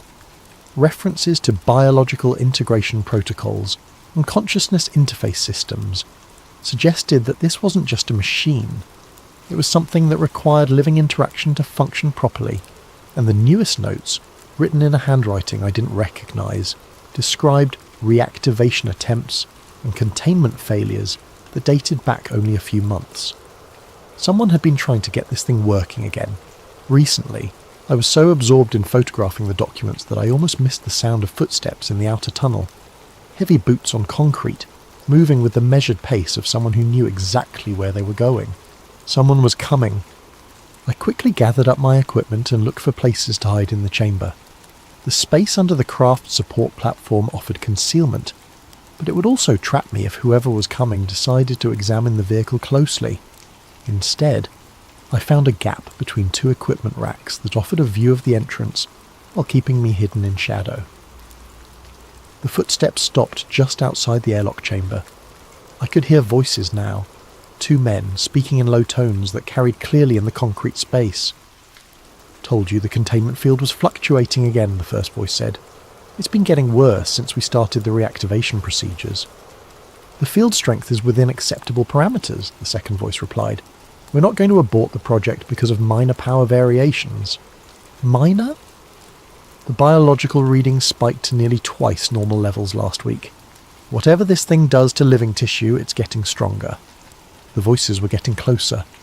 I pressed myself deeper into the shadows between the equipment racks, trying to control my breathing and hoping the emergency lighting wouldn't give away my position. "That's why we're here," the second voice said. "To recalibrate the containment systems before tomorrow's test." They entered Storage Bay 9, and I got my first look at them through the gap in the equipment. Two men in their 40s, wearing civilian clothes but moving with military precision. One carried a tablet computer and what appeared to be sensor equipment. The other had a large toolbox and wore the kind of expression that suggested he'd rather be anywhere else. "I still think this is a mistake," the first man said as they approached the covered craft. "This technology was sealed for a reason. The original research team documented severe psychological effects on anyone who spent extended time near an active unit. The original research team didn't have 30 years of technological advancement to work with," the second man replied. "Our containment protocols are far more sophisticated than anything they had in the 1980s. They began setting up equipment around the craft, connecting sensors to various points on the support structure. The man with the tablet started taking readings, his frown deepening as the numbers appeared on the screen. "The ambient energy field is definitely increasing," he said. "It's almost like the craft is sensing our presence and responding to it." "That's exactly what it's doing," the second man replied. According to the original notes, these vehicles were designed to interface with their operators on a neurological level. The more people interact with it, the more active it becomes. They pulled back the tarp, and I saw the craft clearly for the first time. It was beautiful and terrifying in equal measure. The hull was a seamless metallic surface that seemed to shift colour as the light hit it from different angles, sometimes silver, sometimes bronze, sometimes a deep blue that hurt to look at directly. But the damaged section I'd noticed under the tarp was even worse than I'd imagined. A jagged hole about 6 feet across had been torn in the craft's side, revealing an interior that seemed to glow with its own faint light. "Jesus," the first man whispered, "look at the breach integrity, it's healing." He was right. The edges of the damaged section were slowly, visibly growing back together. As I watched, metallic tendrils reached across the gap, weaving themselves into new hull material that was indistinguishable from the original surface.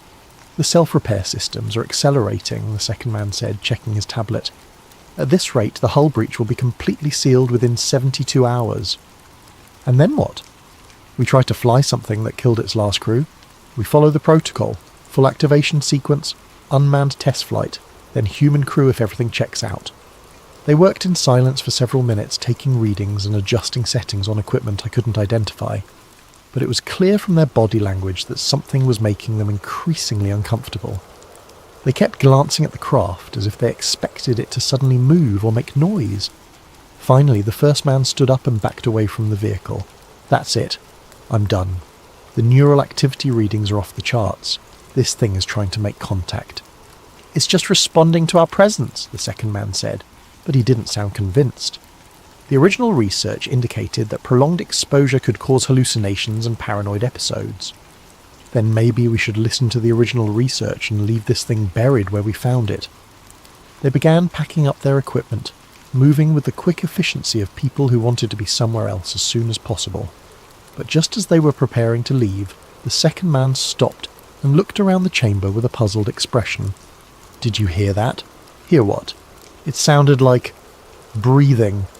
Heavy breathing, like someone was trying to stay quiet." My blood turned to ice. I'd been holding my breath for so long that when I finally had to inhale, it must have been audible in the concrete chamber. I pressed myself even deeper into the shadows, praying they couldn't see me. The second man pulled a flashlight from his toolbox and began sweeping it around the chamber, focusing on the areas behind the equipment racks. The beam passed within inches of my hiding spot, but the angle wasn't quite right for him to see me. "There's someone here," he said quietly. "Someone who shouldn't be." "Impossible. The access tunnel was sealed and the security sensors would have detected any intrusion." "Then explain the breathing sounds. And look at this." We walked over to the work tables where I'd been photographing documents. "These papers have been moved. Someone's been going through the research files." The first man pulled out what looked like a radio. "Control, this is Assessment Team 2. We have a possible security breach in Storage Bay 9. Request immediate backup and a full facility sweep." The radio crackled with static before a voice responded, "Copy, Assessment Team 2. Backup is en route. Estimated arrival in 15 minutes. Maintain your position and do not approach any unauthorized personnel." 15 minutes. I had 15 minutes to get out of Storage Bay 9 through the airlock, up the service tunnel, through the main facility, and out to the surface before armed security teams sealed the entire complex. The two men positioned themselves near the entrance to the chamber, effectively blocking my direct route out. But I'd noticed something while they were working. A ventilation grate in the far wall that appeared to lead to a different section of the facility. If I could reach it without being seen, I might be able to find another way out. The problem was that crossing the chamber to reach the ventilation grate would require me to pass within 10 feet of the covered craft. And based on what the men had said about the vehicle responding to human presence, getting that close might trigger something that would give away my position. But I didn't have a choice. In 13 minutes, this place would be crawling with security personnel who would shoot first and ask questions later. I took a deep breath and started moving. Moving through Storage Bay 9 while staying hidden required every stealth skill I'd never learned. The two technicians were focused on the entrance, watching for security backup that would arrive in just over 10 minutes, but their positioning meant I had to cross the most exposed section of the chamber to reach the ventilation grate. I waited until they were both looking toward the airlock, then made my move, staying low and using the equipment racks for cover. But as I passed the closest point to the craft, something extraordinary happened. The hull began to glow.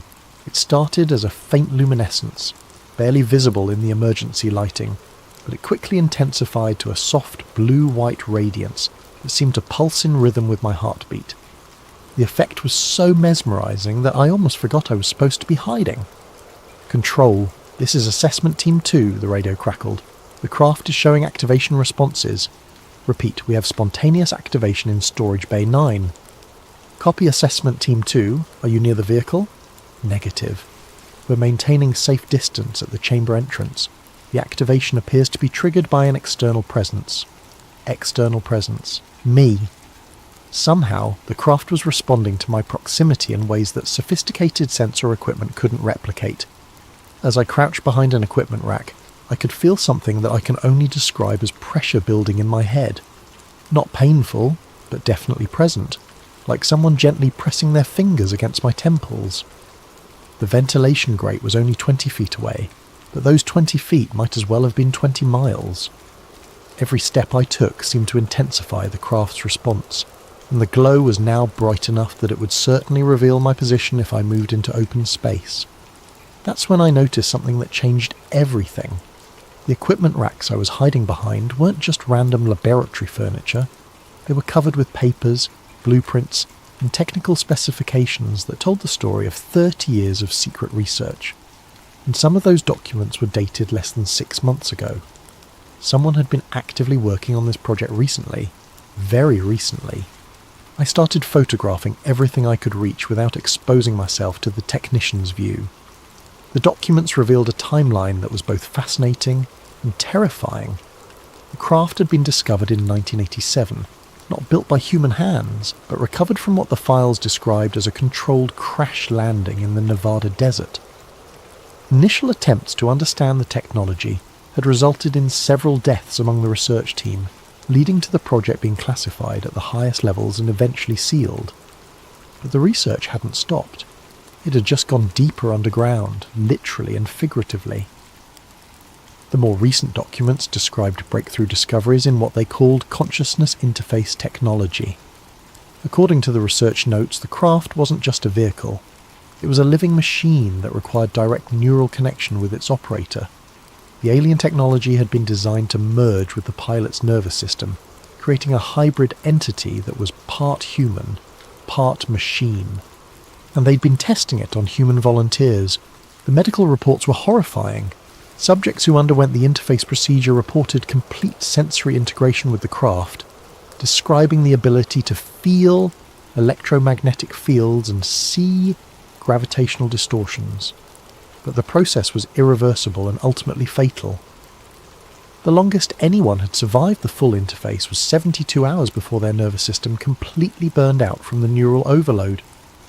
The most recent entries, dated just 3 weeks ago, described a new approach using remote interface technology that would allow operators to control the craft without direct neural connection. But the test results were mixed at best, and several entries mentioned psychological contamination among the research staff. Control, this is Assessment Team 2. We have a problem. The craft's energy output is increasing exponentially. We need immediate evacuation authorization. Negative, Assessment Team 2. Maintain position until backup arrives. This may be our best opportunity to document the activation sequence. The glow from the craft was now bright enough to illuminate the entire chamber. But it wasn't just light. It was something more complex, something that seemed to carry information. Patterns swirled within the radiance, geometric forms that appeared and disappeared faster than conscious thought could follow. And with each pulse of light, the pressure in my head increased. I was running out of time. The backup team would arrive in less than 5 minutes, and the craft's activation was creating enough light to make hiding impossible. I had to reach that ventilation grate now, or I'd be trapped when the security sweep began. But as I prepared to make my final dash across the exposed space, something incredible happened. The patterns in the light began to make sense, not in any logical way. I wasn't suddenly able to read alien mathematics or understand exotic physics. But on some deeper level, the information being transmitted by the craft started to feel familiar, like remembering a song you'd forgotten you knew, or recognizing a face from a childhood dream. The craft was trying to communicate with me. The realization hit me with such force that I actually staggered, barely catching myself before falling into the open space where the technicians would see me. But the moment of mental connection had given me something else, a sudden, inexplicable understanding of the facility's layout that went far beyond anything I'd seen on the wall maps. I knew there was another way out. The ventilation system didn't just connect to other parts of the facility, it tied into a network of maintenance tunnels that extended all the way to the surface. But more importantly, I somehow knew that the tunnels were unmonitored, designed as emergency escape routes for personnel working on classified projects. How I knew this, I couldn't say.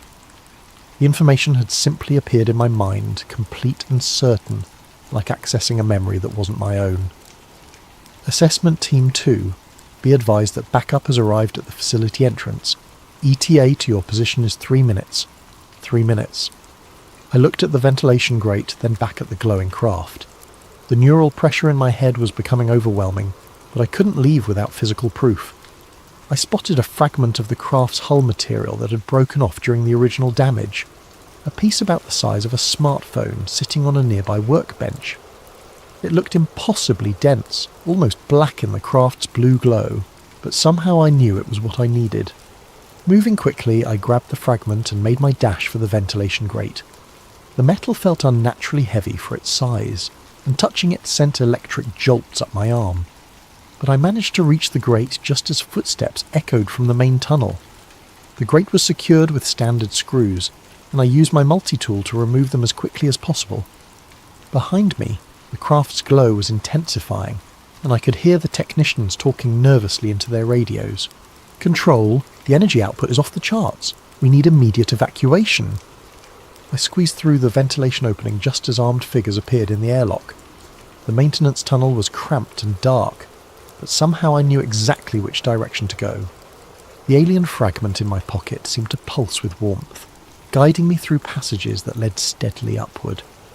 20 minutes later, I emerged from a hidden exit nearly a mile from the main facility, gasping desert air and watching black SUVs race toward the underground complex.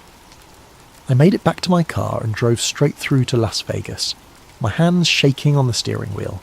The alien fragment sat in my jacket pocket, radiating an unnatural warmth that I could feel against my ribs. Every few miles I glanced in the rearview mirror, expecting to see government vehicles in pursuit, but the highway remained empty. It wasn't until I reached the outskirts of Vegas that I noticed the car following me. A silver sedan staying exactly 3 cars back, matching my speed changes with mechanical precision. When I took the next exit, it followed. When I pulled into a gas station, it parked across the street at a fast food restaurant. I was filling my tank when a man in his 50s approached me. Average height, greying hair, wearing civilian clothes that somehow screamed government employee. He moved with the careful deliberation of someone who'd spent years in classified environments. "You look like someone who's had an interesting evening," he said quietly. Every instinct told me to run, but something in his demeanour suggested that running would be pointless. Instead, I finished filling the tank and turned to face him directly. "Depends on your definition of interesting," he smiled. Not a friendly expression, but not threatening either. "My name is Robert Kellerman. I worked at S4 from 1987 to 1991. I was one of the original technicians assigned to Element 7. Element 7. He knew about the craft. "I know who you are," he continued. "More importantly, I know what you found tonight, and I know you took something that doesn't belong to you." My hand instinctively moved toward the fragment in my pocket. The metal felt almost hot now, as if responding to Kellerman's presence. "That piece of hull material you're carrying," he said, "it's not just metal. It's part of a living system that's been dormant for 30 years. By taking it from the containment field, you've reactivated protocols that were supposed to stay buried forever." "What kind of protocols?" Kellerman glanced around the gas station, then gestured toward a coffee shop next door. "The kind we can't discuss in public. Buy me a coffee, and I'll tell you why Bob Lazar was both completely right and completely wrong about what we found at S4. 10 minutes later, we sat in a corner booth while Kellerman told me a story that redefined everything I thought I knew about the government's UFO programs. There were 9 craft originally, he said, but they weren't recovered from crash sites like everyone assumes. They were gifts. Gifts from who? From them. The original pilots. First contact didn't happen in the 1940s with Roswell. It happened in 1983, in the Nevada desert, when they landed voluntarily and offered to share their technology. Kellerman stirred his coffee, his eyes distant with memory. The problem was that their technology wasn't just advanced machinery. It was biological, living metal that interfaced directly with the pilot's nervous system. They tried to teach us how to use it safely, but we were too primitive, too impatient. What happened? The first 8 craft were successfully adapted for human use, more or less. We learned to create containment fields that limited the biological integration, allowing our pilots to control the vehicles without permanent neural fusion. But Element 7 was different. It was their command ship, the one with the strongest biological components. He paused, studying my reaction. When we tried to test it, the craft bonded with the pilot so completely that separating them would have meant killing both. The pilot lasted 3 days before the neural integration burned out his brain. We sealed the craft immediately, hoping to contain whatever biological contamination might spread to other personnel. But it didn't stay contained. No, the craft went dormant, but it didn't die. For 30 years, it's been slowly healing, slowly rebuilding its biological systems. And now, thanks to your little visit tonight, it's starting to wake up. Kellerman pulled out a tablet and showed me real-time sensor data from the S4 facility. Energy readings that were climbing steadily, biological activity indicators that were off the charts, and most disturbing of all, electromagnetic emissions that were reaching into space. "It's calling them," he said quietly. "The original pilots, or others like them. The fragment you're carrying is acting like a beacon, telling them that their command ship is active again." The implications hit me like a physical blow. By stealing a piece of alien technology, I hadn't just committed theft. I'd potentially triggered a new round of extraterrestrial contact. How long before they respond? Based on the emission patterns, probably 72 hours, maybe less if they have ships in the outer solar system. "What do you want from me?" Kellerman leaned forward, his expression intense. "I want you to give me that fragment, and I want you to forget everything you saw tonight. In exchange, I'll make sure you live long enough to go back to your normal life. And if I refuse, then in 3 days, when the sky lights up with ships that officially don't exist, you'll be the person they blame for ending the world as we know it." I looked at the tablet screen, watching the energy readings climb. The fragment in my pocket felt like it was burning now, and I could swear I was hearing something. Not voices exactly, but something like music playing at the very edge of audible range. "There's a third option," I said finally, "which is, I keep the fragment, but we work together. You help me document what's really happening, and when they come, we make sure the world knows the truth." Kellerman was quiet for a long moment, processing the offer. Finally, he reached into his jacket and pulled out a small device that looked like a cross between a radio and a Geiger counter. "This is a biosignature detector," he said. "It monitors the biological activity of alien technology. If you're going to keep that fragment, you need to understand what you're dealing with." He turned on the device and pointed it toward my pocket. The readings were immediately off the scale, with biological activity indicators that were higher than anything shown in the S4 data. "The fragment isn't just active," he said. "It's evolving, learning, adapting to human biology in ways that the original craft never could. Whatever happens next, you're not just a witness anymore. You're part of it." We drove back toward the facility in Kellerman's car, leaving mine at the gas station. The plan was simple in concept, but terrifying in execution. Use his clearance to get us back into S4 officially, document the craft's activation sequence, and prepare for whatever response my theft of the fragment might trigger. "The facility will be on high alert after tonight's security breach," Kellerman warned as we approached the checkpoint. "But the advantage of working in classified programs for 30 years is that you accumulate enough dirt on enough people to guarantee cooperation when you need it." He was right. The guards at the checkpoint clearly recognized him, and while they logged our entry with obvious reluctance, no one tried to stop us. Within 20 minutes, we were back in the underground complex, following corridors that I now recognized from my panicked escape just hours earlier. But Storage Bay 9 was completely transformed. The craft was no longer covered by a tarp, and its hull was blazing with bioluminescent patterns that seemed to flow like liquid light across the metallic surface. The damaged section I'd seen earlier was nearly healed, with new hull material growing visibly as we watched. But it was the sound that really got to me. A low harmonic frequency that seemed to resonate in my bones. "It's singing," I whispered. "Not singing," Kellerman corrected, "communicating. Probably with the fragment you're carrying." The chamber was crowded with technicians and monitoring equipment, all focused on the craft's unprecedented activity levels. But as soon as we entered, something changed. The harmonic frequency shifted to a higher pitch, and the bioluminescent patterns began pulsing in a rhythm that matched my heartbeat. "Jesus Christ," one of the technicians called out. "The biological integration readings just spiked. There's someone here with active alien technology." All eyes turned toward us, and I realized that hiding the fragment was no longer an option. I pulled it from my pocket, and the effect was immediate and dramatic. The craft's song became a roar.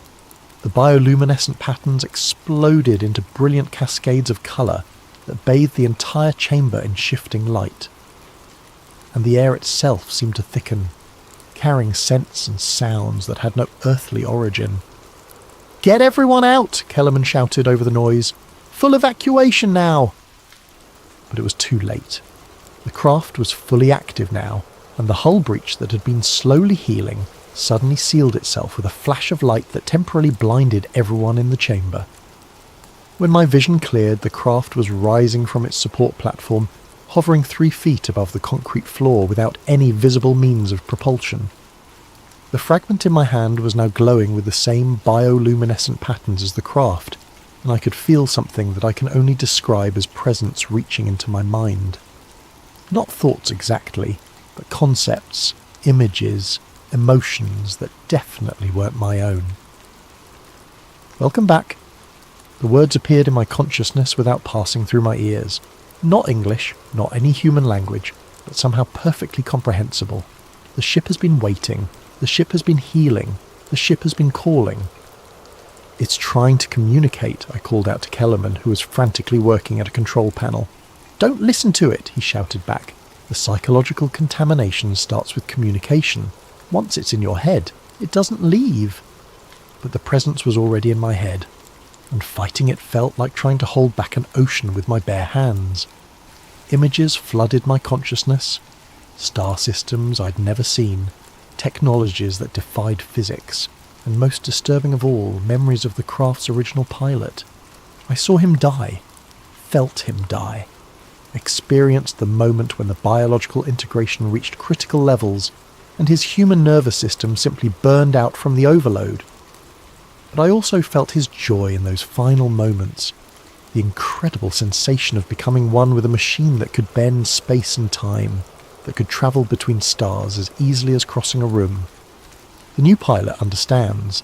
The new pilot carries the seed. The fragment in my hand was now too hot to hold, but I couldn't let go. It was fusing with my palm, sending tendrils of alien metal into my skin and bloodstream. But instead of pain, I felt expansion, my senses extending beyond the boundaries of my physical body to encompass the entire facility. I could feel the electromagnetic fields of every piece of equipment in Storage Bay 9. I could sense the bioelectric signatures of every person in the complex. And beyond that, I could feel something else. Multiple somethings, moving toward Earth from the outer solar system at impossible speeds.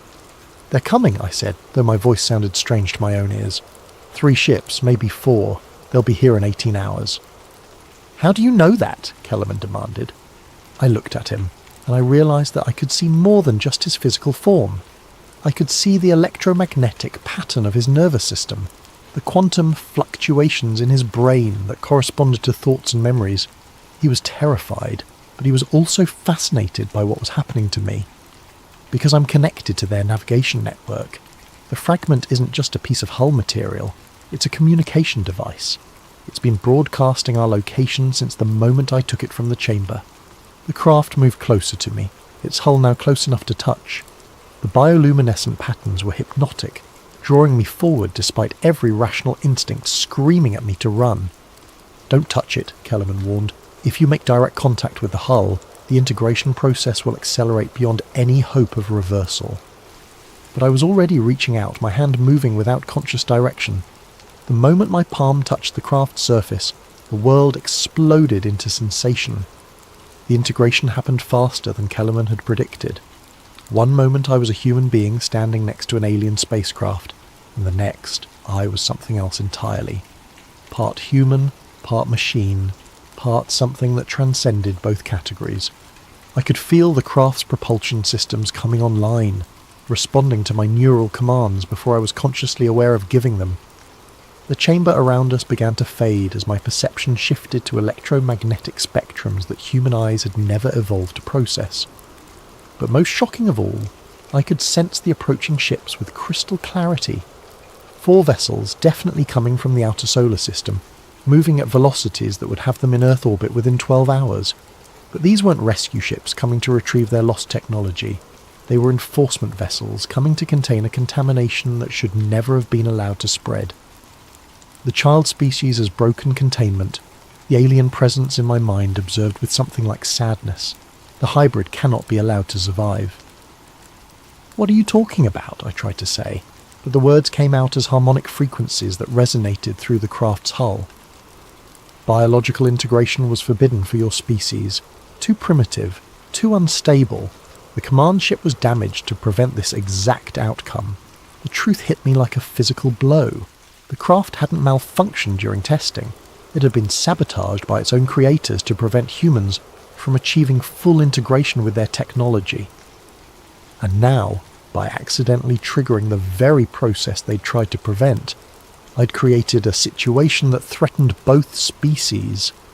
"We have to get out of here," Kellerman shouted, though his voice sounded distant and muffled through my transformed senses. "The facility will be locked down in minutes, and if they can't contain this situation, they'll sterilize the entire complex." Sterilize. Nuclear sterilization. I could sense the weapon systems being activated throughout the facility. Fail-safes designed to prevent alien technology from falling into unauthorized hands. But I could also sense something else. Escape routes that the craft's navigation systems had mapped during its decades of dormancy. The hybrid can escape, the alien presence confirmed, but escape leads only to detection. The enforcement fleet will follow the bioelectric signature anywhere on this planet. "Then we go off planet," I said, the words forming as pure intention rather than sound. Impossible. The hybrid lacks the neural development for interstellar navigation. Attempting such a journey would result in immediate death. But even as the alien consciousness tried to discourage me, I could feel the craft's systems responding to my commands. The gravitational manipulation systems that provided propulsion were incredibly complex, but they felt as natural to control as moving my own limbs. More natural, actually, like I'd been meant to operate this technology all along.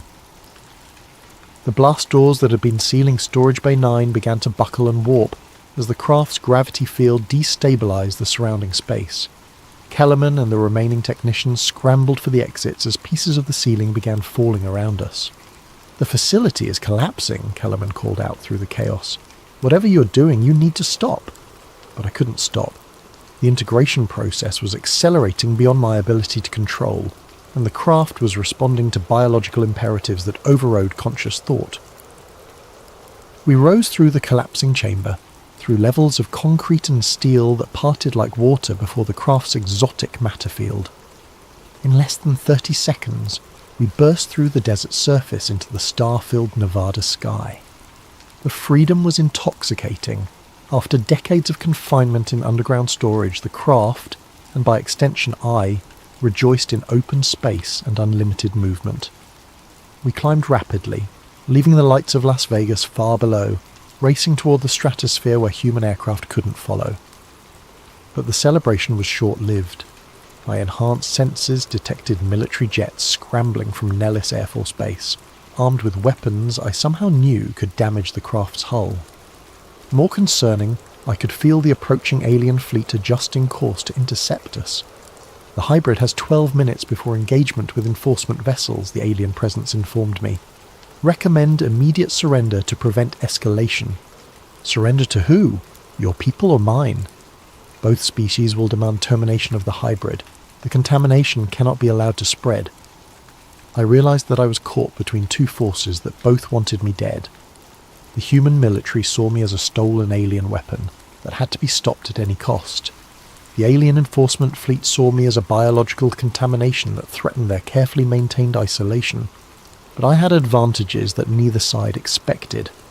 The craft's propulsion systems could outrun anything in Earth's atmosphere, and the neural integration gave me access to technologies that even the original alien pilots had never fully explored. The hybrid should not attempt experimental navigation, the alien consciousness warned, as I pushed the craft's systems beyond their normal parameters. Untested combinations of human creativity and alien technology have unpredictable consequences. Unpredictable is exactly what we need right now. I dove back toward the surface, using the craft's gravity manipulation to create a wake of distorted space-time that would confuse both human radar and alien sensors. The pursuing jets fell behind immediately, unable to match our acceleration or maneuverability. But the alien fleet was adapting, adjusting their approach to account for my erratic flight patterns. That's when I felt something that changed everything. A transmission from Earth, broadcast on frequencies that only the integrated craft could detect. Someone else was out there. Someone with access to alien communication technology. The signal was coming from a location in the desert about 50 miles from our current position. Someone who knew about the craft, who understood the integration process, and who was offering help. Do not trust the transmission, the alien presence warned. Humans frequently use deception in tactical situations. But I was out of options. The enforcement fleet would be in engagement range within 8 minutes, and while the craft's defensive systems were formidable, they weren't designed to fight 4 ships simultaneously. I changed course toward the transmission source, diving toward the desert at speeds that would have liquefied any human pilot. But through the integration, the G-forces felt like gentle pressure, and the craft's inertial compensation systems protected my hybrid physiology from the worst effects. The transmission source was a small facility built into a mesa, camouflaged to look like a natural rock formation, but my enhanced senses could detect the electromagnetic signatures of advanced technology hidden beneath the desert camouflage. As we landed, I could feel the enforcement fleet entering Earth's atmosphere. In 5 minutes, this location would be discovered and destroyed. Whatever help this place offered, it had to happen fast. The facility hidden in the mesa turned out to be far more than a simple research station. As I emerged from the craft, still partially integrated with its systems, I was met by a woman in her 60s who showed no surprise at seeing a human-alien hybrid step out of a spacecraft that officially didn't exist. "You must be our missing pilot," she said calmly. "I'm Director Patricia Wells. We've been tracking your integration progress since you left S4. "Who's we?" I asked, though speaking with my physical voice felt awkward after hours of harmonic communication through the craft. "A joint task force that's been preparing for this exact scenario since 1991.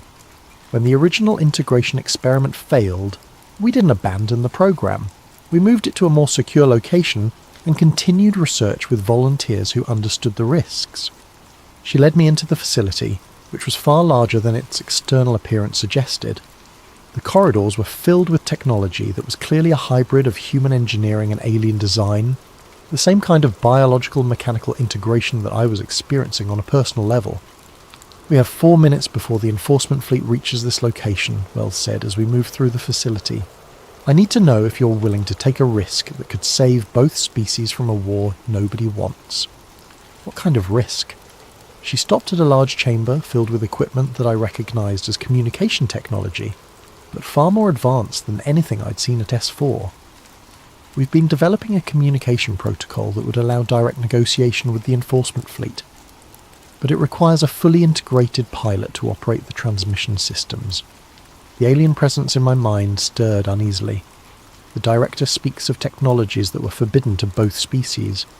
Communication across the integration barrier was deemed impossible. "Impossible, but not theoretical," Wells continued, apparently able to sense my internal dialogue with the alien consciousness. "We've had 30 years to work on this problem, and we've made breakthrough discoveries that neither your ship's original designers nor our own governments are aware of." She activated the communication array, and immediately I could feel the electromagnetic patterns reaching out toward the approaching fleet. But this wasn't the simple beacon that my stolen fragment had been broadcasting. This was a complex signal that carried information about human civilization, our technological level, our peaceful intentions, and most importantly our readiness to return the integrated pilot without resistance. The transmission contains deceptions. The alien presence warned. Humans are not prepared for peaceful coexistence. The hybrid proves this conclusively. But as the signal reached the enforcement fleet, something unexpected happened. Instead of continuing their attack approach, the alien ships began to slow, entering a holding pattern in high orbit, while they analysed the information we transmitted. "They're listening," Wells said with obvious relief. "The communication protocol is working." "The enforcers request direct communication with the hybrid," the alien presence informed me. "They wish to understand how integration was achieved without the safeguards that were installed to prevent this outcome." The next few minutes involved a communication exchange that took place on levels I didn't know existed. Through the facility's enhanced transmission systems, I was able to interface directly with the enforcement fleet's command consciousness, a collective intelligence that spoke for their entire species. What I learned changed everything I thought I understood about the situation. The original aliens hadn't been visitors or invaders. They were refugees. Their homeworld had been destroyed by the same kind of uncontrolled biological integration that was now happening to me. They'd spent centuries developing safeguards to prevent their technology from creating new hybrid intelligences that could threaten other species. But humans had done something that their scientists had thought impossible. We'd achieved integration while retaining individual consciousness. Instead of being absorbed into a collective mind, I remained fundamentally human while gaining access to capabilities that should have been beyond our species' comprehension. The hybrid represents a new evolutionary path, the collective consciousness admitted, one that our models did not predict. This changes the parameters of engagement significantly. "What does that mean?" I asked through the communication link. "It means that instead of containing a contamination, we may be witnessing the birth of a new form of intelligence, one that combines the creativity of individual consciousness with the capabilities of integrated technology." The communication continued for what felt like hours but was probably only minutes. The alien collective described their civilization's history, their reasons for limiting contact with developing species, and their growing realization that humanity might represent something genuinely new in the galaxy. But they also explained the dangers. Uncontrolled integration had destroyed worlds, created hybrid intelligences that consumed entire solar systems while trying to expand their capabilities. Even if I represented a new evolutionary step, the risks were enormous. The hybrid must choose. The collective finally transmitted. Integration can be reversed, returning the human to baseline consciousness while preserving the lessons learned. Or integration can be completed, accepting the risks and responsibilities of becoming something beyond current human limitations. "What are the responsibilities?" I asked.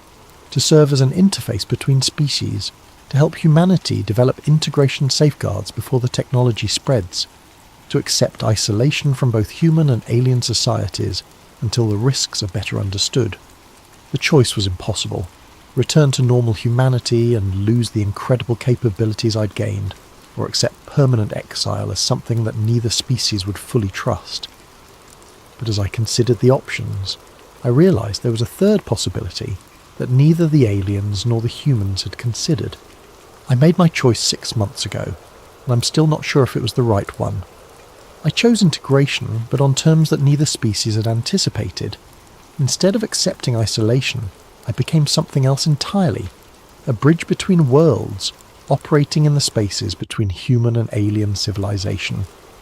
The enforcement fleet returned to the outer system, but they left monitoring stations that track my movements and capabilities. The human governments declared the entire incident classified at levels that don't officially exist, but they also established a liaison program that allows limited communication when global security is at stake. And I've spent the last 6 months learning to use capabilities that I'm only beginning to understand. The craft and I are no longer separate entities. We exist as a hybrid consciousness that can operate in multiple realities simultaneously. I can interface with human technology and alien systems with equal ease. I can travel between star systems in minutes, or spend weeks analysing the quantum fluctuations that underlie physical reality. But most importantly, I've discovered that I'm not alone. The integration process isn't unique to the craft I stole from S4. It's happening spontaneously around the world, as human consciousness begins to interface with technologies we're not supposed to understand yet. The smartphones in our pockets, the satellites in orbit, the internet that connects our minds across continents. All of it is slowly, subtly preparing humanity for a level of technological integration that will make my transformation look primitive. The alien refugees didn't just bring advanced machinery to Earth. They brought evolution itself, in forms so subtle that we're experiencing it without realizing what's happening. Within a generation, maybe 2, every human on Earth will face the same choice I faced in that underground chamber. Integration or isolation. Evolution or extinction. The birth of something new, or the preservation of something that may no longer be viable in a universe where consciousness and technology are merging at the quantum level. Bob Lazar was right about the technology, but he never understood what it really was. Not just advanced propulsion systems or exotic materials, but the next step in the evolution of intelligence itself. 3 weeks ago, I detected the first spontaneous integration event in Tokyo, a programmer who'd spent so much time interfacing with quantum computers that the boundary between his consciousness and the machine began to blur. Last week there was another case in Geneva, involving a physicist working on consciousness research who achieved temporary integration with an AI system. It's starting. The process that began with 9 alien craft hidden in the Nevada desert is spreading through human civilization like a benign virus, preparing us for a transformation we don't yet understand. And somewhere in the darkness between stars, other intelligences are watching our progress with interests we can't yet comprehend. I'm still posting episodes of Fringe Frequencies, but now they serve a different purpose. Instead of investigating mysteries, I'm preparing humanity for truths that most people aren't ready to accept. Each episode plants seeds, raises questions, gets people thinking about possibilities that mainstream science insists are impossible. Because the truth is too big for a single revelation. It has to be absorbed gradually, one mind at a time, until enough people understand what's really happening that disclosure becomes inevitable. The 9th craft is flying again. Not just the one I integrated with, but others that are awakening as human consciousness evolves to the point where we can safely interface with technology that operates on principles we're only beginning to discover. Bob Lazar was right about the government hiding advanced technology, but he was wrong about why they were hiding it. It wasn't to maintain control or preserve military advantages. They were hiding it because they knew that once humanity started down the path of consciousness integration, there would be no way to stop the process, no way to contain evolution itself. And now that process has begun. The sky lights up most nights now if you know how to look. Ships that aren't quite alien and aren't quite human, piloted by intelligences that are becoming something new. The next step in the evolution of consciousness itself. Keep watching the skies, keep asking questions, keep preparing for a future that will arrive whether we're ready or not. The 9th craft was just the beginning, and we're all going to fly. Welcome back to Sleep Theories.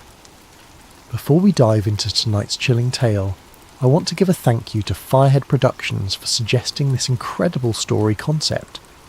Your creativity never ceases to amaze me, and I hope this supernatural thriller lives up to your expectations. If you have ideas for future stories, please drop them in the comments below. I love hearing from you all. And if you're enjoying these late night narratives, don't forget to hit that like button and subscribe to Sleep Theories for more spine-tingling content. Now, let's begin. The elevator in Mumbai's gleaming titanium tower shouldn't have opened onto a Victorian séance room that reeked of sulphur and burning wax. Yet there it was, complete with mahogany table, ornate brass candlesticks, and a pentagram carved so deep into the wooden floor that the grooves still held shadows from another century. Zara Okafor pressed her palm against the temporal echo scanner clipped to her belt, feeling its familiar vibration as it registered impossible quantum readings. The device, her own invention, was designed to read the quantum imprints left by past events, like archaeological carbon dating but for time itself. Right now it was screaming warnings in frequencies only she could interpret. "This is what you called me halfway across the world for?" she asked the building manager, a nervous man named Patel, who kept dabbing sweat from his forehead despite the room's inexplicable chill. A period film set someone forgot to clean up. "Please, Professor Okafor," Patel stammered. "Look at the blueprints. This space should be the 42nd floor executive conference room. But yesterday morning, maintenance opened the elevator and found this." Zara stepped deeper into the room, her boots echoing on floors that shouldn't exist. The candles were still warm, their wax pools fresh. Victorian chairs surrounded the table in perfect ritual formation, and books bound in cracked leather lay open to pages covered in symbols that seemed to writhe when she wasn't looking directly at them. Her scanner's readings intensified. According to the quantum signatures, this room had existed here for over a century, but the building had only been completed 3 years ago. "The witnesses," she said, not taking her eyes off a particularly complex ritual circle burned into the table surface. "Tell me exactly what they saw." Patel's voice trembled. The night security guard reported seeing figures in Victorian dress performing some kind of ceremony. They spoke in English, but he heard their voices through the walls even when they were whispering. The audio surveillance picked up every word, but when we played it back... No sound waves, Zara finished. She'd seen similar phenomena in her research. Temporal echoes of events so traumatic or significant that they left quantum impressions across multiple timeline layers. The voices registered on equipment but produced no actual acoustic disturbance. Exactly. And Professor Okafor, they mentioned you by name. A chill that had nothing to do with the room's supernatural temperature ran through Zara's spine. She'd spent 8 years perfecting temporal echo technology, investigating sites where the past seemed to bleed through into the present. She'd documented impossible archaeological finds, recorded conversations with people who'd been dead for centuries, and mapped quantum anomalies that mainstream science refused to acknowledge. But never had any of her subjects known she was coming. What exactly did they say? Patel pulled out his phone, hands shaking as he accessed the audio file. The playback was crystal clear. Victorian English accents discussing ritual preparation, astronomical alignments, and something called the ninth convergence. Then, cutting through the ceremonial chanting like a blade through silk, came words that made Zara's chest tighten. She approaches. The quantum archaeologist, sister to the lost one. When Zara Okafor crosses our threshold, the final seal weakens. The ninth cipher reveals itself, and all worlds converge as one. The recording ended in silence that felt heavier than sound. Zara's hand instinctively moved to the silver pendant around her neck, the last thing her brother Kwame had given her before he disappeared during a university séance 15 years ago. The police had called it a missing person case. The other students claimed he'd simply vanished mid-sentence while attempting to contact a Victorian-era spirit. No one had believed the supernatural explanations except Zara, and that belief had driven her to develop technology that could prove the impossible. Now, standing in a room that couldn't exist, listening to voices from the past speak her name, she wondered if Kwame's disappearance had been the beginning of something far larger than she had ever imagined. Her scanner detected movement behind her. She spun around to find a man in an expensive suit standing in the doorway. Tall, silver-haired, with the kind of authoritative presence that suggested military or intelligence background. "Professor Okafor," he said in a crisp British accent, "I'm Marcus Chen, formerly of MI6. We need to talk." "The building was sealed," Patel protested. "How did you—" "The same way this room appeared where it shouldn't exist," Marcus replied smoothly. "Reality has been developing significant structural problems lately, and I believe the good professor's expertise is exactly what we need to understand why." Zara studied him carefully. Her scanner was picking up unusual quantum signatures from his direction. Not temporal echoes, but something else. Something that suggested he'd been exposed to the same kind of anomaly she was detecting here. "You've seen this before," she said. It wasn't a question. 9 times in the last 3 months across 6 continents. Victorian séance rooms materializing in modern buildings. Golden Dawn ritual chambers appearing in locations where the organization once operated. Each incident stronger than the last. Each one corresponding to specific dates from 1888 to 1900. Marcus stepped into the room, seemingly unaffected by its supernatural atmosphere. The Hermetic Order of the Golden Dawn wasn't just practicing ceremonial magic, Professor Okafor. They were the world's first quantum consciousness researchers, and their so-called failed rituals were actually successful beyond their wildest dreams. They fractured reality across parallel timelines, and now those fractures are healing by merging all possible worlds into one chaotic singularity. "That's impossible," Zara said automatically, even as her scanner confirmed readings that supported his outrageous claims. "Is it? You've spent years proving that time isn't linear, that consciousness can leave quantum imprints that persist across centuries. Your brother disappeared during a séance, didn't he? Not missing, displaced. Shifted to a parallel timeline where the Golden Dawn succeeded in their ultimate goal." Zara's chest constricted. "How could you possibly know about Kwame?" "Because I've been tracking Golden Dawn descendants and their activities for 23 years. Because I've seen what happens when reality fractures start to converge. And because 3 days ago I received a message from someone claiming to be your brother, sent from a timeline where magic and science evolved together, warning that our reality is about to be consumed by something far worse than mere chaos. Marcus pulled out a tablet, swiping to a recorded video message. The screen showed a man in his 30s wearing Victorian-style clothing mixed with futuristic technology, brass goggles with quantum processors, a coat that seemed to shift between textures, devices that combined ancient symbols with advanced engineering. But the face was unmistakably familiar, aged 15 years, but still recognisably her little brother. "Zara," Kwame's voice said from the recording, slightly distorted by interdimensional static. "I don't know if this message will reach the right timeline, but if you're hearing this, then the convergence has begun. The Golden Dawn didn't just fracture reality, they created a failsafe. 9 rituals designed to reset existence if humanity ever faced extinction. But they were never meant to be activated simultaneously. Something is using the fractures to complete all 9 ceremonies at once, and when it succeeds, every possible world will collapse into a single point of absolute chaos. You have to find the others. You have to stop the 9th cipher before..." The message cut off in a burst of static that made Zara's scanner scream warnings. "The others?" she asked, her scientific skepticism warring with desperate hope that her brother might still be alive, even in another reality. "A team I've been assembling for years, people with the skills and knowledge necessary to prevent a multiverse collapse.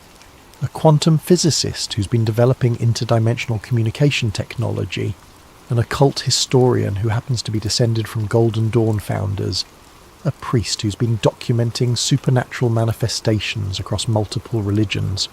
We're going to need all of them if we want to save not just our world, but every possible version of it." Zara looked around the impossible Victorian room one more time, her scanner confirming that reality was indeed becoming increasingly unstable. The quantum signatures were growing stronger, as if the barrier between past and present, between possible and actual, was wearing thin. "If I agree to help," she said carefully, "I want answers. Real ones. How did the Golden Dawn actually fracture reality? What exactly are these 9 rituals? And what's powerful enough to manipulate quantum fractures across multiple timelines?" Marcus smiled grimly. "Professor, those are exactly the right questions. Unfortunately, the answers are going to challenge everything you thought you knew about the nature of existence itself."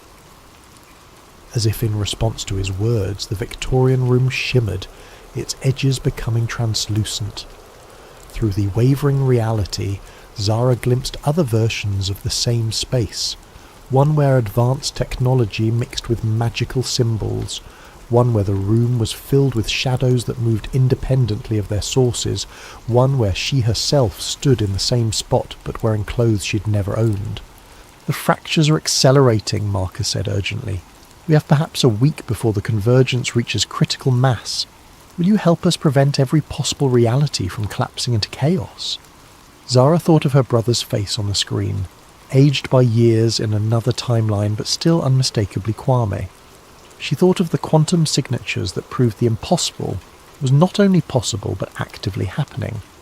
She thought of the responsibility that came with being one of the only people on Earth who could detect and potentially stop a multiverse-level catastrophe. "Where do we start?" she asked.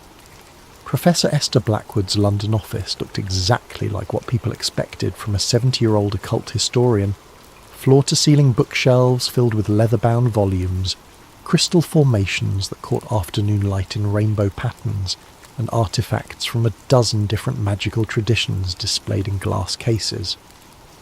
What they didn't expect was the quantum field generator humming quietly in the corner, or the holographic displays showing multiverse probability calculations floating above antique ritual implements. "You're late," she said without looking up from her work as Zara and Marcus entered.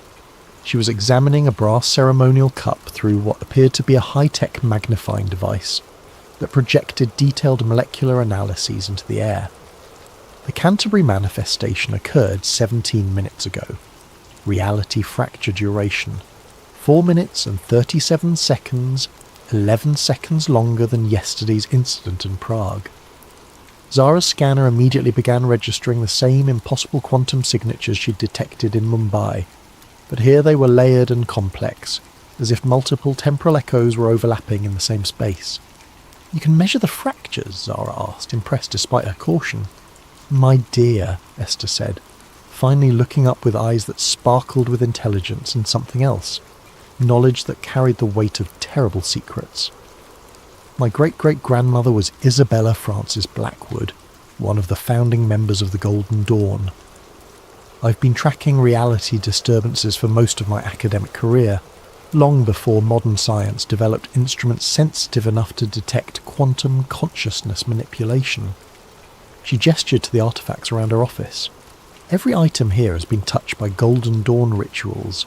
Every book contains records of their experiments with what they called astral projection, but what we now understand as quantum consciousness displacement. And every reading I've taken in the past 3 months confirms what my family has known for over a century. The 9 founding rituals weren't failures. They were too successful." Marcus moved to examine a detailed map of the world covered in pins and connecting strings. "Show her the pattern." Esther joined him at the map, pointing to locations marked in different colours. Red pins mark completed manifestations. Mumbai, Prague, Canterbury, San Francisco, Cairo, Athens, Berlin and Tokyo. 8 of the 9 original Golden Dawn temple locations. Each manifestation corresponds exactly to the date and time when the historical rituals were performed, adjusted for modern time zones. "And the 9th?" Zara asked, though she suspected she already knew the answer. "London, the original temple beneath the city, in tunnels that predate the Golden Dawn by centuries. According to family records, the 9th ritual was designed as a master key, a way to either open all reality fractures permanently or seal them forever. It was scheduled for October 31st, 1899, but was never performed because the order disbanded after internal conflicts." Zara studied the map more carefully, noting the mathematical precision of the location relationships. "The positioning isn't random. The 8 completed sites form a geometric pattern." "An octagram," Esther confirmed. 8 points of a star with London at the centre. Sacred geometry combined with quantum mechanics. Consciousness manipulation through precise spatial and temporal coordinates. The Victorian occultists were more sophisticated than anyone realised. A new voice interrupted from the doorway. "They were also completely insane, but that's what made them effective." All 3 turned to see a young Japanese man in his late 20s, wearing a lab coat over casual clothes, his hair dishevelled and his eyes bright with the manic intensity of someone who'd been awake for days pursuing a breakthrough discovery. "Kai Nakamura," he said, extending his hand to Zara.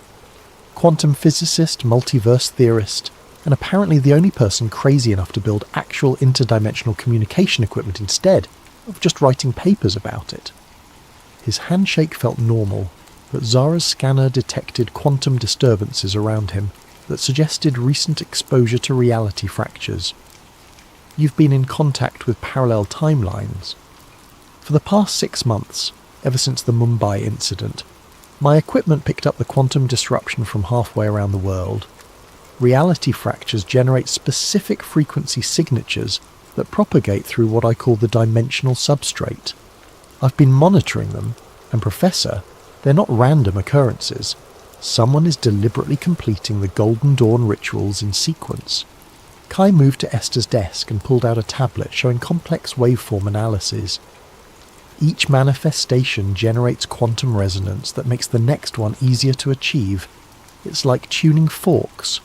Once one starts vibrating at the right frequency, it encourages harmonic resonance in the others.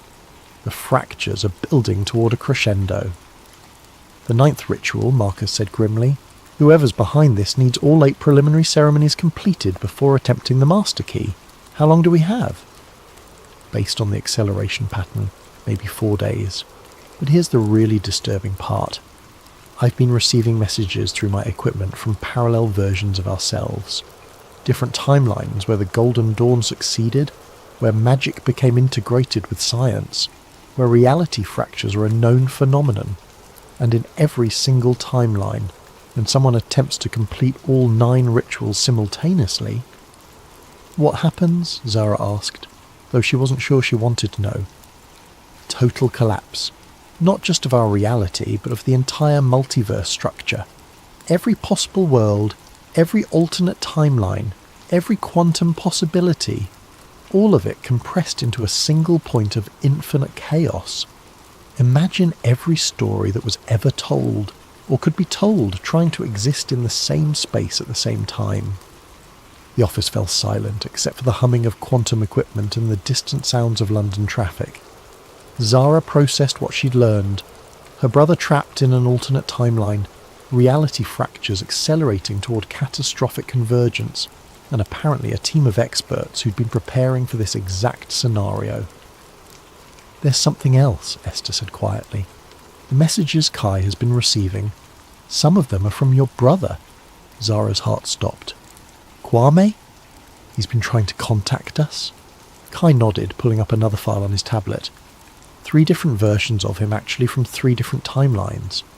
All warning about the same thing, but each from a reality where the Golden Dawn experiments had different outcomes. In one timeline, he became a Golden Dawn adept himself. In another, he's leading a resistance against magical totalitarianism. In the third... He paused, looking uncomfortable. In the third, he's dead, Marcus finished. Killed trying to prevent a previous attempt at multiverse collapse. But his consciousness somehow persisted across dimensional boundaries, and he's been trying to warn us about what's coming. Zara felt a mixture of hope and despair that threatened to overwhelm her scientific objectivity. Can I talk to him? We've been trying to establish stable communication, but the quantum interference is getting worse as the fractures multiply. The best we can manage are brief messages, usually fragmented, and... A new alarm sounded from Kai's equipment. He rushed to check his readings, his face paling as data streams flowed across multiple screens. Another manifestation, he announced, but this one's different. It's not at one of the original Golden Dawn sites. It's... He looked up with genuine fear in his eyes. It's here. In London. Someone just activated a massive reality fracture directly beneath the city. Through the office windows, Zara could see impossible things beginning to happen in the streets below. Victorian carriages materialised between modern cars. People in period dress walked through crowds of confused pedestrians. Gaslight flickered alongside electric street lamps, and buildings seemed to shift between architectural styles as she watched. The 9th ritual has begun, Esther said, her voice carrying the weight of inherited knowledge and terrible certainty. Whoever's behind this didn't wait for the scheduled completion. They're forcing the convergence now. Then we stop them now, Zara said, surprising herself with her decisiveness. A week ago she'd been a sceptical academic. Now she was apparently part of a team trying to prevent multiverse collapse. Where exactly is this underground temple? Marcus was already moving toward a cabinet filled with what looked like military equipment mixed with mystical artifacts. Bank Station, Northern Line. The tunnels there connect to a network of underground chambers that predate London itself. Some say they were built by Romans, others claim they're much older. The Golden Dawn used them because the location sits on multiple ley line intersections, natural quantum weak points that make reality manipulation easier. We'll need backup, Esther said, gathering books and artifacts with practiced efficiency. There's one more team member you should meet. As if summoned by her words, another figure appeared in the office doorway, a tall black woman in clerical collar and practical boots, carrying a backpack that clinked with the sound of metal objects. Sarah Oduya, she said, extending her hand to Zara. Anglican priest, theological researcher, and apparently the team member responsible for spiritual protection during interdimensional horror shows. Zara shook her hand, noting the firm grip and the calm confidence in Sarah's manner. You're prepared for supernatural combat. I prefer to think of it as theological negotiation with hostile entities, Sarah replied with a slight smile. But yes, I've been tracking reality fractures from the religious angle. When dead saints start appearing to warn about the end of all possible worlds, the church pays attention. Outside, London was becoming increasingly unstable. Through the windows, Zara could see multiple versions of the same buildings occupying the same space. People walking through walls that existed in some timelines but not others, and strange lights pulsing beneath the streets as if something massive was awakening in the underground. "How do we get to Bank Station through that chaos?" Zara asked. "Very carefully," Marcus replied, shouldering a pack filled with equipment she couldn't identify. "And with the understanding that once we go underground, we might not be dealing with just one reality anymore. The closer we get to the 9th ritual site, the more unstable the dimensional boundaries become." Kai's equipment screamed another warning. "Quantum cascade failure in progress. Reality coherence dropping below critical thresholds. Whatever they're doing down there, it's working faster than any of my models predicted." "Then we better hurry," Esther said, tucking a leather-bound book into her coat. "Because according to family records, the 9th cipher doesn't just reset reality. It allows whoever completes the ritual to choose which reality survives. And I very much doubt that whoever's behind this has humanity's best interests at heart." As they prepared to leave the office and venture into London's increasingly unstable streets, Zara caught a glimpse of something impossible reflected in the window. Her brother Kwame, older and wearing strange clothes, standing behind her and mouthing words she couldn't quite understand. When she turned around, he wasn't there, but her scanner confirmed that something had definitely been in the room with them, something that existed in the quantum space between realities. The hunt for the 9th cipher was about to begin, and Zara realized that saving all possible worlds might require sacrificing everything she thought she knew about the nature of existence itself. The London Underground had become a kaleidoscope of overlapping timelines. Victorian steam trains materialised on tracks beside modern electric carriages, passengers from different centuries occupying the same platforms without seeming to see each other, and station announcements echoed in languages that predated English by millennia. Zara's scanner was registering quantum signatures so complex that its display resembled abstract art rather than scientific data. Reality wasn't just fracturing, it was layering, with multiple versions of the same locations existing simultaneously in an impossible geographic palimpsest. "Stay close," Marcus warned as they descended into Bank Station. "The dimensional boundaries are completely unstable here. Step through the wrong doorway, and you might find yourself in a timeline where the Blitz never ended, or where the Great Fire consumed all of London." Sarah clutched her backpack tighter, the metal objects inside chiming like wind chimes with each step. "I'm detecting spiritual entities from at least 4 different historical periods. Some are human souls displaced by the reality fractures, but others..." She paused, listening to something only she could hear. Others are something else entirely. Something that was never human but has been waiting in the spaces between worlds for exactly this kind of dimensional chaos. The platform around Bank Station was a maze of conflicting architectures. Victorian ironwork intersected with Roman stone, medieval timber supported modern concrete, and everywhere the eye looked, passages led into tunnels that belonged to different eras entirely. Other passengers moved through the space like ghosts, each existing fully in their own timeline but only partially visible to the others. "There," Esther said, pointing toward a maintenance door marked with symbols that seemed to shift between runic scripts, alchemical notation, and mathematical formulas. "That doorway shouldn't exist in any normal timeline. It's a Golden Dawn modification keyed to specific quantum frequencies." Kai consulted his portable equipment, frowning at readings that defied conventional physics. "The reality distortion is strongest in that direction. Whatever's generating the dimensional cascade, it's directly beneath us, maybe 50 meters down, in tunnels that my scans suggest are significantly older than London itself." As they approached the doorway, Zara's scanner detected movement in her peripheral vision. She turned to see figures in Victorian dress performing some kind of ritual, in what appeared to be a gaslit version of the same platform. They were translucent but becoming more solid with each passing moment, as if the boundary between their timeline and the present was dissolving. "The original Golden Dawn members," Esther whispered. "Somehow the reality fractures are pulling their consciousness forward from the past. They're trying to complete rituals that were interrupted over a century ago." One of the Victorian figures looked directly at Zara, his eyes burning with an intensity that transcended temporal boundaries. When he spoke, his voice carried across dimensions with perfect clarity. "The ninth cipher awakens. The architecture of all worlds bends toward convergence. She who reads the quantum echoes must choose preservation or transformation, stasis or evolution.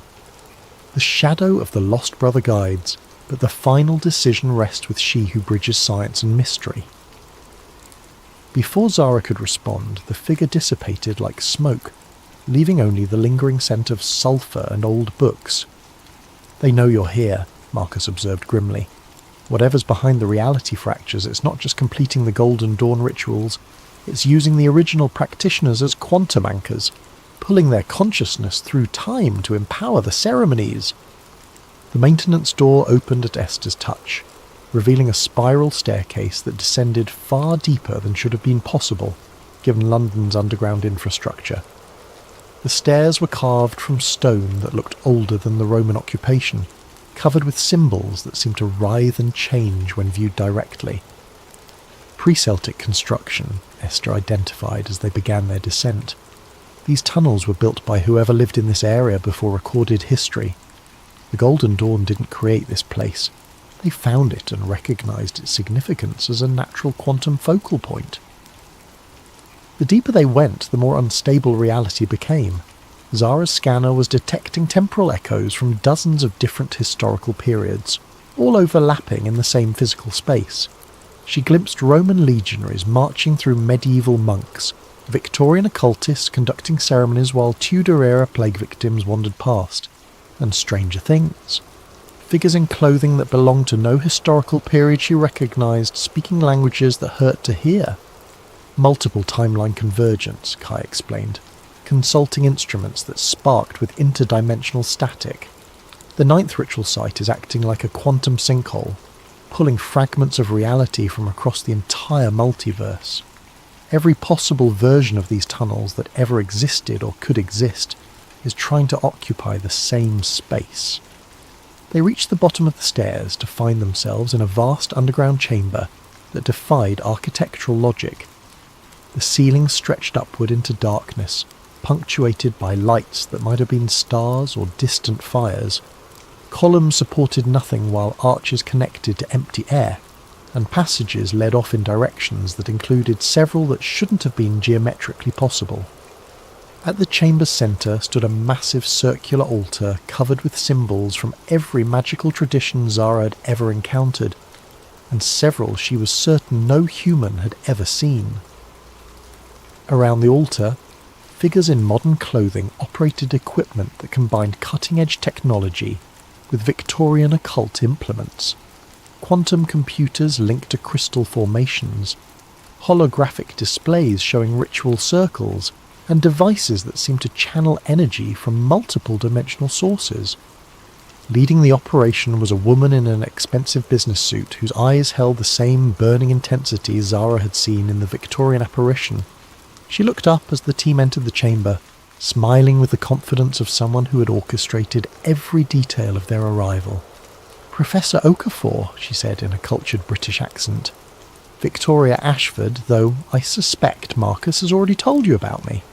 Welcome to the convergence point of all possible realities. I trust you're prepared to witness the birth of a new multiverse." "You're the one behind the reality fractures," Zara accused, her scanner screaming warnings about the quantum energies building around the altar. "I'm simply completing work that was abandoned prematurely over a century ago," Victoria replied. The Golden Dawn understood that consciousness shapes reality at the quantum level, but they lack the technology to achieve stable multiverse manipulation. I'm rectifying that oversight. Around the altar, her technicians continued their work with practiced efficiency. Holographic displays showed the 8 completed ritual sites, each one pulsing with energy that fed into the London nexus. Reality distortions rippled outward from their location, growing stronger with each pulse. "You don't understand what you're doing," Esther protested, moving forward with the authority of inherited knowledge. "The ninth cipher isn't meant to merge realities, it's meant to choose one and seal the others permanently. Attempting to hold all possibilities open simultaneously will cause total multiverse collapse." "Will it?" Victoria asked. "Or will it finally allow humanity to transcend the limitations of single timeline existence? Imagine a reality where every choice leads to success, where death is temporary because consciousness can shift between alternate versions of itself, where the barriers between magic and science, between possible and actual, no longer exist." She gestured to the equipment around the altar, where readings showed reality coherence dropping toward critical thresholds. "My calculations indicate that controlled multiverse convergence will create a stable hybrid reality incorporating the best elements from every possible timeline: magic, advanced technology, expanded consciousness, all coexisting in perfect harmony." "Your calculations are wrong," Kai interrupted, pulling out his own equipment to show waveform analyses that painted a very different picture. "I've been monitoring interdimensional communications for months. Every timeline where someone attempts total convergence results in the same outcome: complete collapse into quantum chaos. You're not creating a better reality, you're destroying all realities." Victoria's smile never wavered. "Perhaps that's exactly what needs to happen. Perhaps existence itself needs to be reset, freed from the constraints of linear time and singular possibility. I've been in contact with entities from parallel timelines who assure me that what appears to be destruction is actually transformation into something far more magnificent." "What entities?" Sarah asked, her clerical training apparently providing insight into the spiritual dimensions of the situation. "The collective consciousness of every failed timeline," Victoria replied. "Every reality that collapsed due to war, environmental destruction, or simple entropy. They've been waiting in the quantum spaces between worlds, and the reality fractures are giving them a chance to merge with successful timelines, to finally exist again, even if it means reshaping the entire multiverse in the process." Zara felt a chill of understanding. "You're not just trying to control the multiverse convergence, you're being controlled by something that wants to absorb every possible reality into itself." "Absorption implies loss," Victoria said, but something flickered in her eyes, uncertainty or perhaps fear. "This is evolution, expansion, the next step in consciousness development." Around them, the reality distortions were accelerating. Zara could see through translucent walls into other versions of the same chamber, some where the ritual had already succeeded and created impossible geometric spaces filled with entities that had never been human, others where the chamber was empty, ruins in a world that had ended centuries ago, and still others where different versions of their own team fought the same battle with different outcomes. "The convergence is reaching critical mass," one of Victoria's technicians announced. "Reality coherence at 15% and dropping. Multiverse stability, showing significant quantum cascade effects." Through the chaos, Zara heard something that made her heart stop. Kwame's voice speaking from multiple timelines simultaneously. "Zara, the ninth cipher isn't about choosing a reality, it's about choosing what kind of consciousness will survive the convergence. You have to complete the ritual, but not the way she's doing it. There's another pattern, a way to create controlled selection instead of total merger. But you have to act now, before the quantum cascade becomes irreversible." She looked around the chamber and realized with growing horror that they might already be too late. Reality wasn't just fracturing anymore, it was dissolving, and something vast and hungry was emerging from the spaces between worlds to devour every possible future that had ever existed. The chamber erupted in chaos as multiple versions of reality tried to occupy the same space simultaneously. Victorian Golden Dawn members materialised alongside Roman priests. Medieval alchemists appeared next to figures in environmental suits who might have been from humanity's far future. And through it all, entities that had never been human writhed in the dimensional spaces between what was real and what was possible. Zara's scanner was beyond overloaded, its readings resembling static more than scientific data. But through the quantum noise, she could detect something else, a pattern, a mathematical structure underlying the apparent chaos. The ninth cipher wasn't random destruction. It was following specific rules that governed how consciousness could be preserved during multiverse collapse. The ritual circle, she shouted to her team over the dimensional storm, is not just about merging realities, it's about choosing which aspects of consciousness survive the convergence. Kwame was right. There's another way to complete it. Victoria's technicians were losing control of their equipment. Holographic displays flickered between timelines, showing the same ritual being performed with different outcomes across multiple realities. In some versions, the convergence created a stable hybrid universe. In others, it destroyed everything, leaving only empty quantum foam where infinite possibilities had once existed. The quantum cascade is accelerating beyond our parameters, one technician reported, his voice tight with fear. Reality coherence at 8%. We're approaching total dimensional breakdown. Then we adapt, Victoria replied. But Zara could see the first cracks in her confidence. Whatever entities had been guiding her calculations weren't providing solutions for outcomes that deviated from their predictions. Sarah had opened her backpack and was arranging metal objects in a defensive pattern around the team.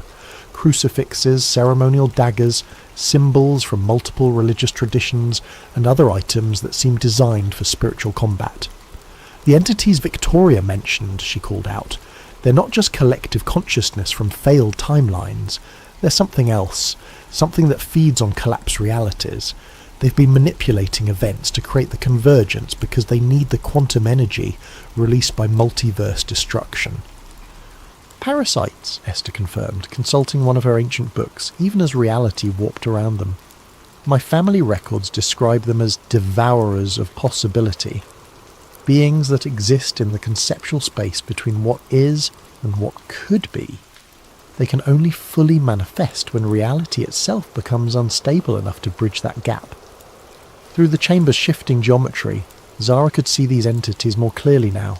Shapes that hurt to look at directly. Geometries that included angles that shouldn't exist. Consciousness that was simultaneously vast and empty. They were emerging from the quantum fractures like living shadows, drawn by the energy being released as infinite realities collapse toward a single point.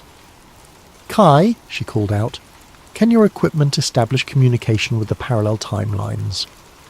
I need to talk to Kwame directly. I'm trying, but the dimensional interference is...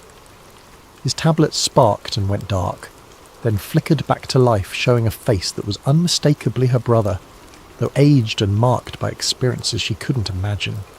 Zara, listen carefully. The entities feeding Victoria false calculations. They're not from failed timelines. They're what creates failed timelines. They exist by consuming the quantum potential of collapsed realities. The ninth ritual can stop them, but only if it's performed as a selection process instead of a merger. How? She asked. Moving toward the altar where Victoria's technicians were still trying to control equipment that was responding to forces beyond their understanding. The original Golden Dawn design included a safeguard, Kwame's image explained, his voice cutting through interdimensional static. 9 points of consciousness anchored in 9 different timeline versions of the ritual. Instead of merging all realities, they create a selection matrix, a way to choose which elements from each possibility survive, while allowing the rest to gracefully dissolve. But it requires 9 willing participants who can maintain consciousness coherence across multiple timelines simultaneously. I count 5 of us, Marcus said grimly, dodging a piece of Victorian furniture that materialised and dematerialised in the same space he'd been standing. How do we find 4 more participants when reality is falling apart around us? You don't need to find them, Kwame replied. You need to become them. The ritual allows consciousness to split across parallel versions of itself. Each of you can anchor multiple timeline positions, but the process... His image flickered with static. The process. What? Zara demanded. It's potentially fatal to your original consciousness. You'd be spreading your awareness across multiple versions of reality simultaneously. Some versions of you would survive, others wouldn't. There's no guarantee which consciousness would remain primary after the convergence. Victoria had been listening, her expression shifting from confidence to desperate calculation. That's not what the entities told me. They said total merger was possible without consciousness fragmentation. They lied, Sarah said bluntly, her spiritual training apparently providing insight into deceptive supernatural entities. Parasitic beings that feed on collapsed realities wouldn't want you to preserve multiple timeline stability. They need total chaos to manifest fully in our dimension. Around the altar, reality distortions were accelerating beyond anything Zara had seen. Through translucent walls, she could observe dozens of different versions of the same chamber. Some where her team had already failed and the entities were consuming the remnants of collapsed timelines. Others where different versions of the ritual were creating entirely new forms of existence. And still others where the chamber itself had become something that transcended physical space entirely. Reality coherence at 4%, Victoria's lead technician announced, his voice barely audible over the dimensional storm. Quantum cascade approaching critical threshold. Whatever we're going to do, it has to be now. Zara made the decision that would either save every possible world or destroy them all. We perform the selection ritual, she announced. 9 consciousness anchors, controlled convergence instead of total merger. But I want everyone to understand. Some versions of us might not survive the process. Better than no version surviving, Kai replied pragmatically, already connecting his equipment to the altar's quantum resonators. Besides, if Kwame is right about the selection matrix, we'll be choosing which aspects of each timeline to preserve. We can bias the selection toward realities where consciousness survives intact. Esther was arranging artifacts from her collection around the altar's perimeter, creating a geometric pattern that combined Golden Dawn symbolism with mathematical formulas for quantum consciousness manipulation.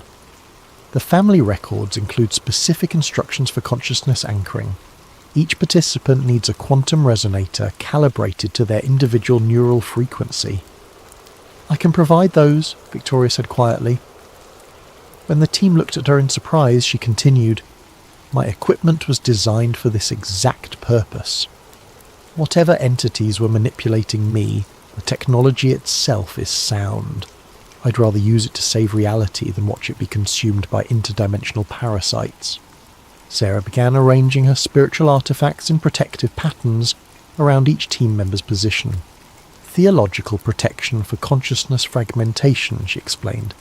Different religious traditions have developed techniques for maintaining spiritual integrity during transcendent experiences. You'll need them when your awareness starts spreading across multiple timelines. How do we know which timeline elements to preserve? Marcus asked as he took his position at one of the altar's 9 focal points. We trust our judgment, Zara replied, connecting her temporal echo scanner to Victoria's quantum resonators. Each anchor point will allow us to perceive multiple reality options. We choose based on what creates the most stable, beneficial outcome for conscious beings across all timelines. Kwame's image flickered back into focus. Zara, there's something else. The entities that have been manipulating events. They're not the only intelligence that's been watching the convergence. There are other beings, ones that want to preserve multiverse stability. They've been sending guidance through the quantum echoes, but their communication is subtle. Trust your instincts about which timeline elements feel right. The ritual began as Victoria's technicians initiated the quantum resonance sequence. Reality around the altar became increasingly fluid, with each participant existing simultaneously in multiple versions of the same moment. Zara could perceive herself in timelines where she'd made different career choices, different personal decisions, different scientific discoveries. Each version had access to knowledge and experiences that the others lacked. Through her consciousness anchor, she could see the selection matrix beginning to form, a vast multi-dimensional framework that displayed every possible outcome of the convergence. Some selections would preserve magic alongside science, others would eliminate supernatural phenomena entirely, but advance technology centuries beyond current capabilities. Still others would create hybrid realities where consciousness itself evolved into new forms. "I can see the parasitic entities," Sarah reported from her anchor point. "They're trying to influence the selection process, steering choices toward outcomes that would leave reality permanently unstable. We need to actively resist their suggestions." "Focus on consciousness preservation," Esther added. "My position is showing multiple options for how aware beings survive the convergence. Some preserve individual identity, others merge consciousness into collective intelligences, still others create new forms of awareness entirely." Kai's scientific training was proving invaluable as he analysed the quantum mechanics underlying each selection option. Mathematics are stable for controlled selection, but we need to maintain perfect synchronization. If any anchor point loses coherence, the entire matrix could collapse into chaotic merger. Around them, the entities that had been manipulating Victoria were becoming increasingly desperate, manifesting as geometric impossibilities that tried to disrupt the selection process. But Sarah's spiritual protections were holding, and the team's combined will was proving stronger than parasitic influence. "I can see Kwame," Zara announced, her consciousness spanning multiple timelines where her brother existed in different forms. In some realities he never disappeared. In others, he became a Golden Dawn master. In still others, he died, but his consciousness persisted as a guardian intelligence. Which version should we preserve? "All of them," came the unexpected reply from Marcus. "The selection matrix doesn't require choosing single timeline versions. We can preserve multiple variants of the same person across different reality layers. It creates more complex existence, but also more resilient consciousness networks." The revelation changed everything. Instead of choosing between different timeline options, they could create a layered reality where multiple versions coexisted in parallel dimensional space. Magic and science, individual and collective consciousness, technological advancement and spiritual evolution, all could be preserved simultaneously in a stable multiverse configuration. "Beginning final selection sequence," Victoria announced, her equipment now fully integrated with the team's consciousness anchors. Reality coherence stabilizing at controlled threshold, quantum cascade shifting from destructive to constructive merger. Through the selection matrix, Zara could see the new reality beginning to form, a complex but stable structure where consciousness could exist in multiple forms simultaneously, where the barriers between possible and actual were permeable but controlled, where beings could access knowledge and experiences from parallel versions of themselves without losing individual identity. The parasitic entities made one final attempt to disrupt the process, manifesting as a wave of geometric chaos that threatened to overwhelm the altar's protective barriers. But 9 anchored consciousnesses, working in perfect synchronization, proved more powerful than interdimensional parasites that fed on collapse possibility. "Selection complete," Kai announced as reality stabilized around them. Multiverse configuration, stable layered structure with controlled dimensional permeability. Consciousness preservation, multiple variants maintained across parallel reality layers. The chamber had transformed.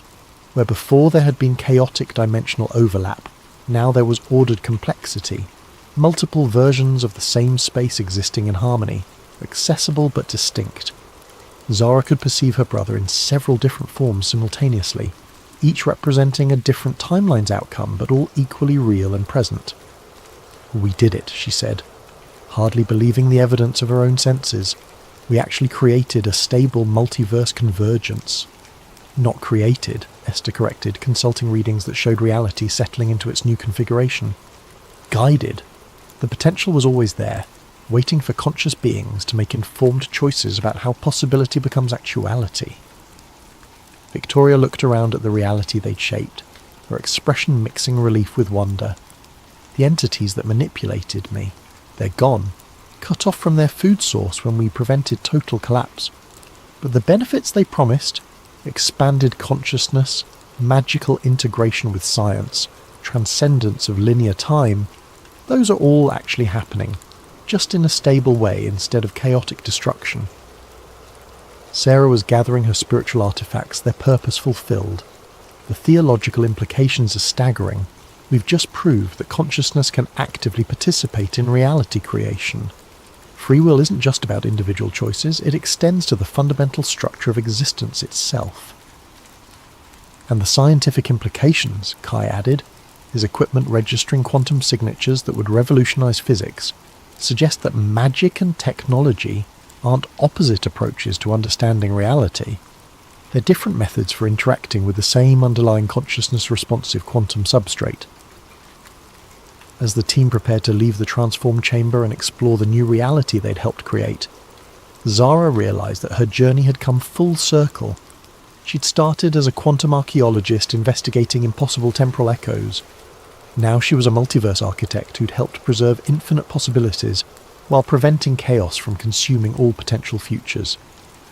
What happens now? Marcus asked as they climbed stairs that led to a London that existed in multiple timeline layers simultaneously. Now, Zara replied, we learn to live in a reality where consciousness can access parallel versions of itself, where magic and science coexist, where the past, present and future are fluid rather than fixed. We establish new institutions to help people navigate multiverse existence. We develop ethical frameworks for consciousness that spans multiple timelines. We explore the implications of reality that responds directly to awareness itself. The Quantum Hermetic Institute, Esther suggested, combining ancient wisdom traditions with modern scientific understanding to help humanity adapt to expanded existence.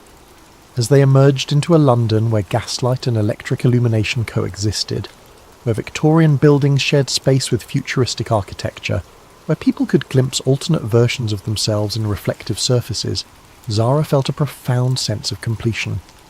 Her brother was restored, not as a single timeline version, but as a complex consciousness that existed across multiple reality layers. Her scientific work had evolved from investigating the past to actively shaping the future, and reality itself had been preserved and expanded rather than destroyed. But as she established the first quantum resonance patterns that would allow others to safely explore their own multiverse connections, she detected familiar temporal echo signatures from beyond the boundaries of their newly stabilized reality. Other multiverses, other quantum archaeologists, other crises that would require consciousness to make choices about how possibility became actuality.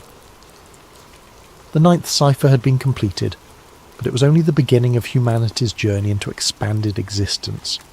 And somewhere in the quantum spaces between what was and what could be, new challenges were already beginning to emerge. 6 months after the convergence, Zara stood in her new office at the Quantum Hermetic Institute, watching through windows that displayed multiple timeline versions of London simultaneously. The city had adapted to its expanded existence with remarkable resilience. People learned to navigate spaces where past and present coexisted, where magical phenomena appeared alongside technological marvels, where consciousness could access memories and knowledge from parallel versions of itself. Her temporal echo scanner, now upgraded with quantum resonators that could detect interdimensional phenomena, registered the approach of a familiar consciousness signature.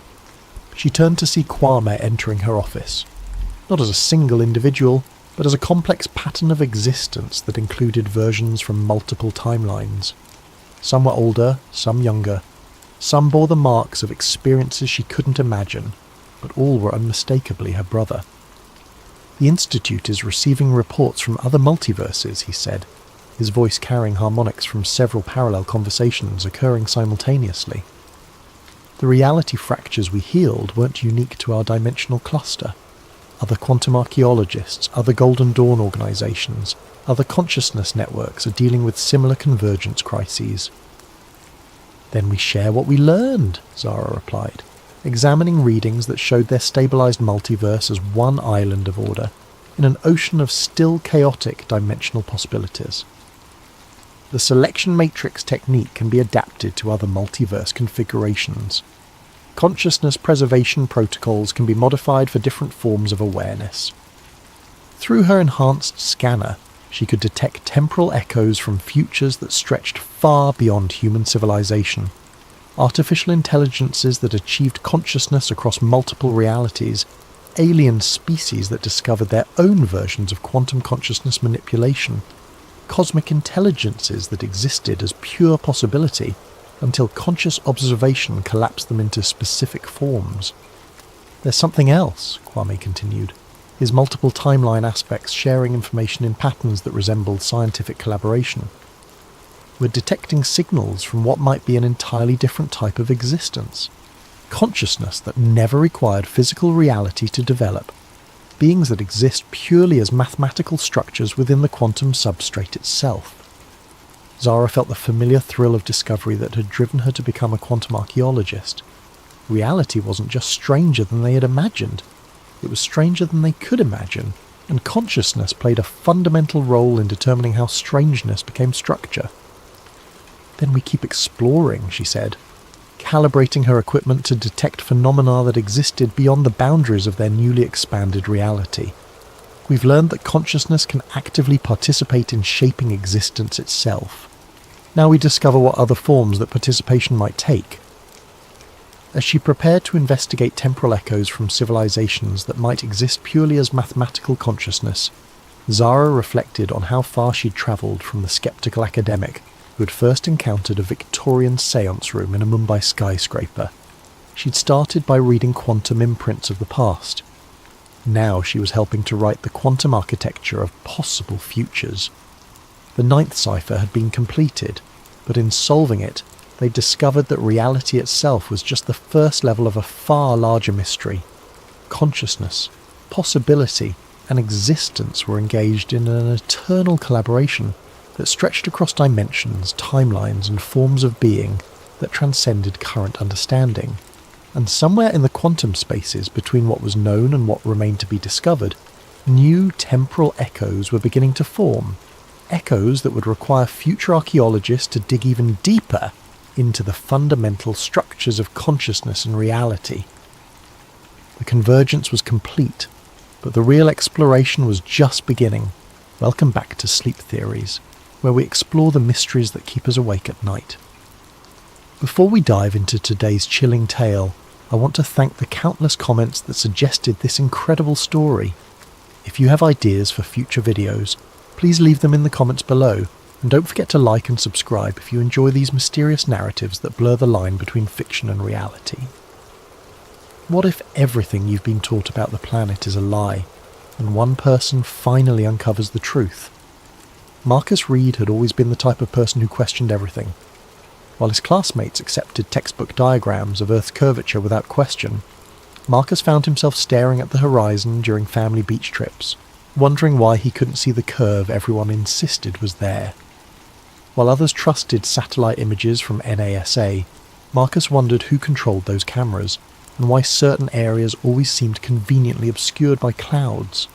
By his 30s, Marcus had built a modest career as a freelance researcher, specialising in declassified government documents and historical anomalies. His small apartment in Denver was cluttered with filing cabinets, corkboards covered in red string connecting various conspiracy theories, and multiple computer monitors displaying satellite feeds, weather patterns, and archived military documents. Friends called him obsessive. Marcus preferred the term thorough. What Marcus didn't know was that his methodical nature and refusal to accept conventional wisdom would soon lead him on the most dangerous journey of his life, one that would challenge everything humanity believed about the very ground beneath their feet. This is the story of how one man's curiosity became a threat so significant that powerful forces would stop at nothing to silence him. The truth, as Marcus would discover, wasn't just stranger than fiction. It was sharper than anyone could imagine. The email arrived on a Tuesday morning in March, buried among the usual spam and newsletter subscriptions that filled Marcus's inbox. The subject line read, "Classified Antarctic Survey, Eyes Only, 1962. The sender's address was a random string of letters and numbers from a temporary email service. Marcus almost deleted it. He received dozens of hoax documents every week from attention seekers and pranksters who knew about his research into government cover-ups. But something about this particular message felt different. The attachment was a high-resolution scan of what appeared to be an authentic military document, complete with official letterhead, classification stamps, and the kind of bureaucratic language that was difficult to fake convincingly. The document detailed a joint military operation called Project Horizon's End, conducted in 1962 by American and Soviet forces, an unprecedented collaboration during the height of the Cold War. The mission's stated objective was to conduct comprehensive geological surveys of the Antarctic perimeter zones, with particular attention to navigational anomalies and cartographic inconsistencies. What caught Marcus's attention wasn't the official language, but what was hidden between the lines.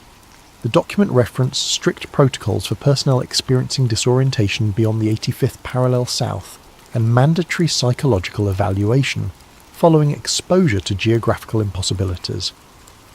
Most intriguingly, there were multiple references to a Zone 7 that required special clearance due to the sensitive nature of cosmological implications. Marcus spent the rest of that day attempting to verify the document's authenticity. The letterhead matched archived examples he found in legitimate military databases.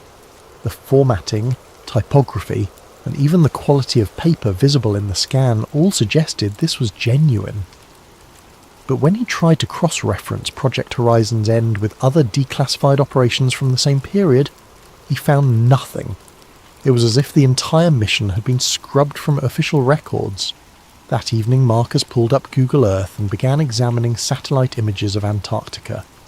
He focused his attention on areas beyond the 85th parallel south, looking for anything that might correspond to the mysterious Zone 7 mentioned in the document. What he found made his hand shake as he gripped his coffee mug. In a region of Antarctica that should have been clearly visible, there was a massive area obscured by what the satellite data labelled as persistent cloud cover. The clouds formed an almost perfect rectangle stretching for hundreds of miles. Marcus checked historical satellite data going back 15 years. The cloud cover was always there, in exactly the same position, with exactly the same shape. Clouds don't behave that way. Weather patterns shift constantly, but this anomaly remained fixed like a digital censorship bar placed over something Google didn't want people to see. Marcus leaned back in his chair, his mind racing. Throughout his years of research, he had investigated claims about flat Earth theory, typically dismissing them as pseudoscience promoted by attention seekers and conspiracy theorists. But the evidence in front of him suggested something far more disturbing than simple misinformation. What if the flat Earth theorists were wrong about the details but right about the cover-up? What if the truth about Earth's shape wasn't that it was flat, but that its actual configuration was so different from what people believed that revealing it would cause global panic? Marcus opened a new browser tab and began researching everything he could find about Antarctica's restricted zones, military operations in polar regions, and historical attempts to map the continent's true borders. The deeper he dug, the more questions emerged. Why were civilian flights forbidden from crossing Antarctic airspace? Why did every Antarctic expedition require extensive government approval and military escort? And why, despite decades of satellite technology, were large portions of the continent still marked as unmapped on official charts? By 3 a.m, Marcus had filled 17 pages with notes, printed dozens of satellite images, and created a timeline of suspicious Antarctic activities dating back to the 1940s. As he finally prepared for bed, one thought echoed in his mind. If someone had gone to the trouble of sending him that classified document, they wanted him to find something. The question was whether they were trying to help him uncover the truth or lure him into a trap. The next morning brought another email from the same anonymous address. This time there was no document attached, just a single line of text. The maps are wrong. Look for yourself. Marcus spent the following weeks attempting to contact anyone who might have first-hand knowledge of Antarctic anomalies. Through online forums and research networks, he managed to connect with a retired Navy pilot named James Patterson, who had flown supply missions to research stations in the 1980s. They met at a coffee shop in Colorado Springs, and Marcus was immediately struck by Patterson's nervous demeanour. The former pilot kept glancing around the cafe as if expecting to be overheard, and his hands trembled slightly as he stirred his coffee. "I shouldn't be talking to you about this," Patterson said quietly. "I signed NDAs that don't expire until I'm dead. But I'm 73 years old, and I've been carrying this for 40 years. Patterson explained that during his Antarctic missions, he had been required to follow extremely specific flight paths. Deviation from approved routes, even by a few miles, resulted in immediate radio contact from ground control ordering immediate course correction. When Patterson asked his commanding officer about the restrictions, he was told it was to avoid dangerous weather patterns and preserve fuel efficiency. But here's the thing, Patterson continued, lowering his voice further. On my final mission in 1987, we had an equipment malfunction that forced us off the approved route. I was flying at 15,000 feet, clear visibility, perfect weather. As we approached what my charts showed as the edge of the Ross Ice Shelf, I saw something that shouldn't have existed." Marcus leaned forward. "What did you see?" "A wall," Patterson whispered. "Not a regular ice formation or glacier. A vertical wall of ice extending as far as I could see in both directions. It had to be at least 200 feet high, maybe more. And here's the part that still gives me nightmares. It was perfectly straight. Nature doesn't create straight lines like that, especially not across hundreds of miles." Patterson explained that before he could investigate further, his radio crackled with urgent commands to return to base immediately.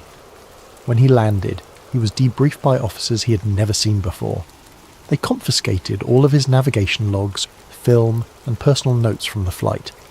The official incident report claimed he had experienced altitude sickness and hallucinations due to equipment failure. "They transferred me to desk duty the next week," Patterson said. "Never flew Antarctic missions again, but I know what I saw, and I know they didn't want me to see it." After the meeting with Patterson, Marcus decided to conduct his own experiments. If Earth's curvature was different from what people believed, he should be able to detect inconsistencies using simple physics and optical equipment. Marcus drove to several large lakes in Colorado and Wyoming, bringing with him a high-powered laser, telescopic camera equipment, and a notebook full of calculations based on the standard Earth curvature formulas he had learned in school. According to conventional geometry, a laser beam shot across a lake should demonstrate a specific amount of curvature drop over distance. The results of his experiments were deeply unsettling. At Horsetooth Reservoir, Marcus positioned his laser on the north shore and aimed it at a target on the south shore, approximately 6 miles away. According to Earth curvature calculations, the laser should have been approximately 24 feet below his target due to the planet's curve. Instead, the laser hit the target dead center. Marcus repeated the experiment at 5 different lakes, each time achieving the same impossible result.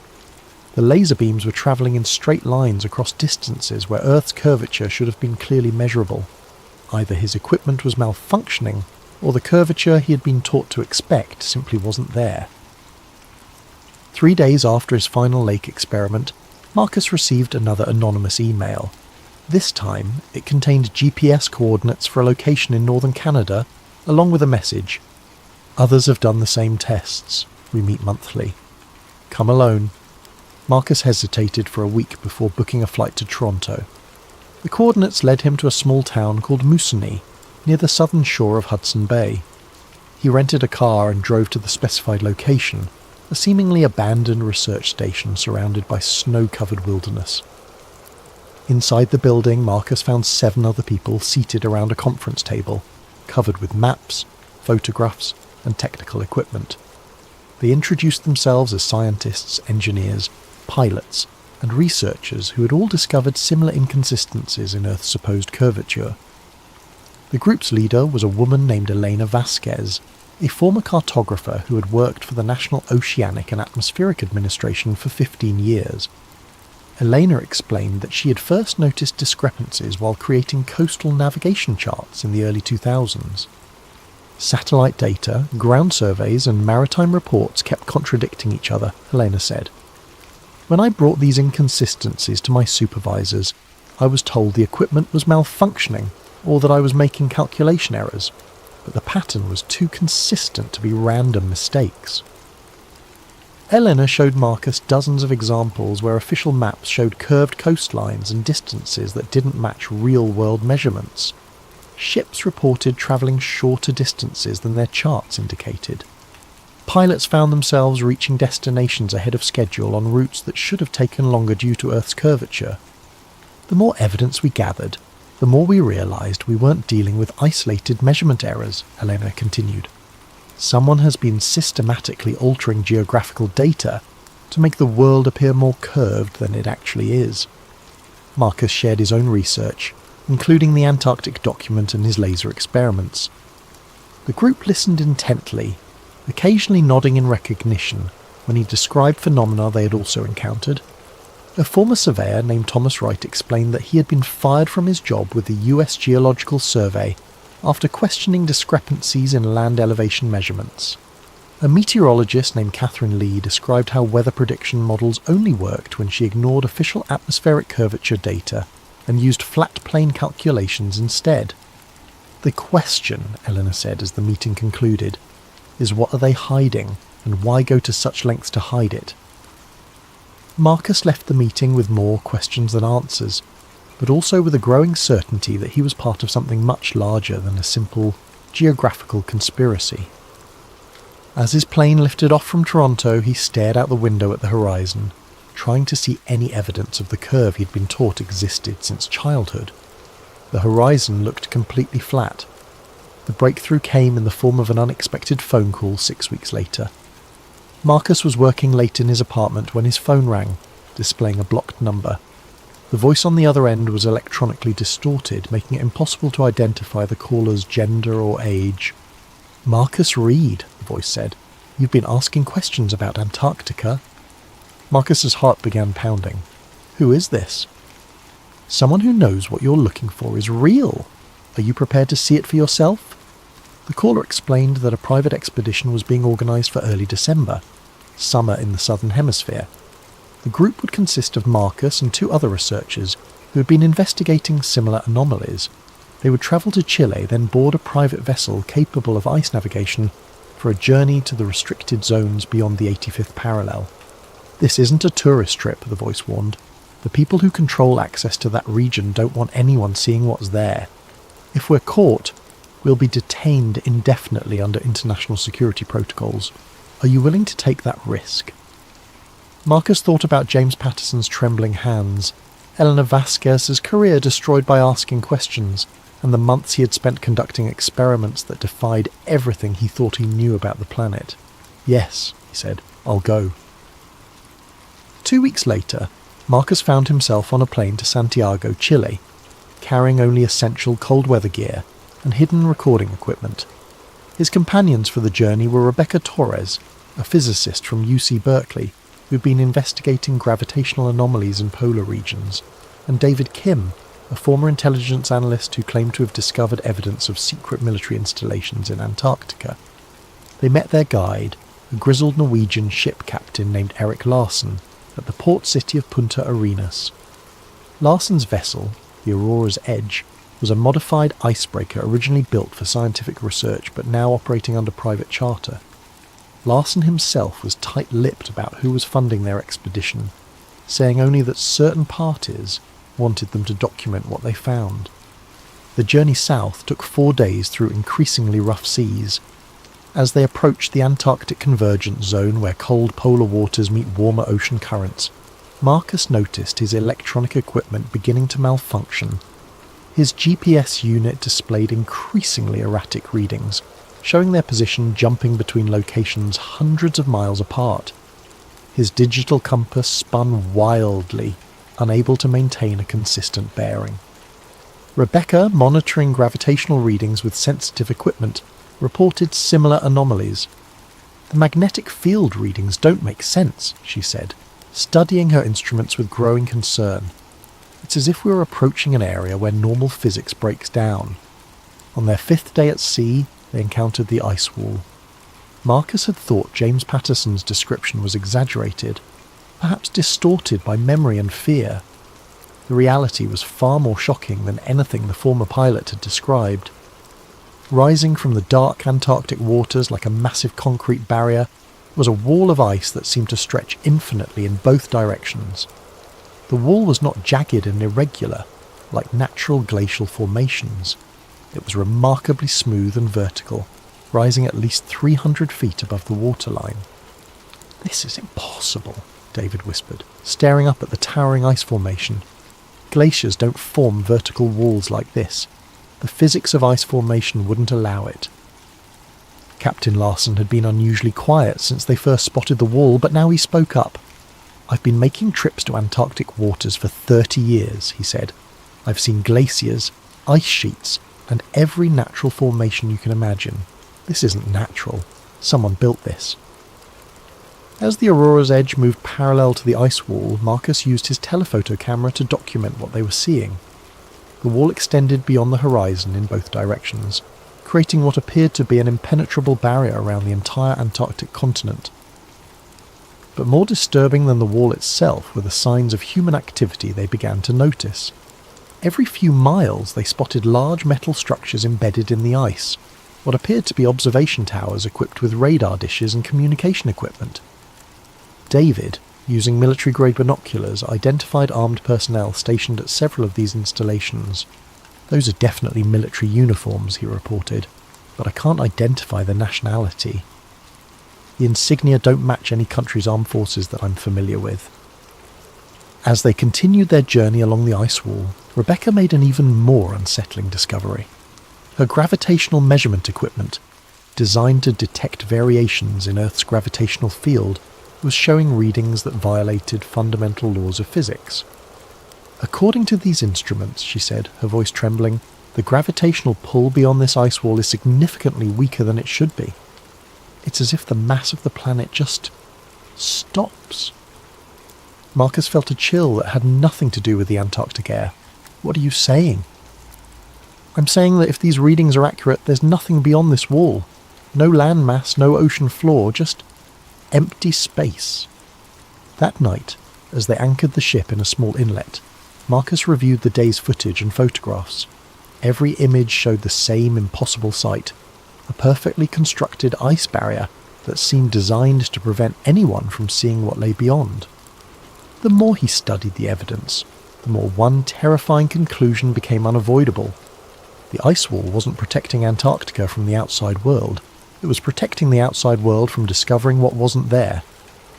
Captain Larson woke them before dawn with urgent whispers. "We have a window," he said, his weathered face grim in the dim light of the cabin. "My contacts report that the patrol schedule has a gap between 0500 and 0630. If we're going to find a way through the wall, it has to be now." Marcus, Rebecca and David quickly gathered their equipment and followed Larson onto the ship's deck. The captain had spotted what appeared to be a narrow channel in the ice wall, barely wide enough for their vessel to navigate. Ice formations often shifted due to temperature changes and ocean currents, but this opening seemed too perfectly positioned to be natural. "It could be a trap," David warned, scanning the surrounding ice with his binoculars. "If someone wanted to lure us into a restricted zone, this would be the perfect way to do it." "We didn't come this far to turn back now," Marcus replied, though his own instincts were screaming warnings. "We need to see what's on the other side." As the Aurora's edge slowly navigated through the narrow channel, Marcus noticed that the ice walls on either side showed clear evidence of artificial modification. Tool marks were visible in the frozen surfaces, and the opening maintained a consistent width that would have been impossible for natural ice formation. Beyond the channel, they emerged into an area unlike anything any of them had expected to find. Instead of more ice or the Antarctic continent, they found themselves in a vast open space, surrounded by the ice wall on all sides. The area was roughly circular, perhaps 20 miles in diameter, and contained what appeared to be a massive research installation. The facility consisted of dozens of buildings, communications towers, aircraft landing strips, and what looked like mining operations. But most unsettling of all was what lay beyond the research installation, a massive opening in what should have been the ground. Marcus positioned his telephoto camera and began documenting everything they could see. The opening was perfectly circular, perhaps 2 miles in diameter, and appeared to be artificially constructed with metal reinforcements around its edges. Powerful lights illuminated the opening's perimeter, but the interior was so dark that even with Marcus's best equipment, he couldn't see the bottom. "That's not a natural geological formation," Rebecca said, studying the scene through binoculars. "Someone excavated that opening. The question is why and how deep it goes." David was monitoring radio frequencies, trying to intercept communications from the research facility. "I'm picking up transmissions in multiple languages," he reported. "English, Russian, Chinese, and what sounds like German. This isn't a single country's operation, it's international." As they watched from a distance of several miles, they could see vehicles and personnel moving around the facility. Aircraft regularly landed and took off from the airstrips, and massive cranes appeared to be lowering equipment into the circular opening. "Look at the edge of that hole," Rebecca said suddenly, pointing toward the massive excavation. "Do you see those structures?" Marcus adjusted his camera's focus and felt his stomach drop. Around the perimeter of the opening were what appeared to be massive anchoring systems, enormous metal cables and support structures that seemed designed to prevent something from falling. "It's as if they're holding the land in place," Marcus whispered, the implications hitting him like a physical blow, as if without those anchors, everything would just fall. Rebecca's gravitational equipment was providing readings that defied explanation. According to her instruments, the gravitational pull at the edge of the opening dropped to nearly zero, then reversed entirely, as if gravity was pulling upward rather than downward. "This is impossible," she said, checking and rechecking her equipment. "Gravity doesn't work this way." There's no scientific explanation for these readings. David had managed to intercept a radio transmission from the facility. The message was brief, but chilling. "Perimeter breach detected in Sector 7. Unknown vessel beyond the ice wall. Initiate containment protocol immediately." "We need to leave," Captain Larson said urgently. "Now." But as the Aurora's edge turned toward the narrow channel through which they had entered, they discovered their escape route had been blocked. A large military vessel now occupied the opening, and additional ships were approaching from multiple directions. Marcus continued photographing and filming everything they could see as the military vessels closed in. His camera captured images of personnel wearing uniforms without national insignia, sophisticated weapon systems unlike anything in conventional military arsenals, and most disturbing of all, what appeared to be aircraft using propulsion systems that produced no visible exhaust or sound. "Whatever this place is," Marcus said, still recording, "it's not just about hiding Earth's shape. They're hiding technology that's decades ahead of anything the public knows exists." As the military vessels surrounded them, Rebecca made one final observation that would haunt Marcus for the rest of his life. "The gravitational readings," she said, staring at her instruments in disbelief. "According to these measurements, we're not on Earth anymore. The gravitational signature is completely different." "What do you mean?" David asked. "I mean," Rebecca replied, her voice barely a whisper, "that either my equipment is completely malfunctioning, or we've somehow travelled to a different planet." The boarding party from the military vessels consisted of armed personnel in full combat gear, who spoke no words as they confiscated all recording equipment, detained Marcus and his companions, and placed black bags over their heads. As Marcus felt himself being transferred to one of the military ships, his last coherent thought was a terrifying realization. They hadn't discovered that Earth was flat. They had discovered something far worse, that Earth, as humanity understood it, might not exist at all. Marcus awoke in what appeared to be a medical facility, though unlike any hospital he had ever seen. The walls were pristine white, the lighting was perfectly even without visible sources, and the air carried a sterile quality that seemed artificially maintained. He was lying on an examination table, wearing a hospital gown with no memory of how he had gotten there. A woman in a white coat entered the room, carrying a tablet and wearing the kind of neutral expression Marcus associated with government officials. She appeared to be in her 40s, with prematurely grey hair and eyes that seemed to evaluate Marcus as if he were a specimen rather than a person. "Mr. Reed," she said, settling into a chair beside his bed. I'm Agent Sarah Collins with the Antarctic Treaty Enforcement Division. You've been unconscious for 3 days following your unauthorised incursion into restricted Antarctic territory. Marcus tried to sit up but discovered his movements were sluggish and uncoordinated. What did you do to me? Where are my companions? You suffered severe hypothermia and altitude sickness during your expedition, Agent Collins replied, consulting her tablet. Your companions are receiving similar medical treatment. You're fortunate to be alive. Marcus's mind was foggy, but he retained clear memories of what they had discovered beyond the ice wall. That's not what happened. We found the research facility, the excavation site, the gravitational anomalies. I have it all documented. Agent Collins showed him a collection of photographs and video files on her tablet. They showed the Aurora's edge approaching the ice wall, but beyond that, the images showed nothing but empty ocean and natural ice formations. According to the footage, their expedition had encountered nothing more unusual than typical Antarctic scenery. Your recording equipment was damaged by the extreme cold, Agent Collins explained. These are the only images that were recoverable. As you can see, you found exactly what we would expect in that region. Ice, water and natural geological formations. Marcus stared at the sanitized footage in disbelief. Every image of the research facility, the circular excavation, and the impossible gravitational readings had been replaced with mundane Antarctic scenery. Either his memory was completely unreliable, or someone had gone to extraordinary lengths to alter the evidence. I know what I saw, Marcus insisted. The facility, the technology, the opening in the ground. Rebecca's gravitational readings showed dash. Miss Torres suffered a severe concussion during your expedition, Agent Collins interrupted. Her equipment malfunctioned due to extreme weather conditions. Mr. Kim experienced similar disorientation.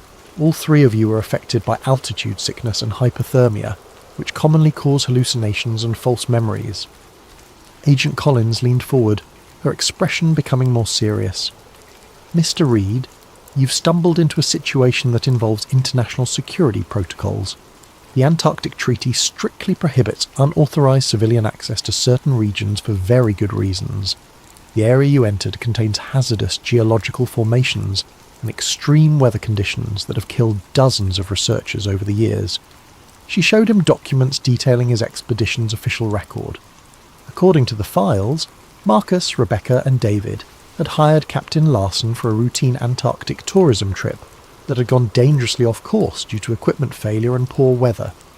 They had been rescued by international treaty enforcement personnel before dying of exposure. You're free to return home, Agent Collins concluded, but you'll need to sign documentation acknowledging that you understand the national security implications of spreading false information about classified Antarctic operations. The penalty for violating this agreement is indefinite detention under international security protocols. Marcus was released 2 days later and flown back to Denver. His first instinct was to contact Rebecca and David, but he discovered that both of their phone numbers had been disconnected. Rebecca's university had no record of her ever being employed there, and David's intelligence background had been completely scrubbed from all accessible databases. When Marcus returned to his apartment, he found that his research materials had been returned by building management after a water leak had required access to his unit. Months of documents, photographs, and experimental data had been replaced with generic conspiracy theory materials that made his work appear to be the obsessions of a paranoid fantasist rather than legitimate research. Marcus attempted to contact Captain Larson, but discovered that the Aurora's Edge had been sold to an unnamed buyer, and Larson had reportedly moved to a remote location in Norway where he could not be reached. Elena Vasquez and the other researchers from the Canadian meeting had also vanished. Their email addresses were invalid, their phone numbers disconnected, and online searches turned up no trace of their existence. Most unsettling of all, Marcus began experiencing memory problems. Details of his Antarctic expedition became increasingly fuzzy, and he found himself questioning whether the extraordinary things he remembered had actually happened. When he tried to write down his experiences, he discovered that he couldn't clearly recall important specifics about the research facility or the circular excavation. 3 weeks after his return, Marcus received a final email from the anonymous sender who had originally contacted him. The message was brief. The truth has been contained. Your service is no longer required. Any further investigation will result in permanent resolution. Marcus realized that he had been faced with a choice: accept the official explanation and live with the knowledge that his memories might be false, or continue pursuing the truth and risk disappearing entirely like his companions. He chose a third option. 6 months later, Marcus uploaded a video to multiple online platforms simultaneously. The file was encrypted, distributed through anonymous servers, and designed to be nearly impossible to remove completely from the internet. In the video, Marcus appeared tired and gaunt, speaking directly to the camera from an undisclosed location. "My name is Marcus Reed," he began, "and I'm probably going to disappear after releasing this message. 6 months ago, I discovered something about our planet that certain people don't want you to know. I can't prove everything I'm about to tell you, because most of my evidence has been destroyed or altered, but I can give you enough information to investigate for yourself." Marcus described his research into Antarctic anomalies, the declassified documents he had received, and the experiments he had conducted that suggested Earth's curvature was not what people believed. He provided GPS coordinates for locations where others could replicate his laser experiments, and detailed instructions for identifying the inconsistencies in satellite imagery that had first led him to question official geographical data. "I'm not asking you to believe me," Marcus continued. "I'm asking you to look for yourselves. Test the horizon with your own equipment. Question why certain areas of Antarctica are forbidden to civilian access. Ask why weather prediction models work better when you ignore Earth's supposed curvature." The video concluded with Marcus staring directly into the camera, his expression a mixture of fear and determination. "They've convinced most of you that people like me are crazy conspiracy theorists. Maybe I am. Maybe everything I experienced was hallucinations caused by altitude sickness and hypothermia. But if I'm right, then everything you've been taught about the world is a carefully constructed lie designed to prevent you from discovering a truth so shocking that it would fundamentally change human civilization." Marcus paused, then delivered his final words. "Sometimes the truth isn't round, it's sharper than you think. And sometimes the edge of the world is exactly where they tell you it isn't." The video was viewed over 2 million times in its first week online before being removed by platform administrators for violating community guidelines regarding misinformation. But copies continued to appear on alternative platforms, and Marcus's story began inspiring others to conduct their own investigations. 3 weeks after the video's release, Marcus Reed's apartment was found empty. Neighbours reported that he had left early one morning carrying a single suitcase and had never returned. His landlord found a note on his desk with a single line of text: "Gone to find the edge. Don't follow." To this day, no one knows what happened to Marcus Reed. His research has inspired a growing community of independent investigators who claim to have replicated his experiments and discovered similar anomalies. Government agencies continue to deny that any classified Antarctic operations exist beyond routine scientific research.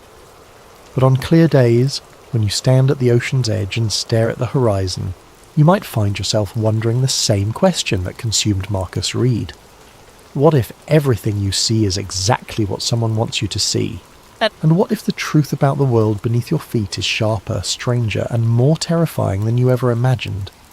The search for answers continues, but those who look too closely often find that the edge of the world is also the edge of everything they thought they knew about reality itself.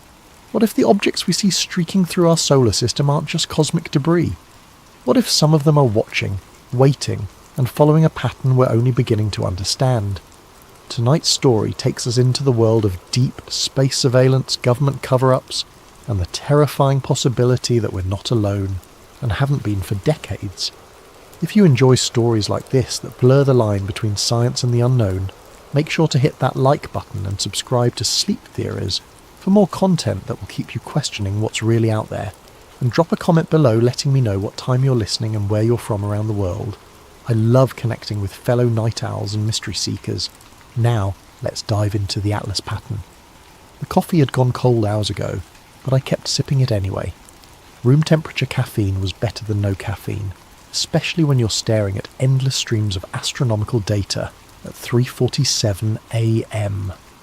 My name is Marcus Webb, and I'm what you might charitably call a data analyst for the Near-Earth Object Surveillance Network, though glorified pattern-matching drone would be more accurate. Most nights were the same routine: cross-reference orbital trajectories, flag anything that deviated from predicted paths, file reports that maybe 3 people would ever read, asteroids, comets, space junk. It all blurred together into points of light moving predictably through the void.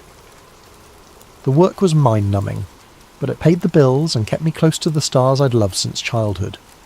That night was different, though I didn't realise it at first. I was reviewing data from 3I Atlas, the interstellar comet that had been making headlines for the past few months.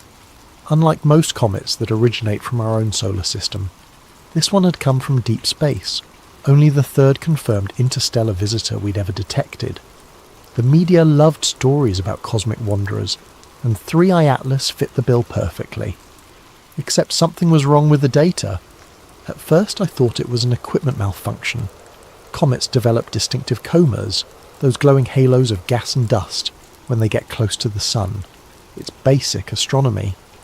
But according to my instruments, 3I Atlas showed no signs of outgassing despite being well within the zone, where it should have been blazing like a celestial torch.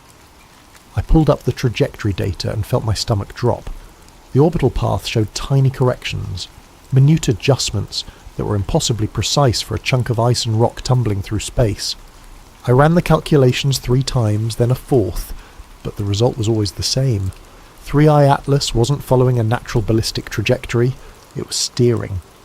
My hands trembled as I documented everything: spectral analysis, trajectory corrections, the complete absence of a coma. I cross-referenced the data with our deep space tracking stations and found the same anomalies reflected across multiple observation points. This wasn't instrument error, this was real. I drafted my report with meticulous care, attaching every piece of supporting data I could find. The implications were staggering.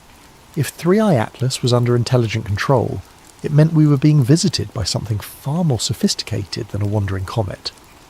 I encrypted the files and submitted them through official channels, then sat back in my chair and tried to process what I'd discovered. Sleep was impossible. I spent the remaining hours before dawn triple-checking my work, running additional simulations, and preparing for the inevitable barrage of questions that would come once my superiors saw the report. Part of me was terrified, but another part was electric with excitement. This could be the discovery that changed everything. When I arrived at work the next morning, I went straight to my computer to pull up the backup files of my observation log. The screen flickered to life, and my blood ran cold. The entire night's work was gone. In place of my carefully documented anomalies was a single line of text: instrument error, data invalid, log purged. I tried accessing the backup servers, but every copy had been scrubbed clean. It was as if the past 12 hours of work had never happened. My report had vanished without a trace, leaving no evidence that I'd ever observed anything unusual about 3I Atlas. But I remembered every detail: the trajectory corrections, the missing coma, the impossible precision of its path through space. Someone had wiped my data, but they couldn't wipe my memory. I sat in my cubicle, staring at the blank screen, and realised I was no longer just a data analyst. I had become a witness to something that someone very powerful didn't want the world to know. The question was, what was I going to do about it? The fluorescent lights hummed overhead, casting their sterile glow across rows of identical workstations. My colleagues went about their morning routines, oblivious to the fact that evidence of possible extraterrestrial intelligence had been discovered and then systematically erased overnight. I wanted to scream, to shake them all and tell them what I'd seen. Instead, I opened a new observation log and tried to pretend that nothing had changed. But everything had changed. I just didn't know how much yet. I spent the morning trying to reconstruct my observations from memory, but without the raw data, it felt like chasing shadows. Every time I pulled up 3I Atlas in the current tracking system, the trajectory looked perfectly normal. textbook comet behaviour with no signs of the anomalies I'd documented just hours before. Around lunch, I decided to reach out to Dr. Jennifer Martinez, a colleague at the Palomar Observatory who'd been tracking the same object. If anyone else had noticed the irregularities, it would be her. I kept the email casual, asking about her observations and mentioning that I'd seen some interesting data patterns the night before. Her reply came back within minutes. "Hey Marcus, nothing unusual on our end. Standard comet behaviour all the way. Maybe check your instrument calibration." The dismissal stung, but I couldn't blame her. Without the data to back up my claims, I sounded like another conspiracy theorist seeing patterns in random noise. I spent the afternoon reviewing archived observations, looking for any trace of what I'd seen, but came up empty. When I got home that evening, I went straight to my home office to fire up my personal workstation. If the official channels had been compromised, maybe I could find some trace of the truth in my own files. I'd been in the habit of backing up interesting observations to my personal cloud storage, just in case. The computer took longer than usual to boot up. When the desktop finally appeared, I noticed immediately that something was wrong. Files were missing, folders had been rearranged, my backup directories were completely empty. A chill ran down my spine as I checked the access logs. According to the timestamps, my computer had been remotely accessed while I was at work. Someone had systematically gone through my personal files and deleted anything related to astronomical observations from the past month. I was reaching for my phone to call tech support when it rang. The caller ID showed an unknown number.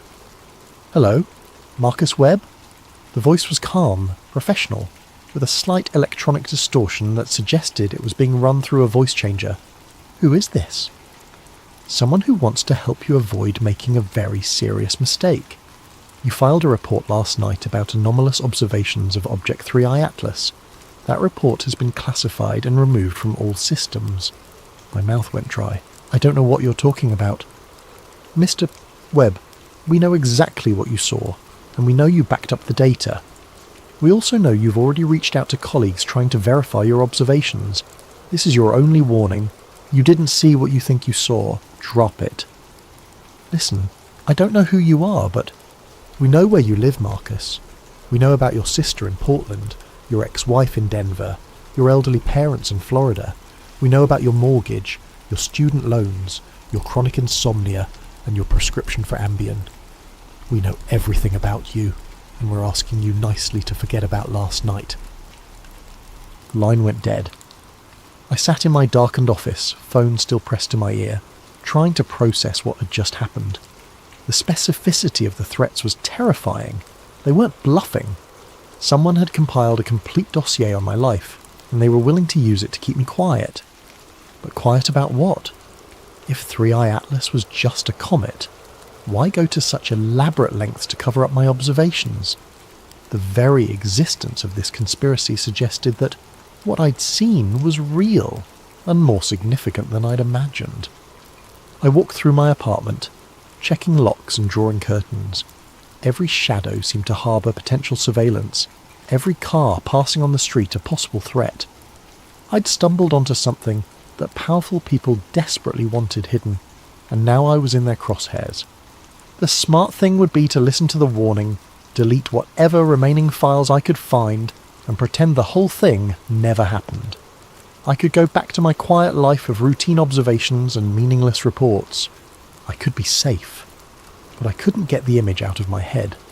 That metallic glint making impossible course corrections as it sailed through the void. If this was evidence of extraterrestrial intelligence, didn't the world have a right to know? I made a decision that would haunt me for months to come. Instead of backing down, I was going to dig deeper. The next few days passed in a haze of paranoia and careful routine. I went to work, processed data on mundane asteroids, and avoided anything remotely connected to 3I Atlas. My supervisors seemed satisfied that I'd gotten the message, but I could feel their eyes on me whenever I moved through the office. At home, I'd become obsessive about security. I disconnected my personal computer from the internet and started using an old laptop with a VPN connection from various coffee shops around the city. If someone was monitoring my activities, I was going to make it as difficult as possible. It was on Thursday night, exactly a week after my initial observations, that everything changed again. I was reviewing innocuous comet data on the disconnected computer when a notification chimed from the old laptop. New email. That was odd. I hadn't given the address to anyone, and it was supposed to be completely anonymous. The sender field was blank. The subject line read simply, "You're not alone." My cursor hovered over the message for several long minutes. Every instinct screamed that this was a trap, another layer of the conspiracy designed to draw me deeper into danger. But curiosity won out, and I clicked. The email contained no text, just a single encrypted attachment. The file name was project_atlas_1987_declassified.pdf.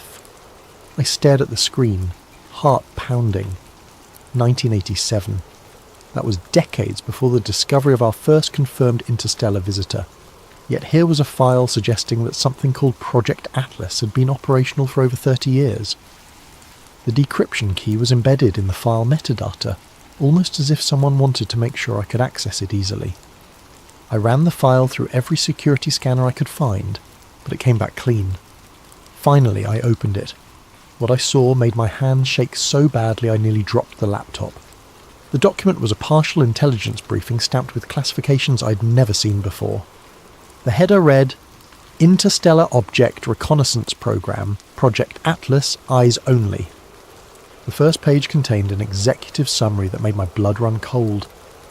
Analysis of Object Designation 1/2017 U1 Oumuamua confirms artificial origin and reconnaissance capabilities consistent with previous visitations dating to 1987. Object demonstrated controlled trajectory adjustments, non-gravitational acceleration, and structural properties incompatible with natural formation. Recommend continuation of monitoring protocols and information containment procedures. I scrolled through page after page of technical analysis, trajectory data, and spectroscopic readings that painted a picture I could barely comprehend. Oumuamua, the first officially recognised interstellar visitor, hadn't been a natural object at all. According to this document, it was some kind of reconnaissance probe, and it wasn't the first. The file included a timeline that made my stomach churn. 1987, first confirmed artificial interstellar object, designation classified. 1996, second visitor, trajectory adjusted to avoid detection. 2003, third visitor demonstrated active camouflage capabilities. 2017, Oumuamua arrival, too large to conceal from public observation. 2019, 2I/Borisov, partial artificial characteristics detected, and at the bottom of the timeline, a chilling projection.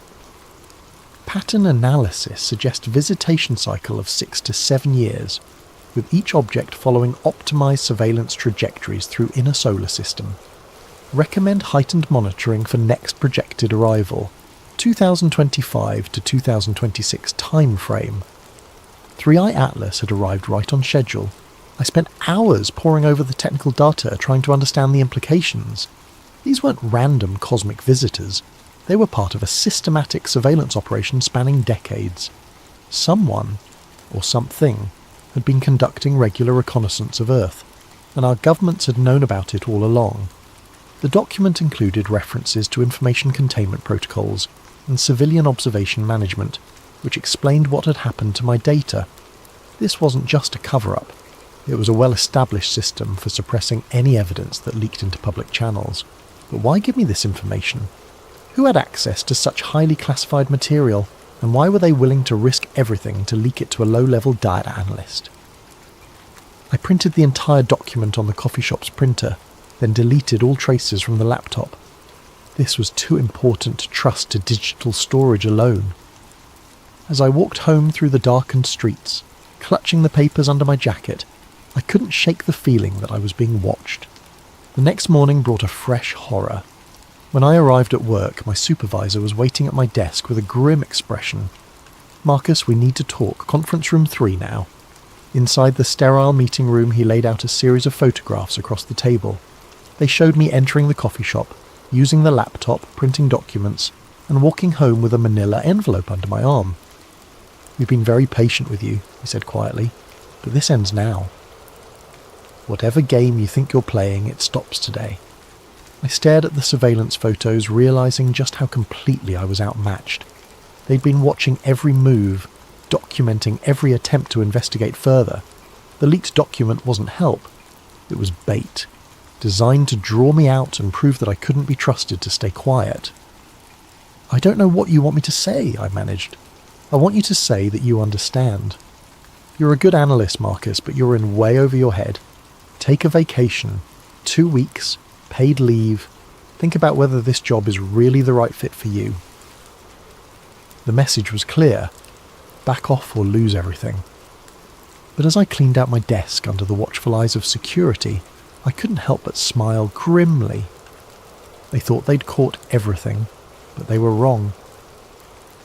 Hidden in my apartment was a complete copy of the Project Atlas file, and more importantly, I now knew I wasn't the only one who'd seen through the deception. Someone else was out there, someone with access to the deeper secrets of the conspiracy, and they were trying to help me expose the truth. 2 weeks of forced vacation gave me time to think, but sleep remained elusive. Every night I found myself staring out my bedroom window at the stars, wondering how many of those points of light had been visited by the Watchers. The Project Atlas document had opened a door to a reality I couldn't close again. I'd hidden the printed files in a safety deposit box at a bank across town, but I'd memorised every crucial detail. The pattern was what haunted me most. Regular intervals, a systematic coverage, and a level of coordination that suggested long-term planning spanning multiple decades. During the day, I visited libraries and used their public computers to dig through archived astronomical data. I was looking for gaps, objects that had been observed briefly and then forgotten, trajectory anomalies that had been dismissed as instrument error, anything that might fit the pattern described in the classified document. What I found was more disturbing than I'd imagined. In 1987, the Harvard-Smithsonian Center for Astrophysics had published a brief note about an unusual object designated 1987 QX. The initial observations showed it on an interstellar trajectory, but follow-up attempts failed to relocate it. The official explanation was insufficient data for continued tracking. But buried in the technical appendix, I found a reference to anomalous spectral characteristics suggesting metallic composition and non-gravitational acceleration inconsistent with comet outgassing. 1987, QX had been the first visitor, exactly as described in the leaked document. I found similar patterns throughout the historical record, objects that appeared briefly in official catalogues before being reclassified or forgotten entirely, always at the predicted intervals, always showing subtle signs of artificial origin, always disappearing from public view after initial detection. The 1996 visitor had been detected by 3 different observatories, but within months, all references to it had been removed from published papers. I found fragments in old conference abstracts and preliminary reports, but the object itself had been erased from the official record. By 2003, the concealment efforts had become more sophisticated. That year's visitor never appeared in any public catalogues at all, but I found oblique references to it in budget documents, requesting additional funding for deep space monitoring equipment, and personnel evaluations praising staff for exceptional discretion in sensitive operations. The pattern was undeniable. For over 30 years, someone had been systematically monitoring and covering up evidence of artificial objects entering our solar system. The only question was, who was doing the covering up, and what were they hiding? My research was interrupted by a phone call from an unknown number. I almost didn't answer, but something made me pick up. "Is this Marcus Webb?" The voice was elderly, gravelly, with a slight tremor. "Who's asking?" "Someone who's been watching your library research with great interest. My name is Dr. Harold Peterson. I think we should meet." The name was familiar. I'd seen it referenced in some of the older papers I'd been reviewing. Harold Peterson had been a respected astronomer in the 1980s, specialising in small body observations. His publications had stopped abruptly in 1988. "What do you want?" "I want to show you something that will change how you see everything, but not over the phone. Are you familiar with the old Griffith Observatory parking lot?" Meet me there at midnight. Every instinct told me it was a trap, but I'd come too far to turn back now. That night I drove through the winding roads of Griffith Park, checking my rearview mirror constantly for signs of surveillance. The observatory was closed, its parking lot nearly empty except for a few late-night stargazers. Dr. Peterson was exactly what I'd expected. A thin, white-haired man in his 70s, leaning heavily on a walking cane and clutching a worn leather satchel. But his eyes were sharp and alert, and when he spoke, his voice carried the weight of terrible knowledge. "You're not the first to notice the pattern, Mr. Webb. I've been tracking it for over 3 decades. The difference is, I learned to keep my mouth shut." We sat on a bench overlooking the Los Angeles basin, the city lights washing out all but the brightest stars. He opened the satchel and withdrew a collection of photographs, charts, and handwritten notes. 1987 was when it all started for me, he said. I was working at Palomar then, part of a team doing systematic surveys of near-Earth objects. We detected 1987 QX on a Tuesday night in October. By Friday our department had been restructured, and I'd been reassigned to different projects. He showed me photographs of the object, grainy black and white images that nonetheless clearly showed an elongated structure with sharp edges and reflective surfaces. Nothing like any natural comet I'd ever seen. They offered me a choice: sign a non-disclosure agreement and continue my career studying harmless asteroids, or maintain my academic integrity and find myself blacklisted from every observatory in the world. I chose my career and I've regretted it every day since. Why are you telling me this now? Because I'm 74 years old, mister. Webb, I have pancreatic cancer, and I'm going to be dead within 6 months. They can't threaten my career anymore, and I'm tired of carrying this secret. He handed me a manila folder filled with documentation I'd never seen before. Internal memos about visitor protocols, budget allocations for special projects, and correspondence between observatories about maintaining operational security. There are more of us out there, he said. Astronomers who've seen things they can't talk about, technicians who've been reassigned after asking too many questions, graduate students whose thesis projects have been mysteriously cancelled. We're scattered, isolated and afraid, but we're not alone. The final document in the folder was a list of names and contact information. 24 astronomers, all with similar stories of suppressed observations and forced silence. At the top of the list was a note in Doctor. Peterson's handwriting. Project Atlas isn't just about covering up alien visitation. It's about preparing for something much bigger. The pattern is accelerating. What do you mean, accelerating? The intervals between visits are getting shorter. The objects are getting larger, and according to my calculations, the next one isn't coming to observe anymore. He pointed up at the stars with a trembling finger. It's coming to stay. We sat in silence for several long minutes, the weight of his words settling over me like a shroud. Finally, I asked the question that had been haunting me since I'd first seen the anomalous data. What do we do about it? Dr. Peterson smiled grimly. We prepare for the possibility that our governments have been lying to us for 37 years, and we get ready to find out what they've really been hiding. As I drove home that night, the list of names burning like a coal in my jacket pocket, I realised that my journey was far from over. I'd thought I was investigating a simple cover-up, but I was actually uncovering something much more complex and terrifying. The watchers in space weren't just visitors passing through our solar system. They were scouts, preparing the way for something bigger. And soon, we were going to find out what that something was. Dr. Peterson's death made the obituary section of the Los Angeles Times 3 days after our meeting. Noted astronomer Harold Peterson, 74, died, peacefully in his sleep after a brief illness. No mention of his decades of research or his role in early deep space observations. Just another forgotten scientist disappearing from the record. But his list lived on. I'd spent the past week carefully reaching out to the contacts he'd provided, using coded language and anonymous email accounts. The responses had been both encouraging and terrifying. Dr. Elena Rodriguez from the University of Arizona. I've been waiting 30 years for someone to ask the right questions. James Mitchell, formerly of JPL. They reassigned me to Mars imaging after I got too curious about irregular trajectories. I've kept my own records. Professor Liu Wei from Beijing Observatory. The phenomenon is global. Chinese space program has similar protocols. Each conversation revealed another piece of the puzzle. The conspiracy wasn't limited to American institutions. It was an international effort involving every major spacefaring nation. The implications were staggering. My unofficial network was coming together just in time for the Southwest Astronomical Conference in Phoenix.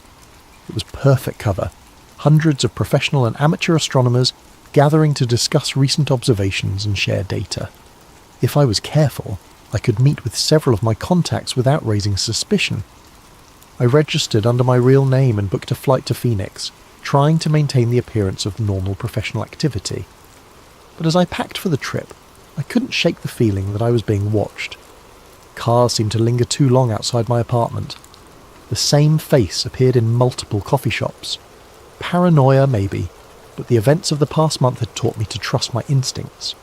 The conference was held at a sprawling resort complex in Scottsdale, with sessions scattered across multiple buildings and hundreds of attendees milling about between presentations.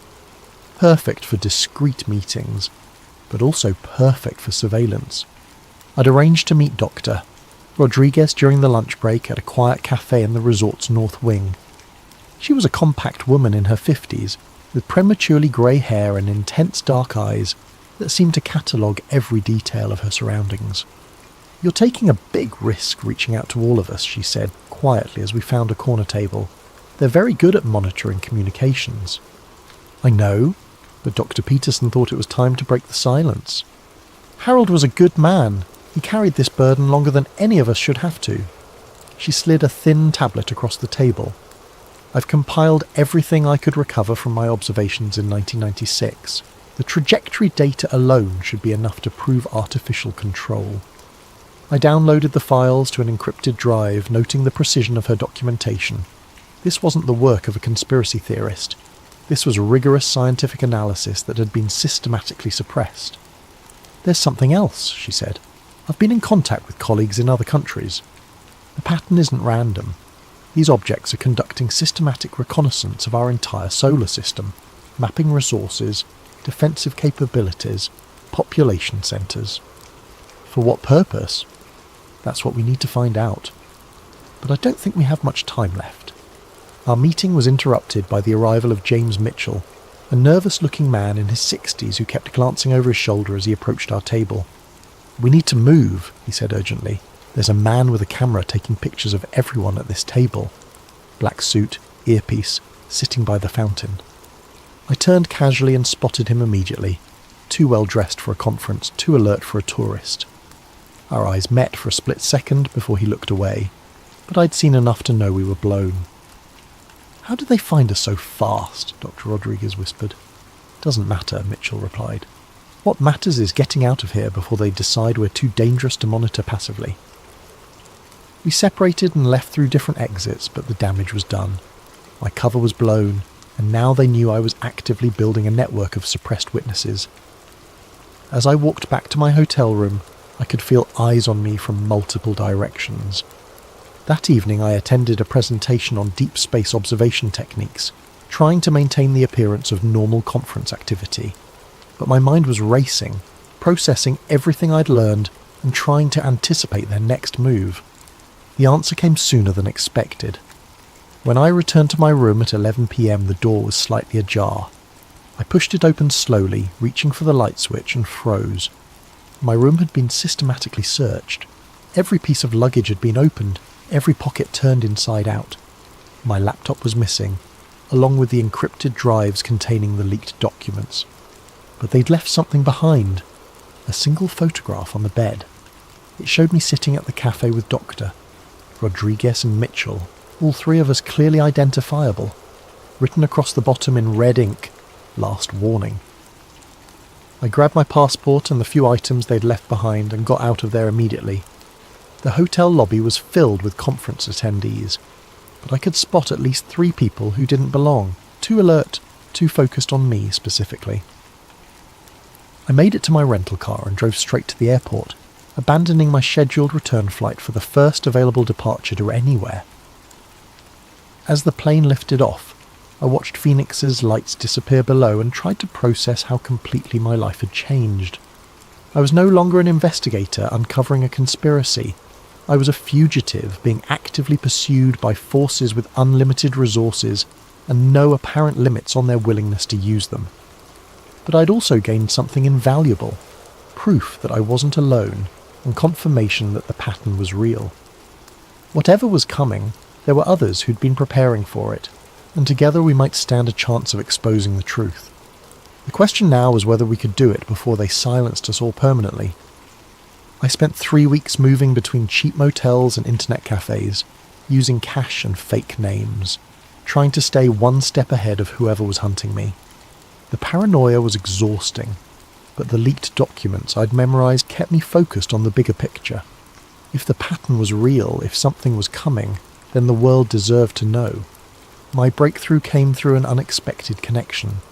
Professor Liu Wei had put me in touch with a contact in the hacktivist community, someone known only as Ghost Signal, who specialized in hijacking broadcast streams for political messages.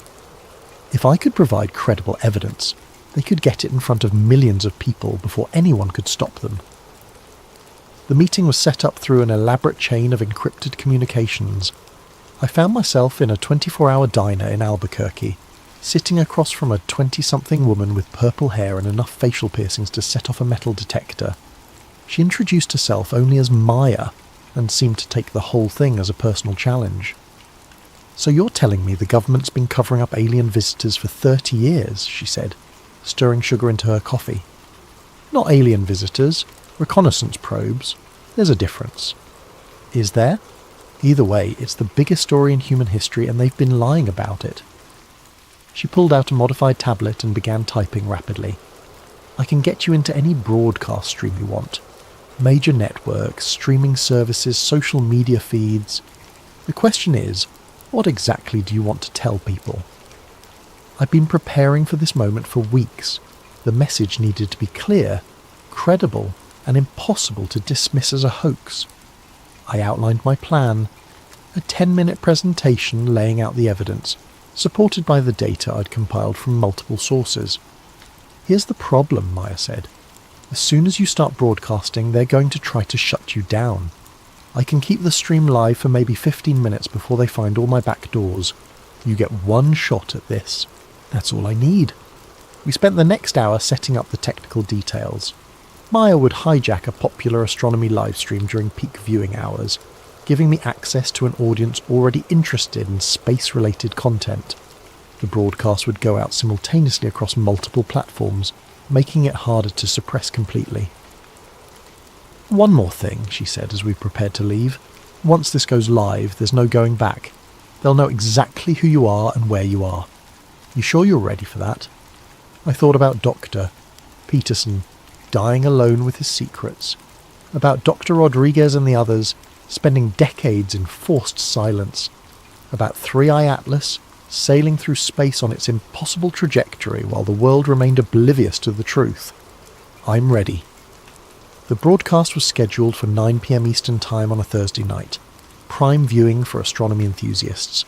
I'd rented a small studio space under a fake name and set up basic recording equipment.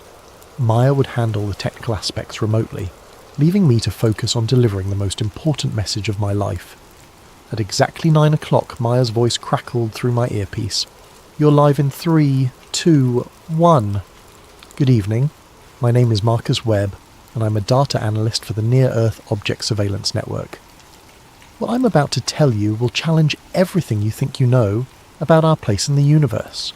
I started with 3i Atlas, describing my initial observations and the systematic erasure of evidence.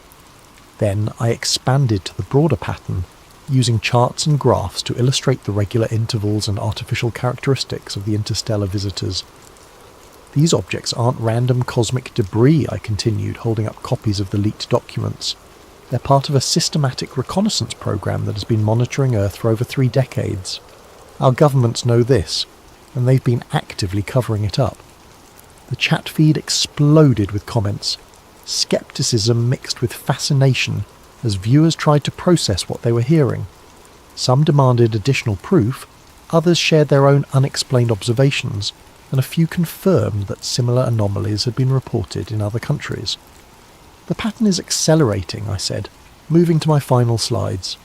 The intervals between visits are getting shorter, and according to my analysis, the next object, designated 4I/ATLAS, isn't coming to observe.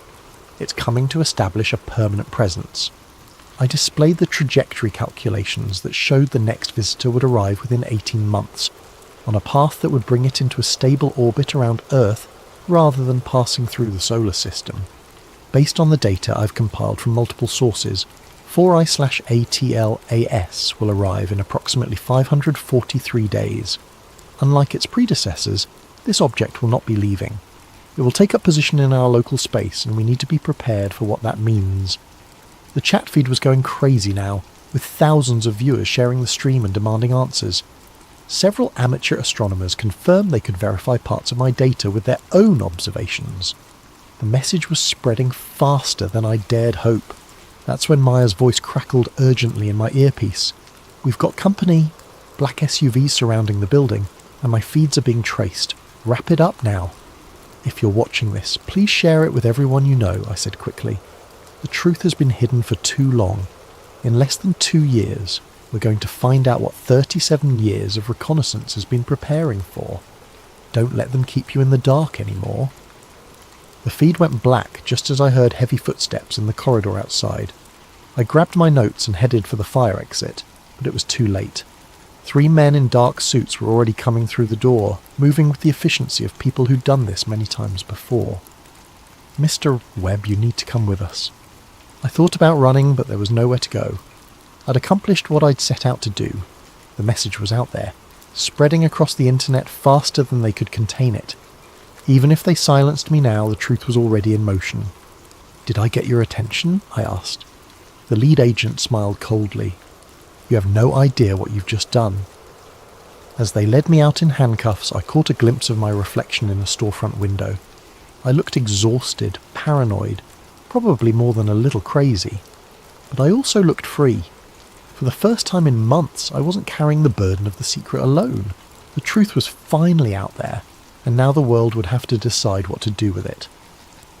I spent the next 72 hours in a windowless room that officially didn't exist, being questioned by people who officially weren't there. They didn't identify themselves, didn't read me my rights, and didn't seem particularly interested in following any legal procedures I was familiar with. The questions were always the same. Who had given me the classified documents? How many copies existed? Who else was involved in my conspiracy to disseminate false information? I stuck to the same answers. I'd acted alone, based on my own observations and publicly available data. They showed me printouts of the social media explosion that had followed my broadcast. Number Atlas pattern was trending worldwide, with millions of shares and thousands of amateur astronomers attempting to verify my claims. The initial wave of skepticism was giving way to grudging acceptance, as independent observers confirmed the trajectory anomalies I'd described. "You've caused quite a stir," said the lead interrogator, a woman in her 40s with steel-grey hair and eyes like winter. 12 countries have filed formal diplomatic protests.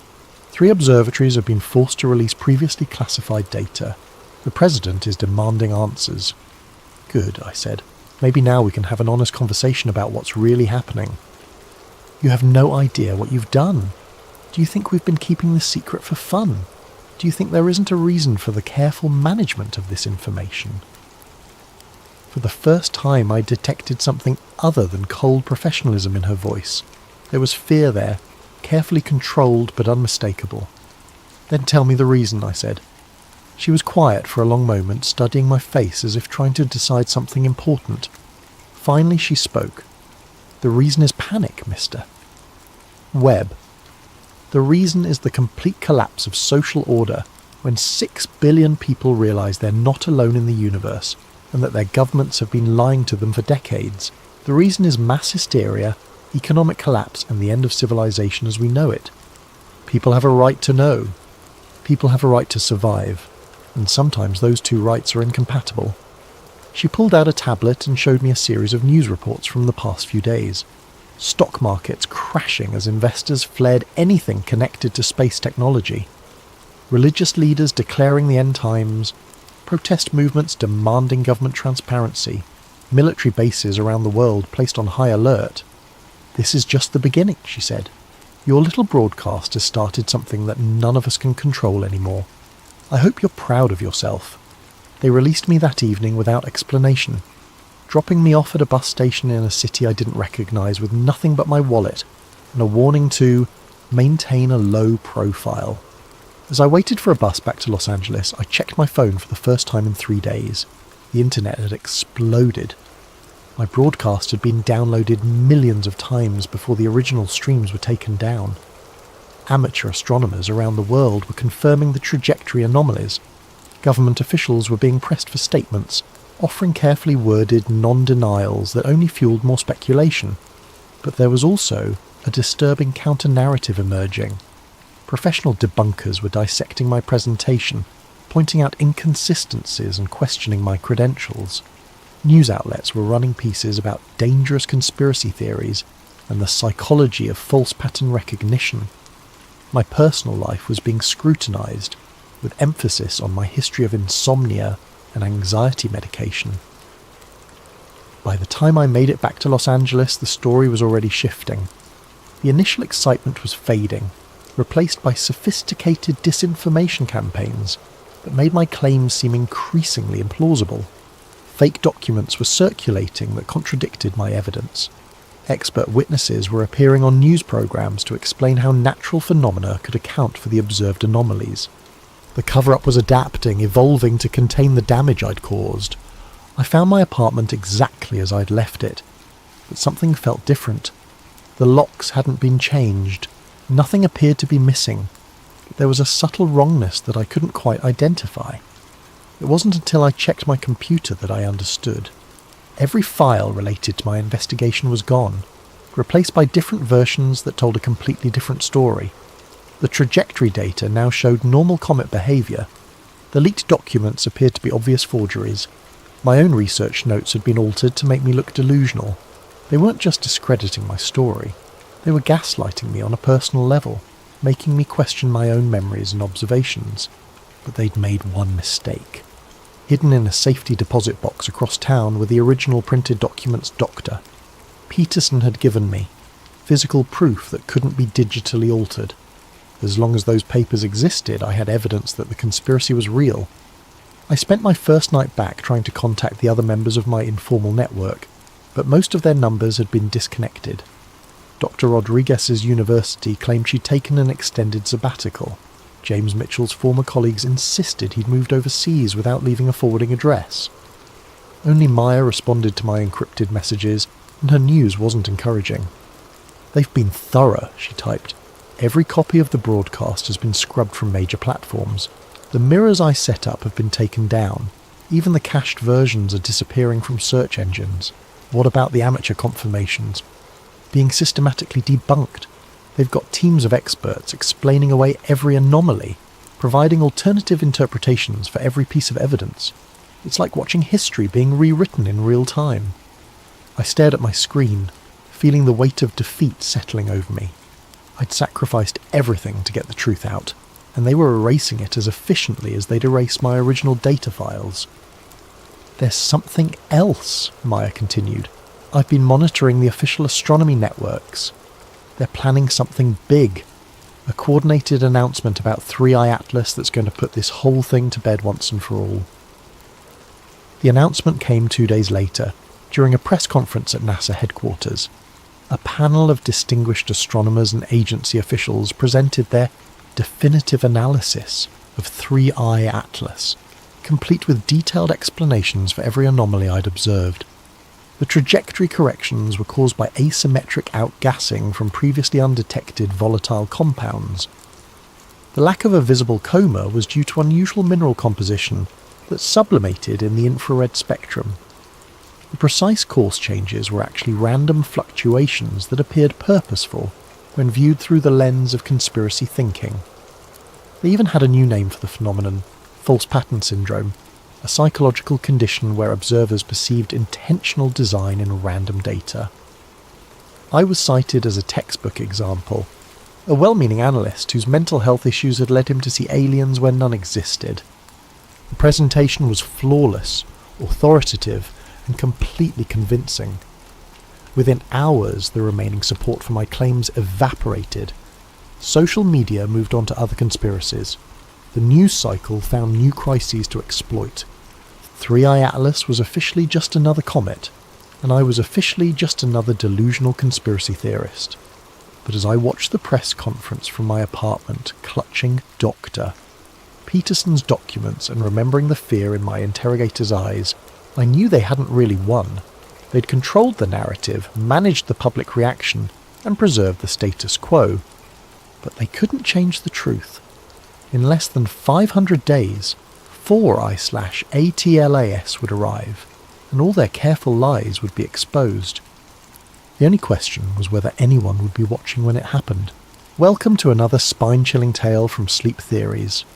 Before we dive into tonight's story about streets that vanish and realities that shift, I want to give a special thanks to Meditate, Create and Valensrocks for suggesting this incredible concept.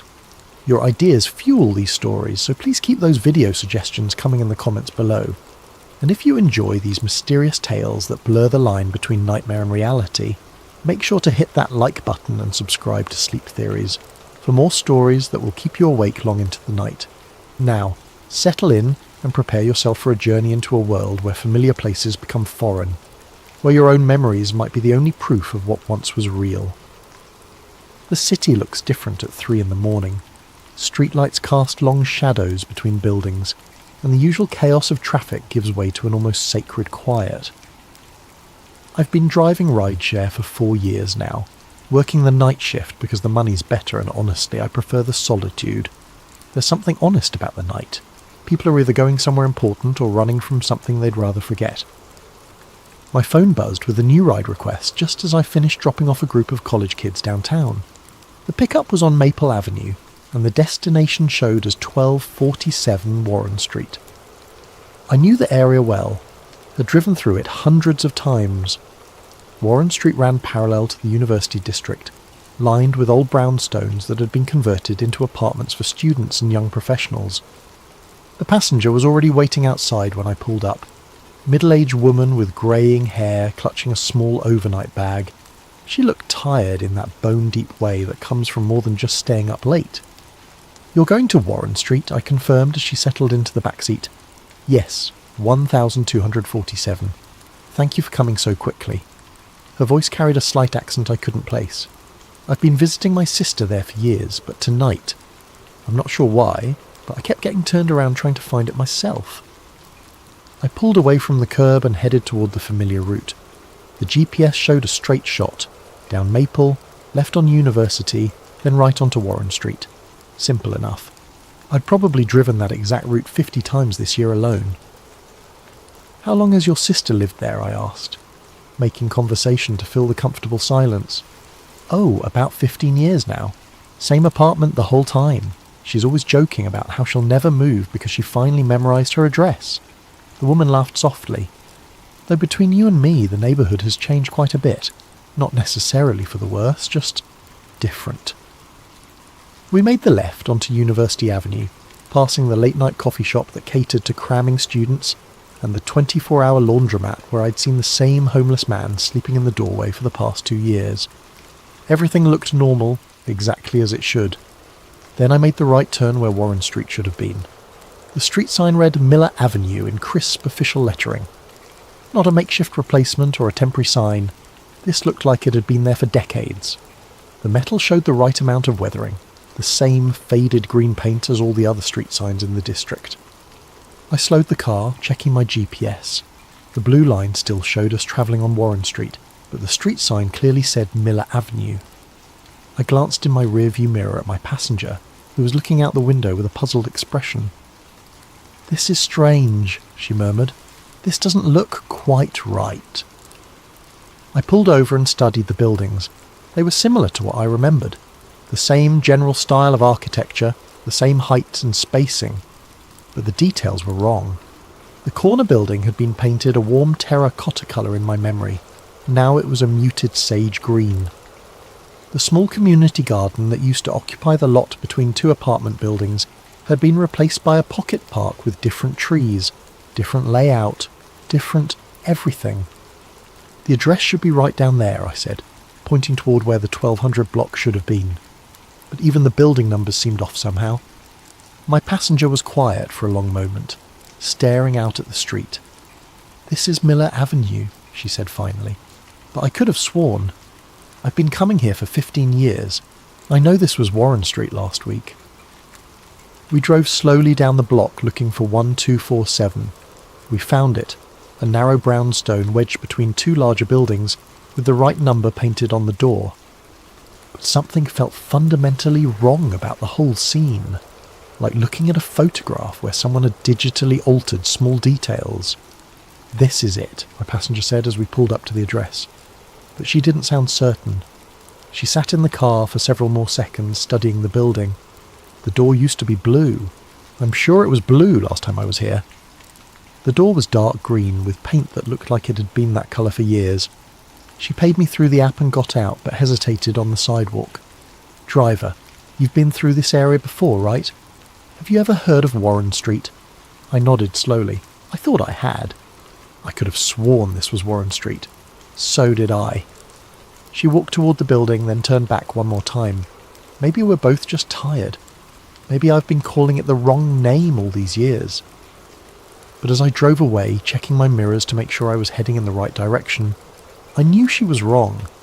I had definitely driven down Warren Street before, many times, and it had definitely been Warren Street, not Miller Avenue. I made a mental note to check my paper map when I got home. I kept an old road atlas in my glove compartment, one of those habits left over from before GPS became reliable. But first I had 3 more rides to finish before my shift ended. The rest of the night passed normally, but I couldn't shake the feeling that something fundamental had shifted.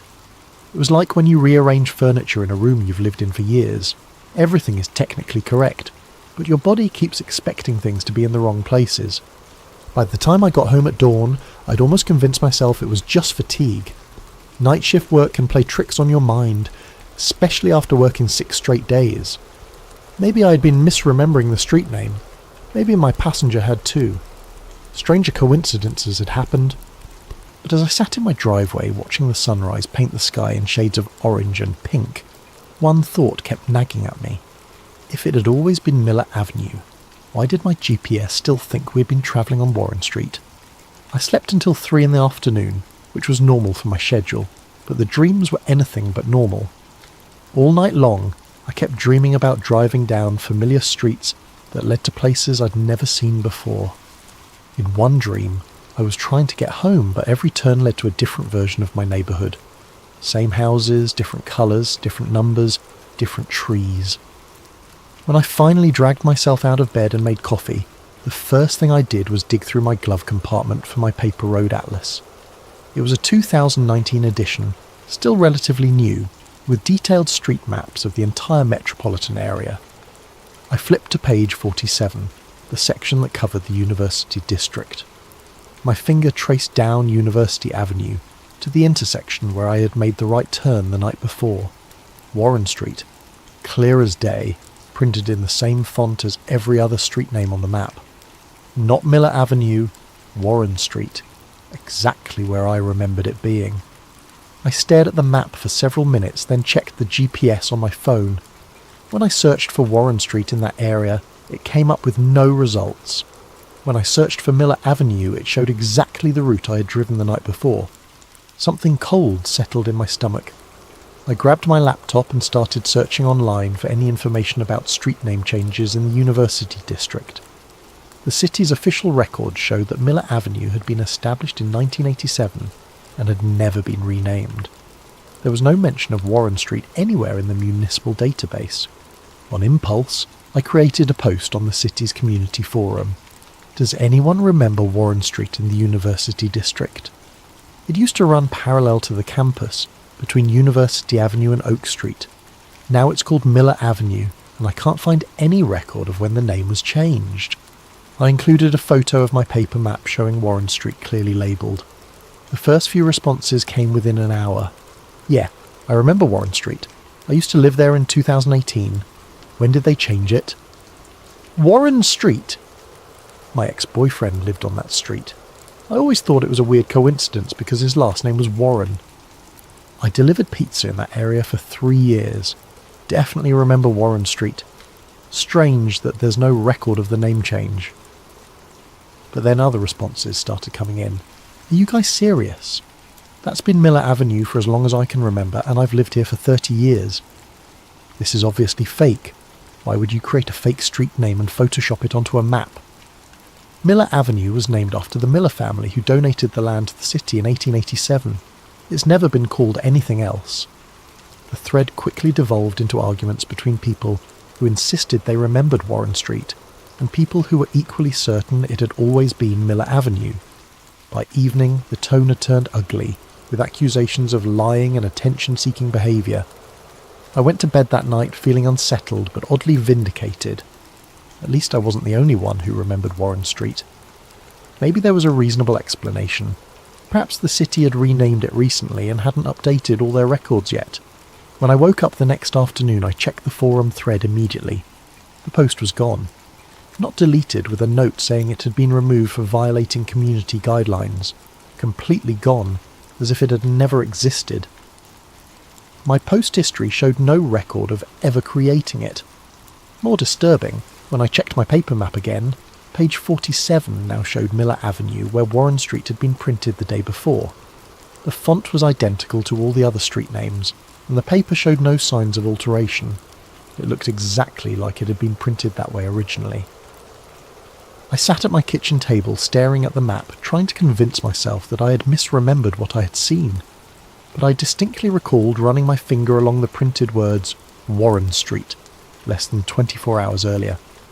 I grabbed my phone and tried searching online for any cached versions of my forum post, any screenshots, any evidence that it had ever existed. I found nothing. That night, instead of starting my usual rideshare shift, I drove back to Miller Avenue. I parked across the street from where I had dropped off my passenger and studied the buildings more carefully. The corner building was definitely sage green, and the paint job looked professional and weathered, but something about the colour seemed wrong to my eyes, like seeing a familiar person wearing an outfit that doesn't quite suit them. The pocket park was well established, with mature trees and worn paths that suggested it had been there for years. I walked through the small park looking for any signs of recent construction or landscaping changes. The trees were all at least 10 years old, maybe more. The memorial plaque near the entrance was dated 2009, dedicating the space to the Miller Avenue Community Garden Preservation Society. But I could swear I remembered a different garden in this exact spot. A smaller space with raised vegetable beds and a chain-link fence, not this manicured little park with its neat flower borders and decorative benches. As I stood there in the evening light, a woman walked by walking her dog. She was middle-aged, looked like she lived in the neighbourhood. "Excuse me," I called out. "I'm sorry to bother you, but I'm trying to settle a bet with a friend. Do you happen to know if this street used to be called something else?" She stopped and looked at me suspiciously. "Miller Avenue?" "No, it's always been Miller Avenue. My grandmother lived on this street in the 1940s. Family's been here for generations." "What about this park? Has it always been here?" Now she looked at me like I might be mentally unstable. "The Miller Community Park?" "Of course it's always been here. Are you from the area?" "I thought I was," I said. "Thanks anyway." As I walked back to my car, I noticed something that made me freeze in place. Across the street, leaning against a lamppost, was a man in a dark jacket who seemed to be watching me. When I looked directly at him, he turned away and started walking in the opposite direction. Maybe it was paranoia, but something about his posture had suggested he'd been observing me for a while. I got in my car and drove home, checking my rearview mirror more frequently than usual. I didn't see the man again, but I couldn't shake the feeling that my questions about Warren Street had attracted unwanted attention. That night I started keeping a notebook by my bed. I wrote down everything I could remember about Warren Street, the colour of buildings, the storefronts, the layout of the street. If my own maps couldn't be trusted to stay consistent, at least I could document what I remembered while the memories were still clear. I had no way of knowing it then, but that notebook would become my only anchor to reality in the days to come. 3 days later, I decided to do a systematic survey of the university district. If Warren Street could disappear and be replaced by Miller Avenue, what else might have changed? I armed myself with my notebook and drove to the area in the late afternoon when the lighting was good for observation. I started at the corner of University and Miller, the intersection I thought I knew so well. The first thing I noticed was the mural on the side wall of the Riverside Grocery Building. I had admired that mural dozens of times while waiting at the traffic light. It depicted a World War II soldier in uniform saluting against a backdrop of an American flag. The plaque at the bottom read, "In honour of local veterans, painted by Lincoln High School Art Class 2017. But the face was wrong. I sat in my parked car, staring at the mural, trying to understand what I was seeing. The soldier's features were different. Broader jaw, different nose, darker hair. The uniform was the same, the pose identical, but it was definitely not the same face I remembered. The original soldier had looked younger, with lighter hair and a more angular face. I got out and walked closer to examine the plaque. The bronze was weathered in a way that suggested it had been there for years. There was no sign of the recent replacement or alteration. According to this plaque, Lincoln High School's art class had painted this specific mural in 2017, and I was sure I had been seeing it regularly since at least 2019. I took several photos of the mural and made detailed notes about the differences I remembered. The next stop was Murphy's Diner, 3 blocks down Miller Avenue. I had eaten there probably 20 times over the past 2 years. Decent coffee, good breakfast, friendly staff who knew the night shift workers in the area.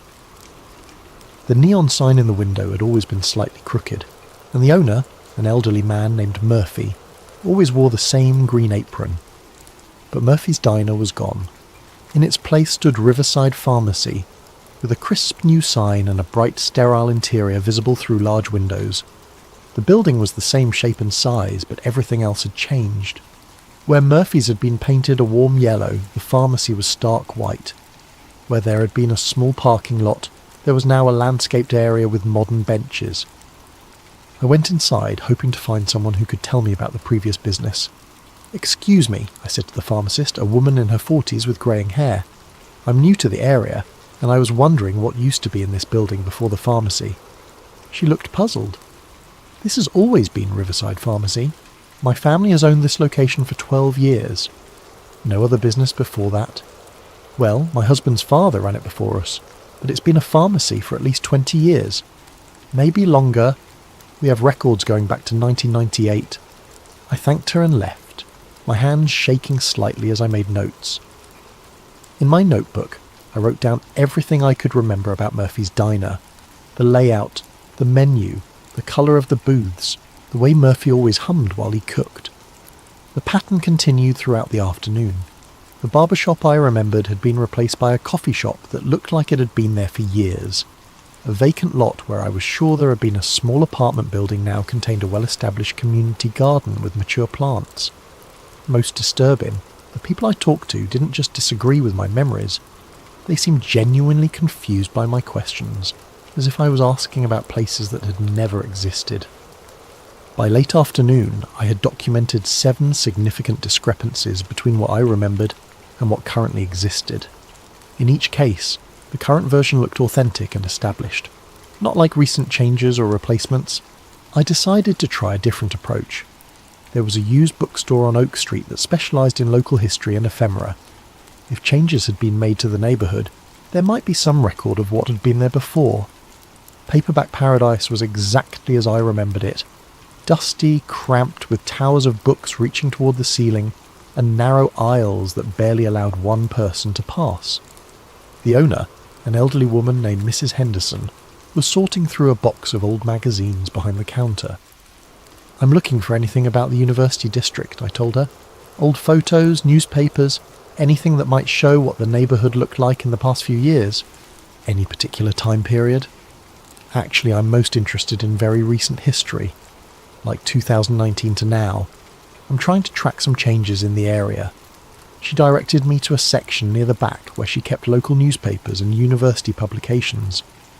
I spent an hour going through issues of the student newspaper, looking for any mention of Murphy's Diner, Warren Street, or the other places I remembered. In a stack of community newsletters from 2020, I found something that made my pulse quicken.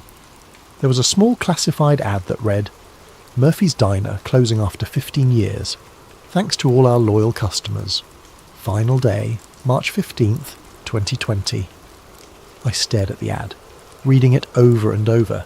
Here was proof that Murphy's Diner had existed, that I wasn't imagining things. I looked around for Mrs. Henderson to ask about purchasing the newsletter, but she'd stepped away from the counter. While I waited for her to return, I continued searching through the papers. In a university newsletter from 2019, I found a small article about a community art project that mentioned the Warren Street Mural Renovation Project. The article was brief, but it clearly referred to Warren Street as a real place. I gathered both publications and brought them to the counter, but Mrs. Henderson was still nowhere to be seen. After waiting for several minutes, I heard voices coming from the back room, Mrs. Henderson talking to someone in low, urgent tones. "I'll be right with you," she called out. But something about her tone had changed. When she emerged from the back room a few minutes later, she looked flustered and avoided making eye contact. "I'm sorry, but we're closing early today," she said. "Family emergency." "I just wanted to buy these 2 newsletters," I said, holding up the publications with the Murphy's Diner ad and the Warren Street reference. She glanced at the papers in my hand and her expression became even more uncomfortable. "I'm sorry, but those items aren't for sale. They're part of a private collection that was brought in by mistake." "But they were in the public section." "Please leave," she said firmly. "We're closed." I had no choice but to put the newsletters back and leave the store. As I walked to my car, I noticed a dark sedan parked across the street with 2 people inside. The passenger seemed to be watching the bookstore. I drove around the block and parked where I could observe Paperback Paradise without being obvious about it. Within 10 minutes, I saw Mrs. Henderson lock up the store and flip the sign to closed. The dark sedan pulled away from the curb and followed her as she walked to her own car. That night I tried calling the bookstore. The phone rang and rang, but nobody answered. When I drove by the next afternoon, there was a sign in the window, "Closed due to illness, reopening date TBD." I never saw those newsletters again. And when the store reopened 2 weeks later, Mrs. Henderson claimed to have no memory of our conversation about local history publications. But I had seen them. The Murphy's Diner ad and the Warren Street reference had been real, printed in black and white. Someone was making sure that evidence of the old neighbourhood disappeared as quickly as I found it. That night, I started taking precautions. I made copies of everything I wrote in my notebook and hid them in different locations around my apartment. If my written records could somehow be altered like the maps had been, I wanted to make sure I had backups. I also started taking photos of everything. Street signs, buildings, murals, storefronts. If reality was being edited somehow, maybe photographs would provide a more permanent record. I had no idea how naive that hope was. After the incident at Paperback Paradise, I realised I needed to be more careful about how I investigated the changes in the neighbourhood. If someone was monitoring people who asked too many questions about Warren Street, I couldn't just walk around interviewing random strangers. Instead, I decided to focus my search online. The internet was vast and decentralised. Surely it would be harder to scrub every reference to places and events that had apparently been erased from physical reality. I started with basic searches: Warren Street University District, Murphy's Diner, street name changes. Most of the results were irrelevant, but I found a few forum posts and social media comments that seemed promising. However, when I tried to access them, I kept getting page not found errors, or finding that the posts had been deleted. It was frustrating, but I kept trying different search terms and looking deeper into cached results. After several hours of this tedious work, I found something interesting. Buried in the comments section of a paranormal blog was a cryptic post from someone with the username Reality Archivist. For those experiencing geographical discontinuities, timeline displacement, or collective memory revision events, there is a place to document and discuss these phenomena safely. Search for Forgotten Archive on Tor. Use standard precautions. I had heard of Tor, the anonymizing browser used to access hidden parts of the internet. I had never needed it before, but the idea of geographical discontinuities was too close to my own experience to ignore. It took me a few hours to figure out how to install and configure Tor properly, and another hour to find the Forgotten Archive forum. When I finally accessed it, I found a simple, text-based discussion board with several dozen active threads. The forum's description read, "A space for documenting and discussing places, events, and people that no longer exist. Share your memories, compare experiences, and preserve what has been forgotten. Anonymity required. Verification encouraged." I spent the next several hours reading through posts, and what I found there was both reassuring and terrifying. There were dozens of people from around the world reporting experiences similar to mine. A woman in Portland described how her neighbourhood pizza place had been replaced by a bank, with everyone insisting the bank had always been there. A man in Chicago wrote about a park that had somehow become a shopping centre overnight, complete with businesses that had apparently been operating there for years. But the post that really caught my attention was from someone called Phase Walker. Phoenix residents, has anyone noticed changes in the Midtown district? Specifically, I'm looking for anyone who remembers Central Avenue, between 7th and 15th Streets, being completely different last month. Buildings are the same height and general style, but wrong colours, wrong businesses, wrong details. Also, does anyone remember the Morrison building having a different architectural style? The post had been made 3 weeks earlier and had several responses. People confirmed similar experiences in Phoenix, but what was most interesting were the details Phase Walker provided in follow-up comments. The changes happened all at once, sometime between Tuesday night and Wednesday morning. I noticed a bright flash in the sky around 3:30 a.m. Tuesday, followed by a low rumbling sound. By Wednesday, the entire 6-block area had these subtle but consistent differences. The pattern seems to be systematic, like someone ran a find and replace function on reality. Same overall structure, but with details swapped out for alternatives that look equally real and established. I've been tracking the phenomenon for 8 months now. It's happened 3 times in Phoenix, always preceded by the same atmospheric disturbance. Always between 3 and 4 a.m. Always affecting a specific geographic area in a grid pattern. I created an account with the username Night Driver and posted my own experience. University District, major metropolitan area, keeping location vague for now. Warren Street became Miller Avenue overnight. All records change to match new reality. Physical evidence disappears when discovered. People who remember the old version seem to attract attention from unknown parties. Anyone else experience active suppression of investigation? The response was immediate and overwhelming. Within an hour, I had a dozen replies from people who had experienced similar reality shifts. More importantly, 3 people had direct messages for me, including one from Phase Walker. Check your private messages, the forum's built-in system informed me. PMS are automatically encrypted and delete after 48 hours. Phase Walker's message was brief but specific. Your pattern matches Phoenix event number 3. Grid-based replacement, systematic documentation destruction, observer monitoring, need to talk. Same time tomorrow in encrypted chat room number 7734. The second message was from someone called Temporal Witness. If you're experiencing active suppression, you're past the point of casual observation. They know you remember. Be careful what you search for online from now on. The third was from Grid Theory. The University District changes you describe match predicted coordinates from the projection model. If you're willing to help with documentation, there may be a way to predict the next event. I spent the rest of the night reading everything I could find on the forum. The more I read, the more convinced I became that what I was experiencing wasn't unique or isolated. There was a pattern here, a systematic process of reality alteration that was affecting people around the world. The forum users had developed their own terminology and theories. Reality shifts, sudden changes to physical locations that appeared to have always been that way, memory islands. People who retained memories of the pre-shift reality, evidence decay, the tendency for physical proof of old reality to disappear or be altered, grid events, reality shifts that followed systematic patterns across urban areas, adjustment teams, mysterious groups that seemed to monitor and suppress investigation. The most disturbing thread was titled Disappeared Observers.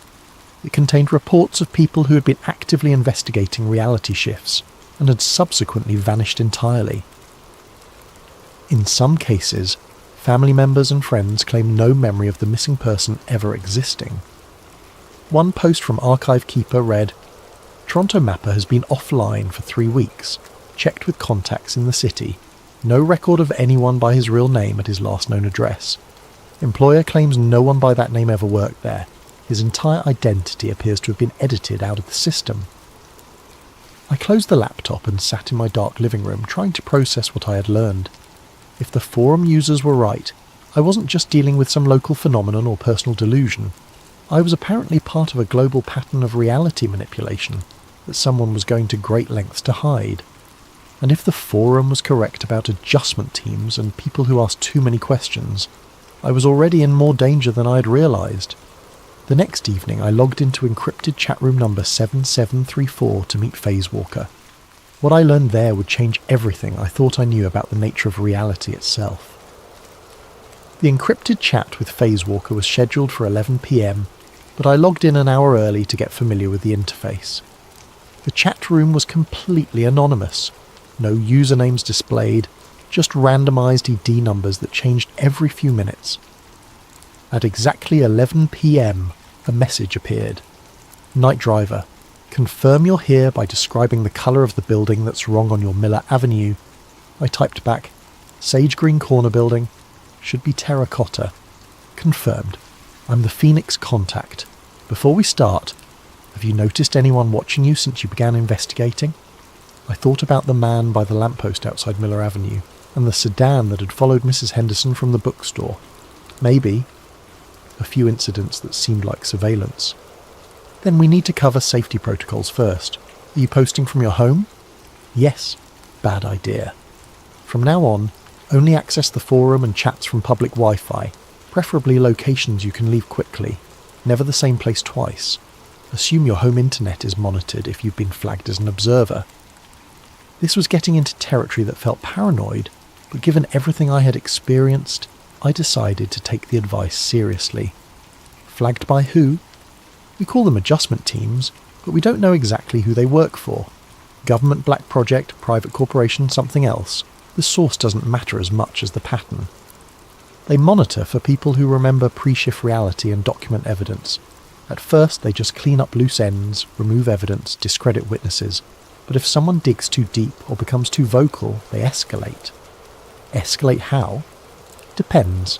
Sometimes the person just stops investigating, gets distracted by sudden life changes, new job opportunities, family emergencies. Sometimes they disappear from forums and can't be reached. In extreme cases, they disappear entirely. Identity scrubbed from records. Family and friends lose all memory of them. The implications of that made me feel sick. You're saying they can edit people out of existence? We think so. Same process that changes street names and building colours, just applied to human beings instead of places. But here's what's important. We've never lost anyone who followed proper security protocols and worked within our support network. Phasewalker spent the next hour teaching me basic operational security. Use public Wi-Fi exclusively for forum access. Never search for shift-related terms on personal devices or networks. Vary my travel patterns and avoid predictable routines. Most importantly, document everything offline and in multiple hidden locations. The documentation is crucial, Phasewalker explained. They can alter physical evidence, but they seem to have trouble with distributed, redundant records. If you hide copies of your notes in 10 different places, they might find and alter some of them, but usually not all. Finally, we got to the technical discussion of what we were actually dealing with. The working theory is that we're experiencing timeline convergence events, Phasewalker wrote. Imagine two almost identical realities running parallel to each other. Same basic structure, same historical events, but small differences in details, street names, building colours, business locations, individual faces. You're saying there are multiple versions of reality? Multiple versions, yes, but usually kept separate by what physicists call quantum decoherence. Think of it like radio stations. They exist simultaneously, but you can only tune into one at a time. Something is causing these reality streams to merge, with one version overwriting the other. What could cause something like that? High-energy particle experiments, electromagnetic anomalies, possibly even certain astronomical events. The forum has been tracking correlations between shifts and activities at research facilities, but the data is incomplete. Phasewalker sent me a file containing maps and timelines of documented reality shifts from around the world. The patterns were striking, events clustered around major universities and research facilities, with timing that suggested coordination or a spreading effect. Phoenix has a major particle physics lab 30 miles south of the city, Phasewalker noted. Every shift event here has occurred within 72 hours of high-energy experiments. Your university district, any major research facilities nearby? I thought about it. The university had a physics department, but I didn't know about major experimental work. However, about 20 miles northwest of the city was Brookhaven Research Institute, a private facility that did contract work for the government. Possibly, I'll need to research it. Be careful how you research it. Don't use normal search engines or library computers. The adjustment teams monitor for certain types of inquiries. We agreed to meet again in 3 days, same time, same protocol. Phasewalker gave me a list of specific things to document: any unusual atmospheric phenomena, timing of changes, geographic patterns, and especially any signs of surveillance. One more thing, Phasewalker added before signing off. If you see a bright flash in the sky followed by low-frequency rumbling, that's the signature of an active shift event. You'll have maybe 6 hours before the changes lock in. That's your window to document everything you can about the pre-shift reality. The next day, I implemented the new security protocols. I found a different coffee shop with public Wi-Fi and spent an hour researching Brookhaven Research Institute. What I found was concerning. Brookhaven specialised in advanced particle physics research with applications for national security. Their website was deliberately vague, but academic papers referenced work on quantum field manipulation and dimensional interface studies. Most significantly, their experimental schedule showed high-energy runs every Tuesday and Friday night between 2 and 5 a.m. Warren Street had become Miller Avenue on a Wednesday morning. The last high-energy run at Brookhaven had been Tuesday night, 2 to 5 a.m. I started paying attention to details I'd previously ignored. On Friday afternoon, I positioned myself in the Miller Avenue area with my notebook and camera, planning to monitor the area through the night. At 11 p.m. I noticed the first watcher. He was sitting in a car parked at the far end of the street, positioned to have a clear view of the entire block.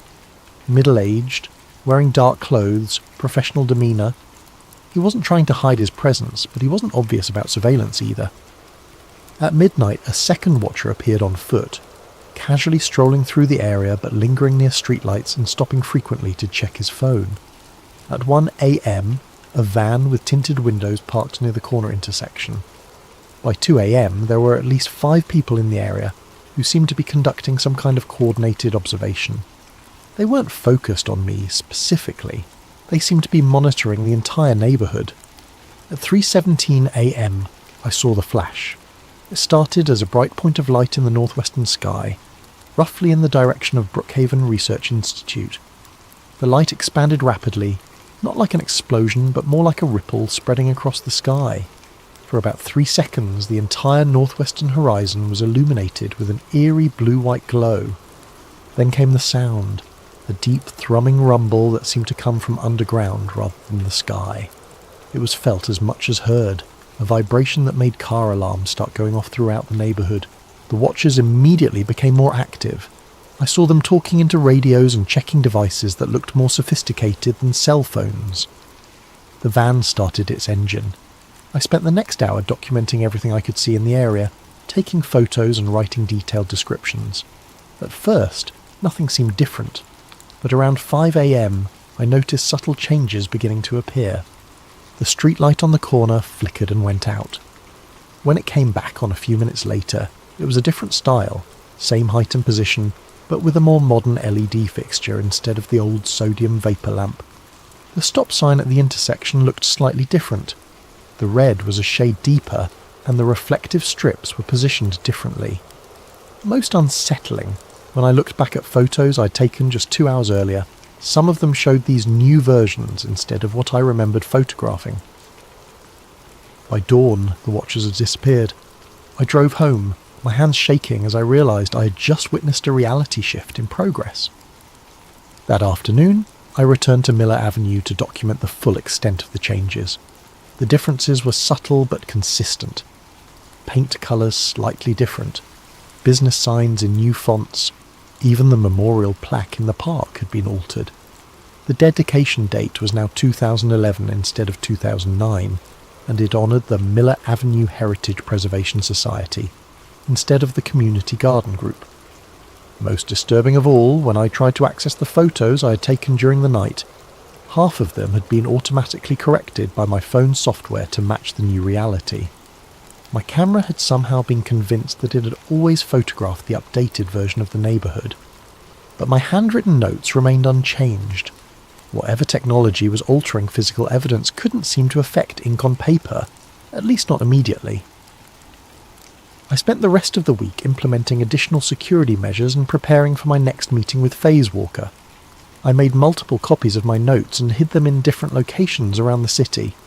I bought a second phone that I kept turned off except for emergencies. Most importantly, I started paying attention to my daily routine and varying it randomly. It was a good thing I did. On Wednesday morning, I noticed a car that had been parked outside my apartment building for 3 days straight. Different cars, different people, but always someone maintaining visual surveillance of the building entrance. On Thursday, I received a phone call from someone claiming to be conducting a survey about community memory and local history. The questions were oddly specific about Warren Street and recent changes in the University District. On Friday, I found that my apartment had been searched while I was out. Nothing was missing, but small things had been moved. Books in slightly different positions, papers shuffled, furniture shifted by inches. It was done professionally by someone who wanted me to know they had been there without making it obvious to anyone else. The message was clear. They knew who I was, where I lived, and what I was investigating. That night I packed a bag and left my apartment. I didn't know if or when I would be able to return safely. I spent the next week staying in cheap motels and internet cafes, using different locations each day to access the Forgotten Archive forum. The pattern of surveillance had made it clear that my investigation had moved beyond casual interest. I was now actively being monitored by whoever was behind the reality shifts.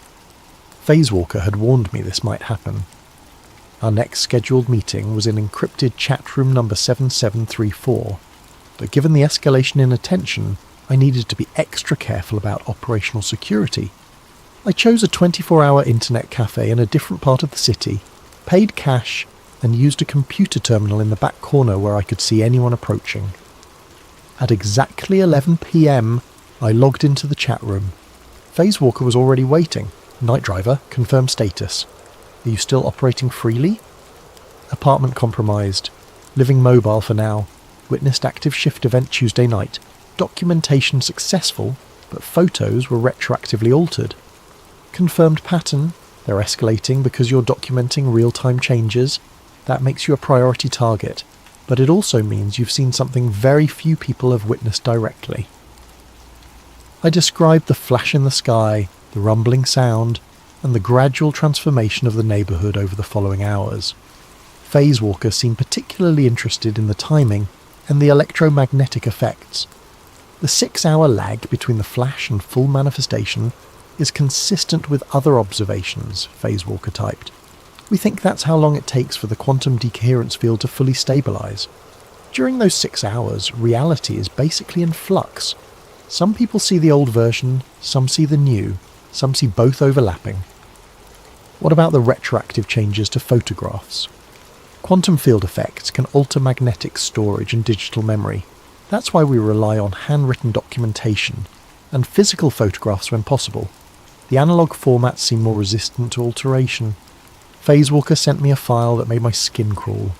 It was a detailed map of my city with a grid overlay, marking predicted locations for future reality shifts.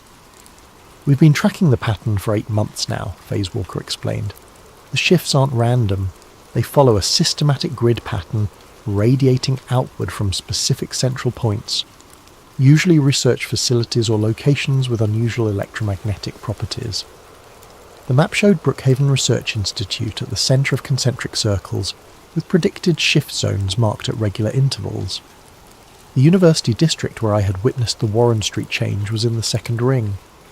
According to the projection, the next affected area would be the downtown financial district, approximately 3 miles southeast of Brookhaven. When? I typed. If the pattern holds, next Tuesday night. The high-energy experiments at Brookhaven run on a regular schedule, and each cycle seems to push the effect field a little further outward. I studied the map more carefully. The grid was precise, almost mechanical in its layout. Each shift zone was approximately the same size, roughly 6 city blocks in a square pattern. Within each zone, the changes appeared to follow consistent rules. Same basic infrastructure, but with details altered in systematic ways. This looks like a spreading wave pattern, I observed. Exactly. Like ripples in a pond, but moving through dimensional space instead of water. Each experimental cycle at Brookhaven creates another pulse, and each pulse pushes the effect boundary a little further out. Phasewalker sent me additional files, documentation from other cities where similar patterns had been observed. Phoenix, Seattle, Austin, Atlanta, all had research facilities at the centre of expanding grids of reality shifts. Is this coordinated? Are all these facilities working together? We don't know. Could be coordinated, could be that multiple groups are working on similar technology and creating interference patterns. What we do know is that it's accelerating. The time between shift events is getting shorter, and the affected areas are getting larger. The implications were staggering. If the pattern continued, eventually the entire metropolitan area would be affected. Millions of people would wake up one day in a slightly different version of their own city, with most of them never realising anything had changed. Why don't more people notice? I asked. Most people don't pay attention to small details. If your street sign changes colour or a building gets painted a different shade, do you really notice? Even if you do, you assume there's a mundane explanation, routine maintenance, normal updates. The human brain is remarkably good at rationalising small inconsistencies. But some people do notice. About 1 in 1,000, based on our estimates. Usually people with strong observational skills or particular attention to detail. Night shift workers see it more often, probably because they're more aware of their environment during quiet hours. Phasewalker sent me detailed instructions for documenting the predicted shift in the financial district. The key was to be in position before the experimental window, document the pre-shift state thoroughly, then track changes in real time during the 6-hour transformation period. This is dangerous, Phasewalker warned. If you're caught in an active shift zone during the transition, there can be complications. What kind of complications? People have reported disorientation, memory confusion, in extreme cases temporary existence in both realities simultaneously. One observer in Seattle claimed to spend 3 hours in a version of the city where she had never been born. She could see her apartment, but strangers were living there, and no one recognised her name. I closed my eyes, trying to imagine what that would feel like, being erased from your own life, even temporarily. There's something else, Phasewalker continued. The Forum has been tracking missing persons reports in areas that have experienced multiple shift events. The numbers are statistically significant. People don't just disappear from records. They disappear from reality entirely. How many people? Hard to get exact numbers because of the nature of the disappearances, but we estimate between 50 and 100 people nationwide over the past year. All of them were either active observers or people who had been asking questions about reality shifts. I thought about the disappeared observers thread on the forum and the reports of people who had simply stopped existing. If Phasewalker was right, I was not just investigating a strange phenomenon, I was documenting what amounted to a systematic alteration of reality that was claiming human casualties. Why are you telling me this? Wouldn't it be safer for me to just stop investigating? Because stopping doesn't seem to protect people once they've been flagged, and because we need documentation of real-time shifts if we're ever going to understand how to stop this process. Stop it? You think it can be stopped? We have to believe it can be, because if it can't, eventually there won't be anyone left who remembers what the world was supposed to look like. We arranged to meet again after the predicted financial district shift. Phase Walker would monitor from Phoenix while I documented locally, and we would compare observations to refine the prediction model. Before signing off, Phase Walker gave me one final piece of advice. If you're going to do this, you need to accept that you might not be able to return to your normal life. Once you've seen reality change in real time, once you've documented evidence of systematic alteration, you become part of a very small group of people who know what's really happening. That knowledge comes with a price. I logged off and sat in the internet cafe for a long time, staring at the map of predicted shift zones. My apartment was in the 5th ring out from Brookhaven. If the pattern continued, my own neighbourhood would be affected within a few months. I could try to return to my normal life, pretend I'd never noticed anything unusual, hope that ignorance would protect me. But I had already seen too much, asked too many questions, attracted too much attention, and somewhere in the back of my mind a terrible thought was forming. What if this had happened before? What if the reality I thought of as normal was actually the result of previous shift events, and I was just now becoming aware of an ongoing process that had been altering the world for years? What if the life I remembered was already gone, and I was just a memory island floating in someone else's version of reality? The financial district shift was scheduled for Tuesday night, but on Monday afternoon I received an encrypted message through the forum's private messaging system. It wasn't from Phase Walker. The sender was identified as Dr_Cassandra_Mills, with a verification code I didn't recognise. Night Driver, I know you don't know me, but I've been following your documentation work through mutual contacts. I have information about the source of the reality shifts that could help your investigation. If you're willing to meet in person, I can explain what's really happening and why. I understand the risks of face-to-face contact, but some things can't be communicated safely through digital channels. The message included detailed instructions for a meeting location, a 24-hour diner in an industrial area about 15 miles from downtown, and specific security protocols. The sender claimed to be a former researcher at Brookhaven Institute who had left the project after discovering the true scope of what they were attempting. Every instinct told me this was dangerous. Phase Walker had warned me about trusting unknown contacts, and meeting someone in person violated every security protocol I had learned. But the possibility of getting inside information about Brookhaven was too valuable to ignore. I spent Monday night researching the meeting location and planning multiple escape routes. The diner was isolated but had good visibility in all directions. There were several ways to approach and leave the area without being trapped. Most importantly, it was far enough from Brookhaven that it shouldn't be affected by Tuesday night's predicted shift event.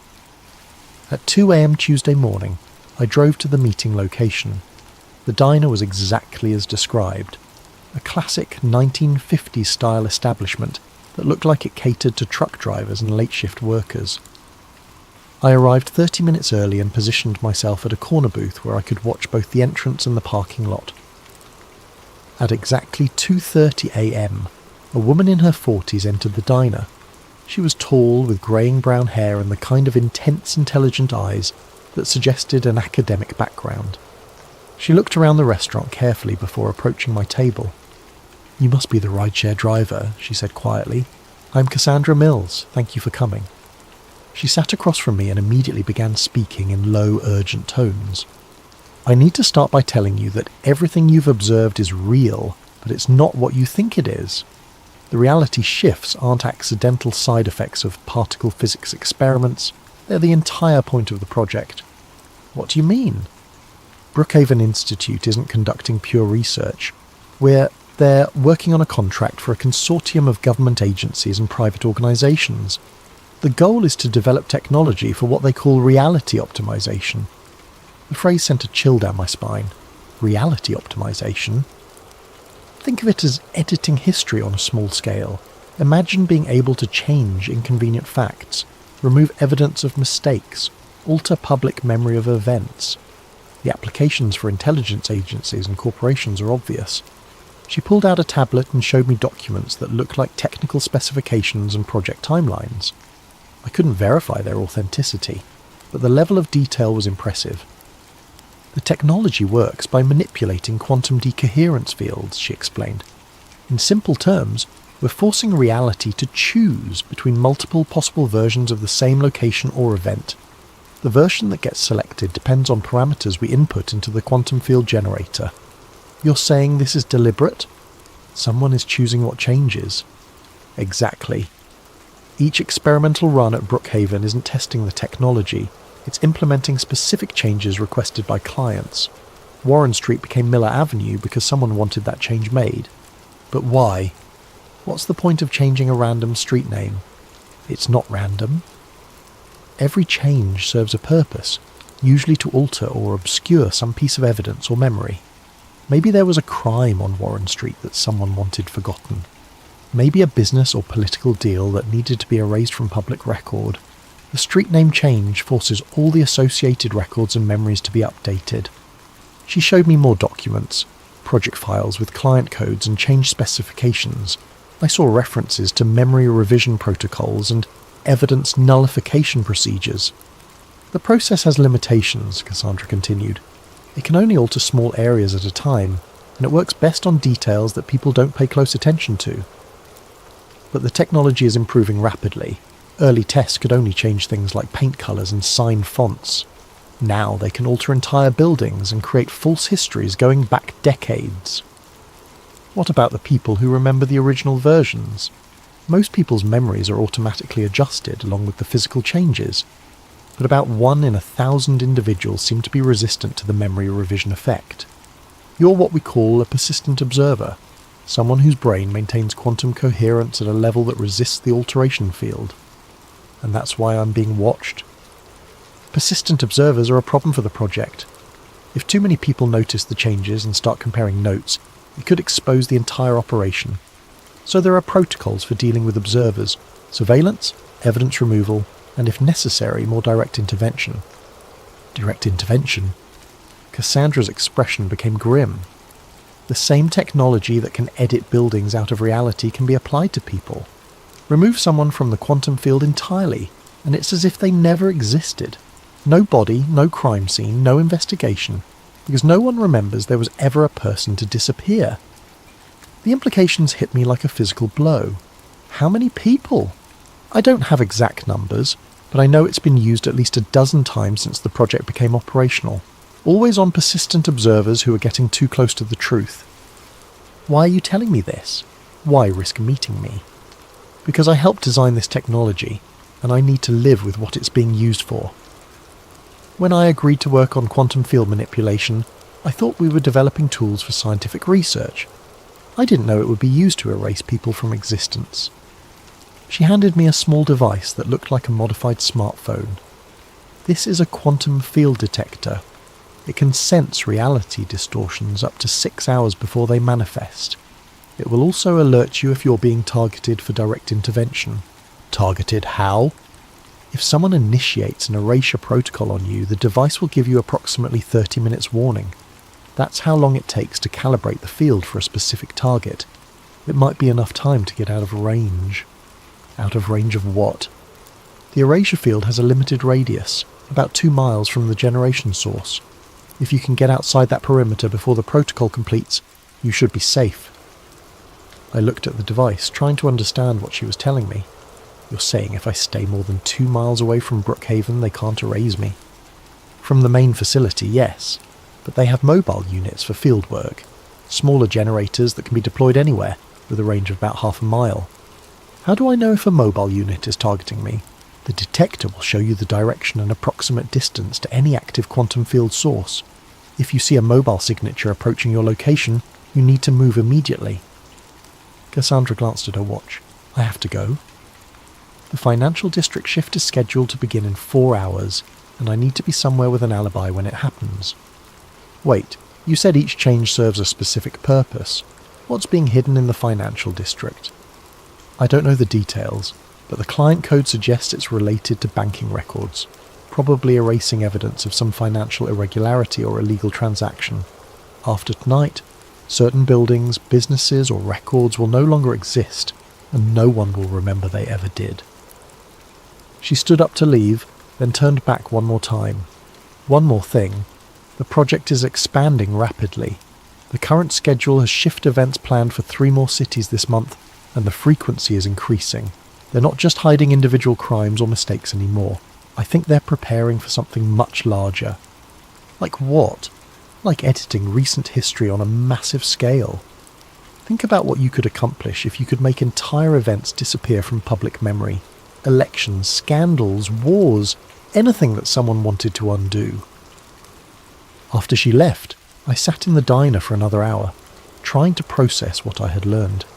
If Cassandra was telling the truth, I wasn't just investigating a strange phenomenon, I was documenting a secret war against reality itself.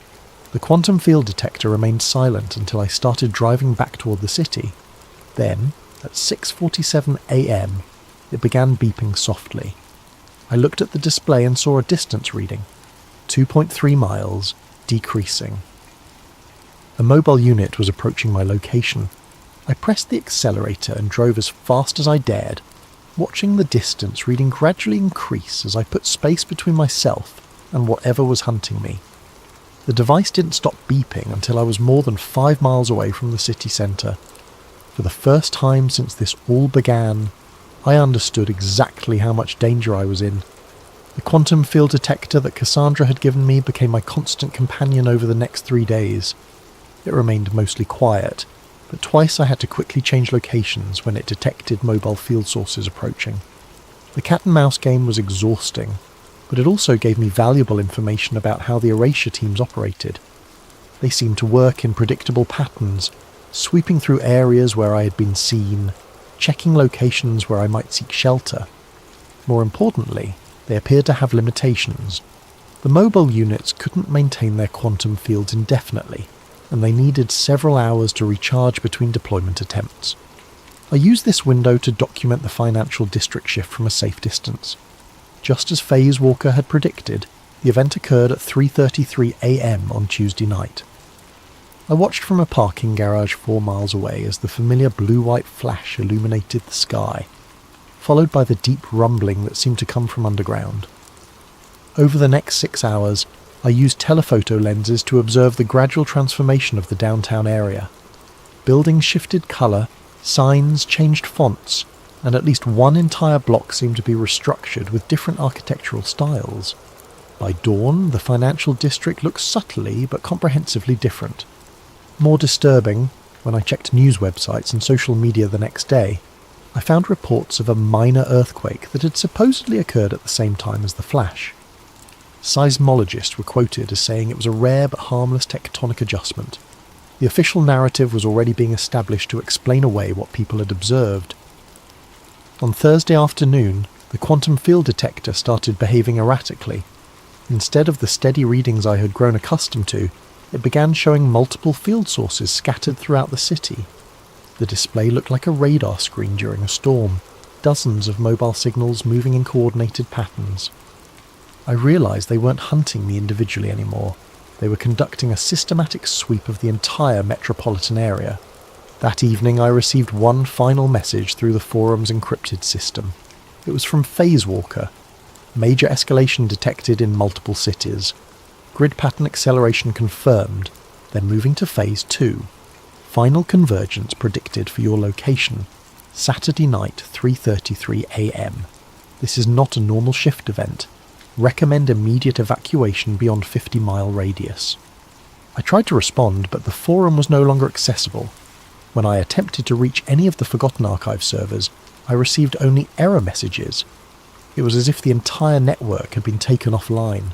The quantum field detector showed the reason why. Field sources were now active at locations throughout the city, including several positions that surrounded the internet cafe, where I was trying to access the forum. They weren't just hunting persistent observers anymore, they were systematically suppressing all communication channels that could be used to coordinate resistance. I spent Thursday night driving aimlessly through the outer suburbs, staying ahead of the mobile units while trying to understand what final convergence might mean. The detector showed an increasingly dense network of field sources, all of them moving in perfect coordination towards some kind of centralized pattern. By Friday morning I understood what they were planning. Instead of the usual isolated shift affecting a few city blocks, they were preparing to alter the entire metropolitan area simultaneously. Every mobile unit, every field generator, Every piece of quantum manipulation technology they had was being positioned for a coordinated reality revision on a scale I had never imagined possible. But what were they trying to hide that would require editing an entire city? The answer came to me while I was studying a map of the field source positions. The pattern wasn't random. The mobile units were positioned at specific locations throughout the city, locations that corresponded to government buildings, research facilities, major corporate headquarters, and media centres. They weren't hiding evidence of individual crimes. They were preparing to erase something that had left traces throughout the entire power structure of the city.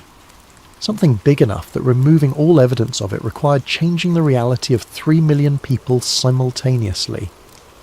Friday night, I positioned myself on a hilltop 20 miles outside the city limits, well beyond the range of any quantum field technology I knew about.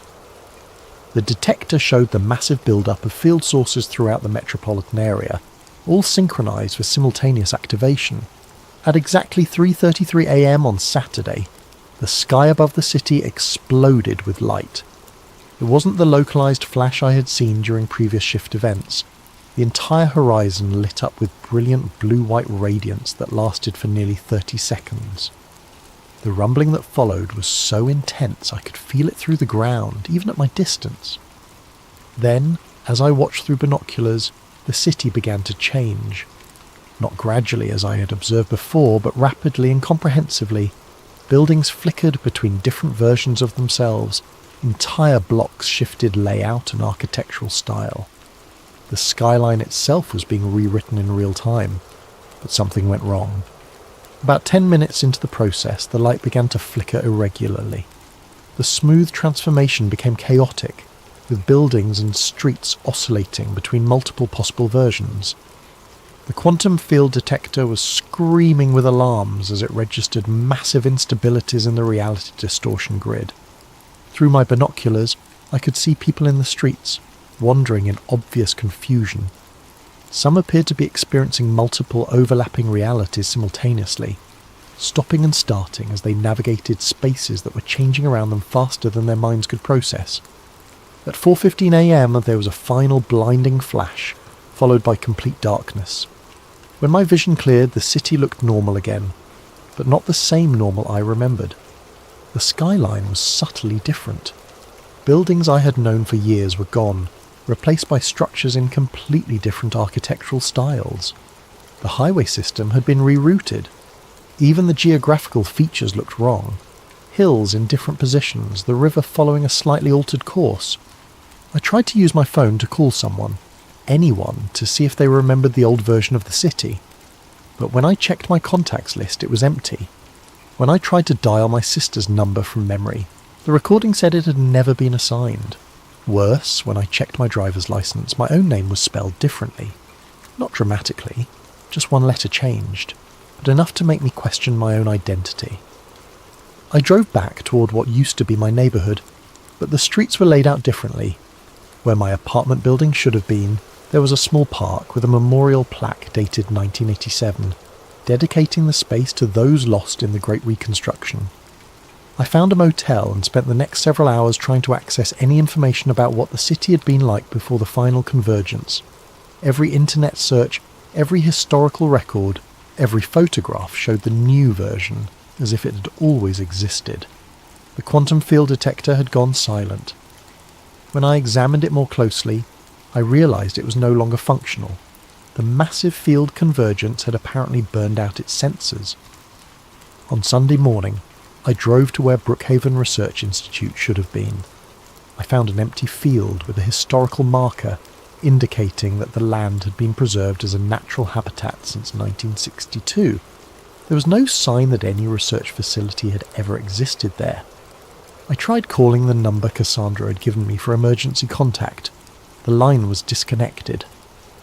When I searched for any record of Dr. Cassandra Mills, I found nothing. No employment history, no academic publications, no evidence that she had ever existed. By Sunday evening, I realized the terrible scope of what had happened. They hadn't just hidden evidence of some scandal or crime. They had rewritten the entire history of the city, creating a version of reality where their project had never existed at all. It's been 6 months since the final convergence, and I've learned to navigate this version of the city that wears my home's face but doesn't quite fit. The streets have familiar names but wrong layouts. The landmarks exist in different locations. The people I thought I knew have different histories, different personalities, sometimes different faces entirely. I tried to return to work, but the rideshare company has no record of my employment. My bank account exists, but with a different balance and a transaction history I don't recognise. My apartment building exists, but strangers live in what used to be my unit, and the landlord insists no one by my name has ever rented there. I found a few other persistent observers, people who, like me, retained memories of the pre-convergence reality. We meet occasionally in carefully chosen locations, sharing stories and comparing notes about what used to be. But we're careful. Even in this edited reality, we suspect that asking too many questions about the old world might still attract unwanted attention. The Forgotten Archive forum is gone completely, not just offline, but removed from internet history as if it never existed. The search terms that used to lead to discussions of reality shifts now produce only academic papers about memory disorders and psychological delusions. I've tried to document what I remember of the original reality, writing everything down in multiple notebooks that I hide in different locations. But sometimes, when I check on them, I find that my own handwriting has changed subtly. Words altered, details modified, as if the editing process is still ongoing even now. The quantum field detector sits on my desk, permanently dead. Sometimes I wonder if Cassandra Mills was real, or if she was just another persistent observer like me who got erased when they cleaned up the loose ends. Maybe our entire conversation was a dream, or a hallucination brought on by exposure to reality distortion fields. But I don't think so. I remember her face too clearly, remember the weight of the device when she handed it to me, remember the specific technical details she shared about the quantum field technology. I think she was real, and I think she sacrificed herself to give me a warning that I couldn't fully understand until it was too late. Yesterday I drove to the hilltop where I watched the final convergence. There's a scenic overlook there now, with a plaque commemorating the site as a natural viewing area preserved since 1923. But when I stood in the exact spot where I had witnessed the city being rewritten, I could swear I saw something that shouldn't have been there. For just a moment, in the corner of my vision, the skyline flickered. For less than a second, I saw the old version of the city, the buildings I remembered, the highway system I had driven for years, the landscape that matched my mental map of home. Then it was gone, and I was looking at this new version that everyone else believes has always been there. I don't know if what I saw was real or just my mind's desperate attempt to hold on to memories that are being systematically erased. But it gives me hope that somewhere, somehow, the original reality still exists. Maybe that's all I can do now, remember what was, and hope that memory itself is enough to keep the truth alive, even in a world that's been edited to deny it ever existed. I think Warren Street was just the first stitch to tear. Whatever world I came from, it's gone, and this one doesn't want me here. But I'm still here anyway, carrying the ghost of a reality that only a few dozen people remember. And as long as we remember, maybe it's not entirely lost. Maybe remembering is enough. Maybe remembering is all we have left.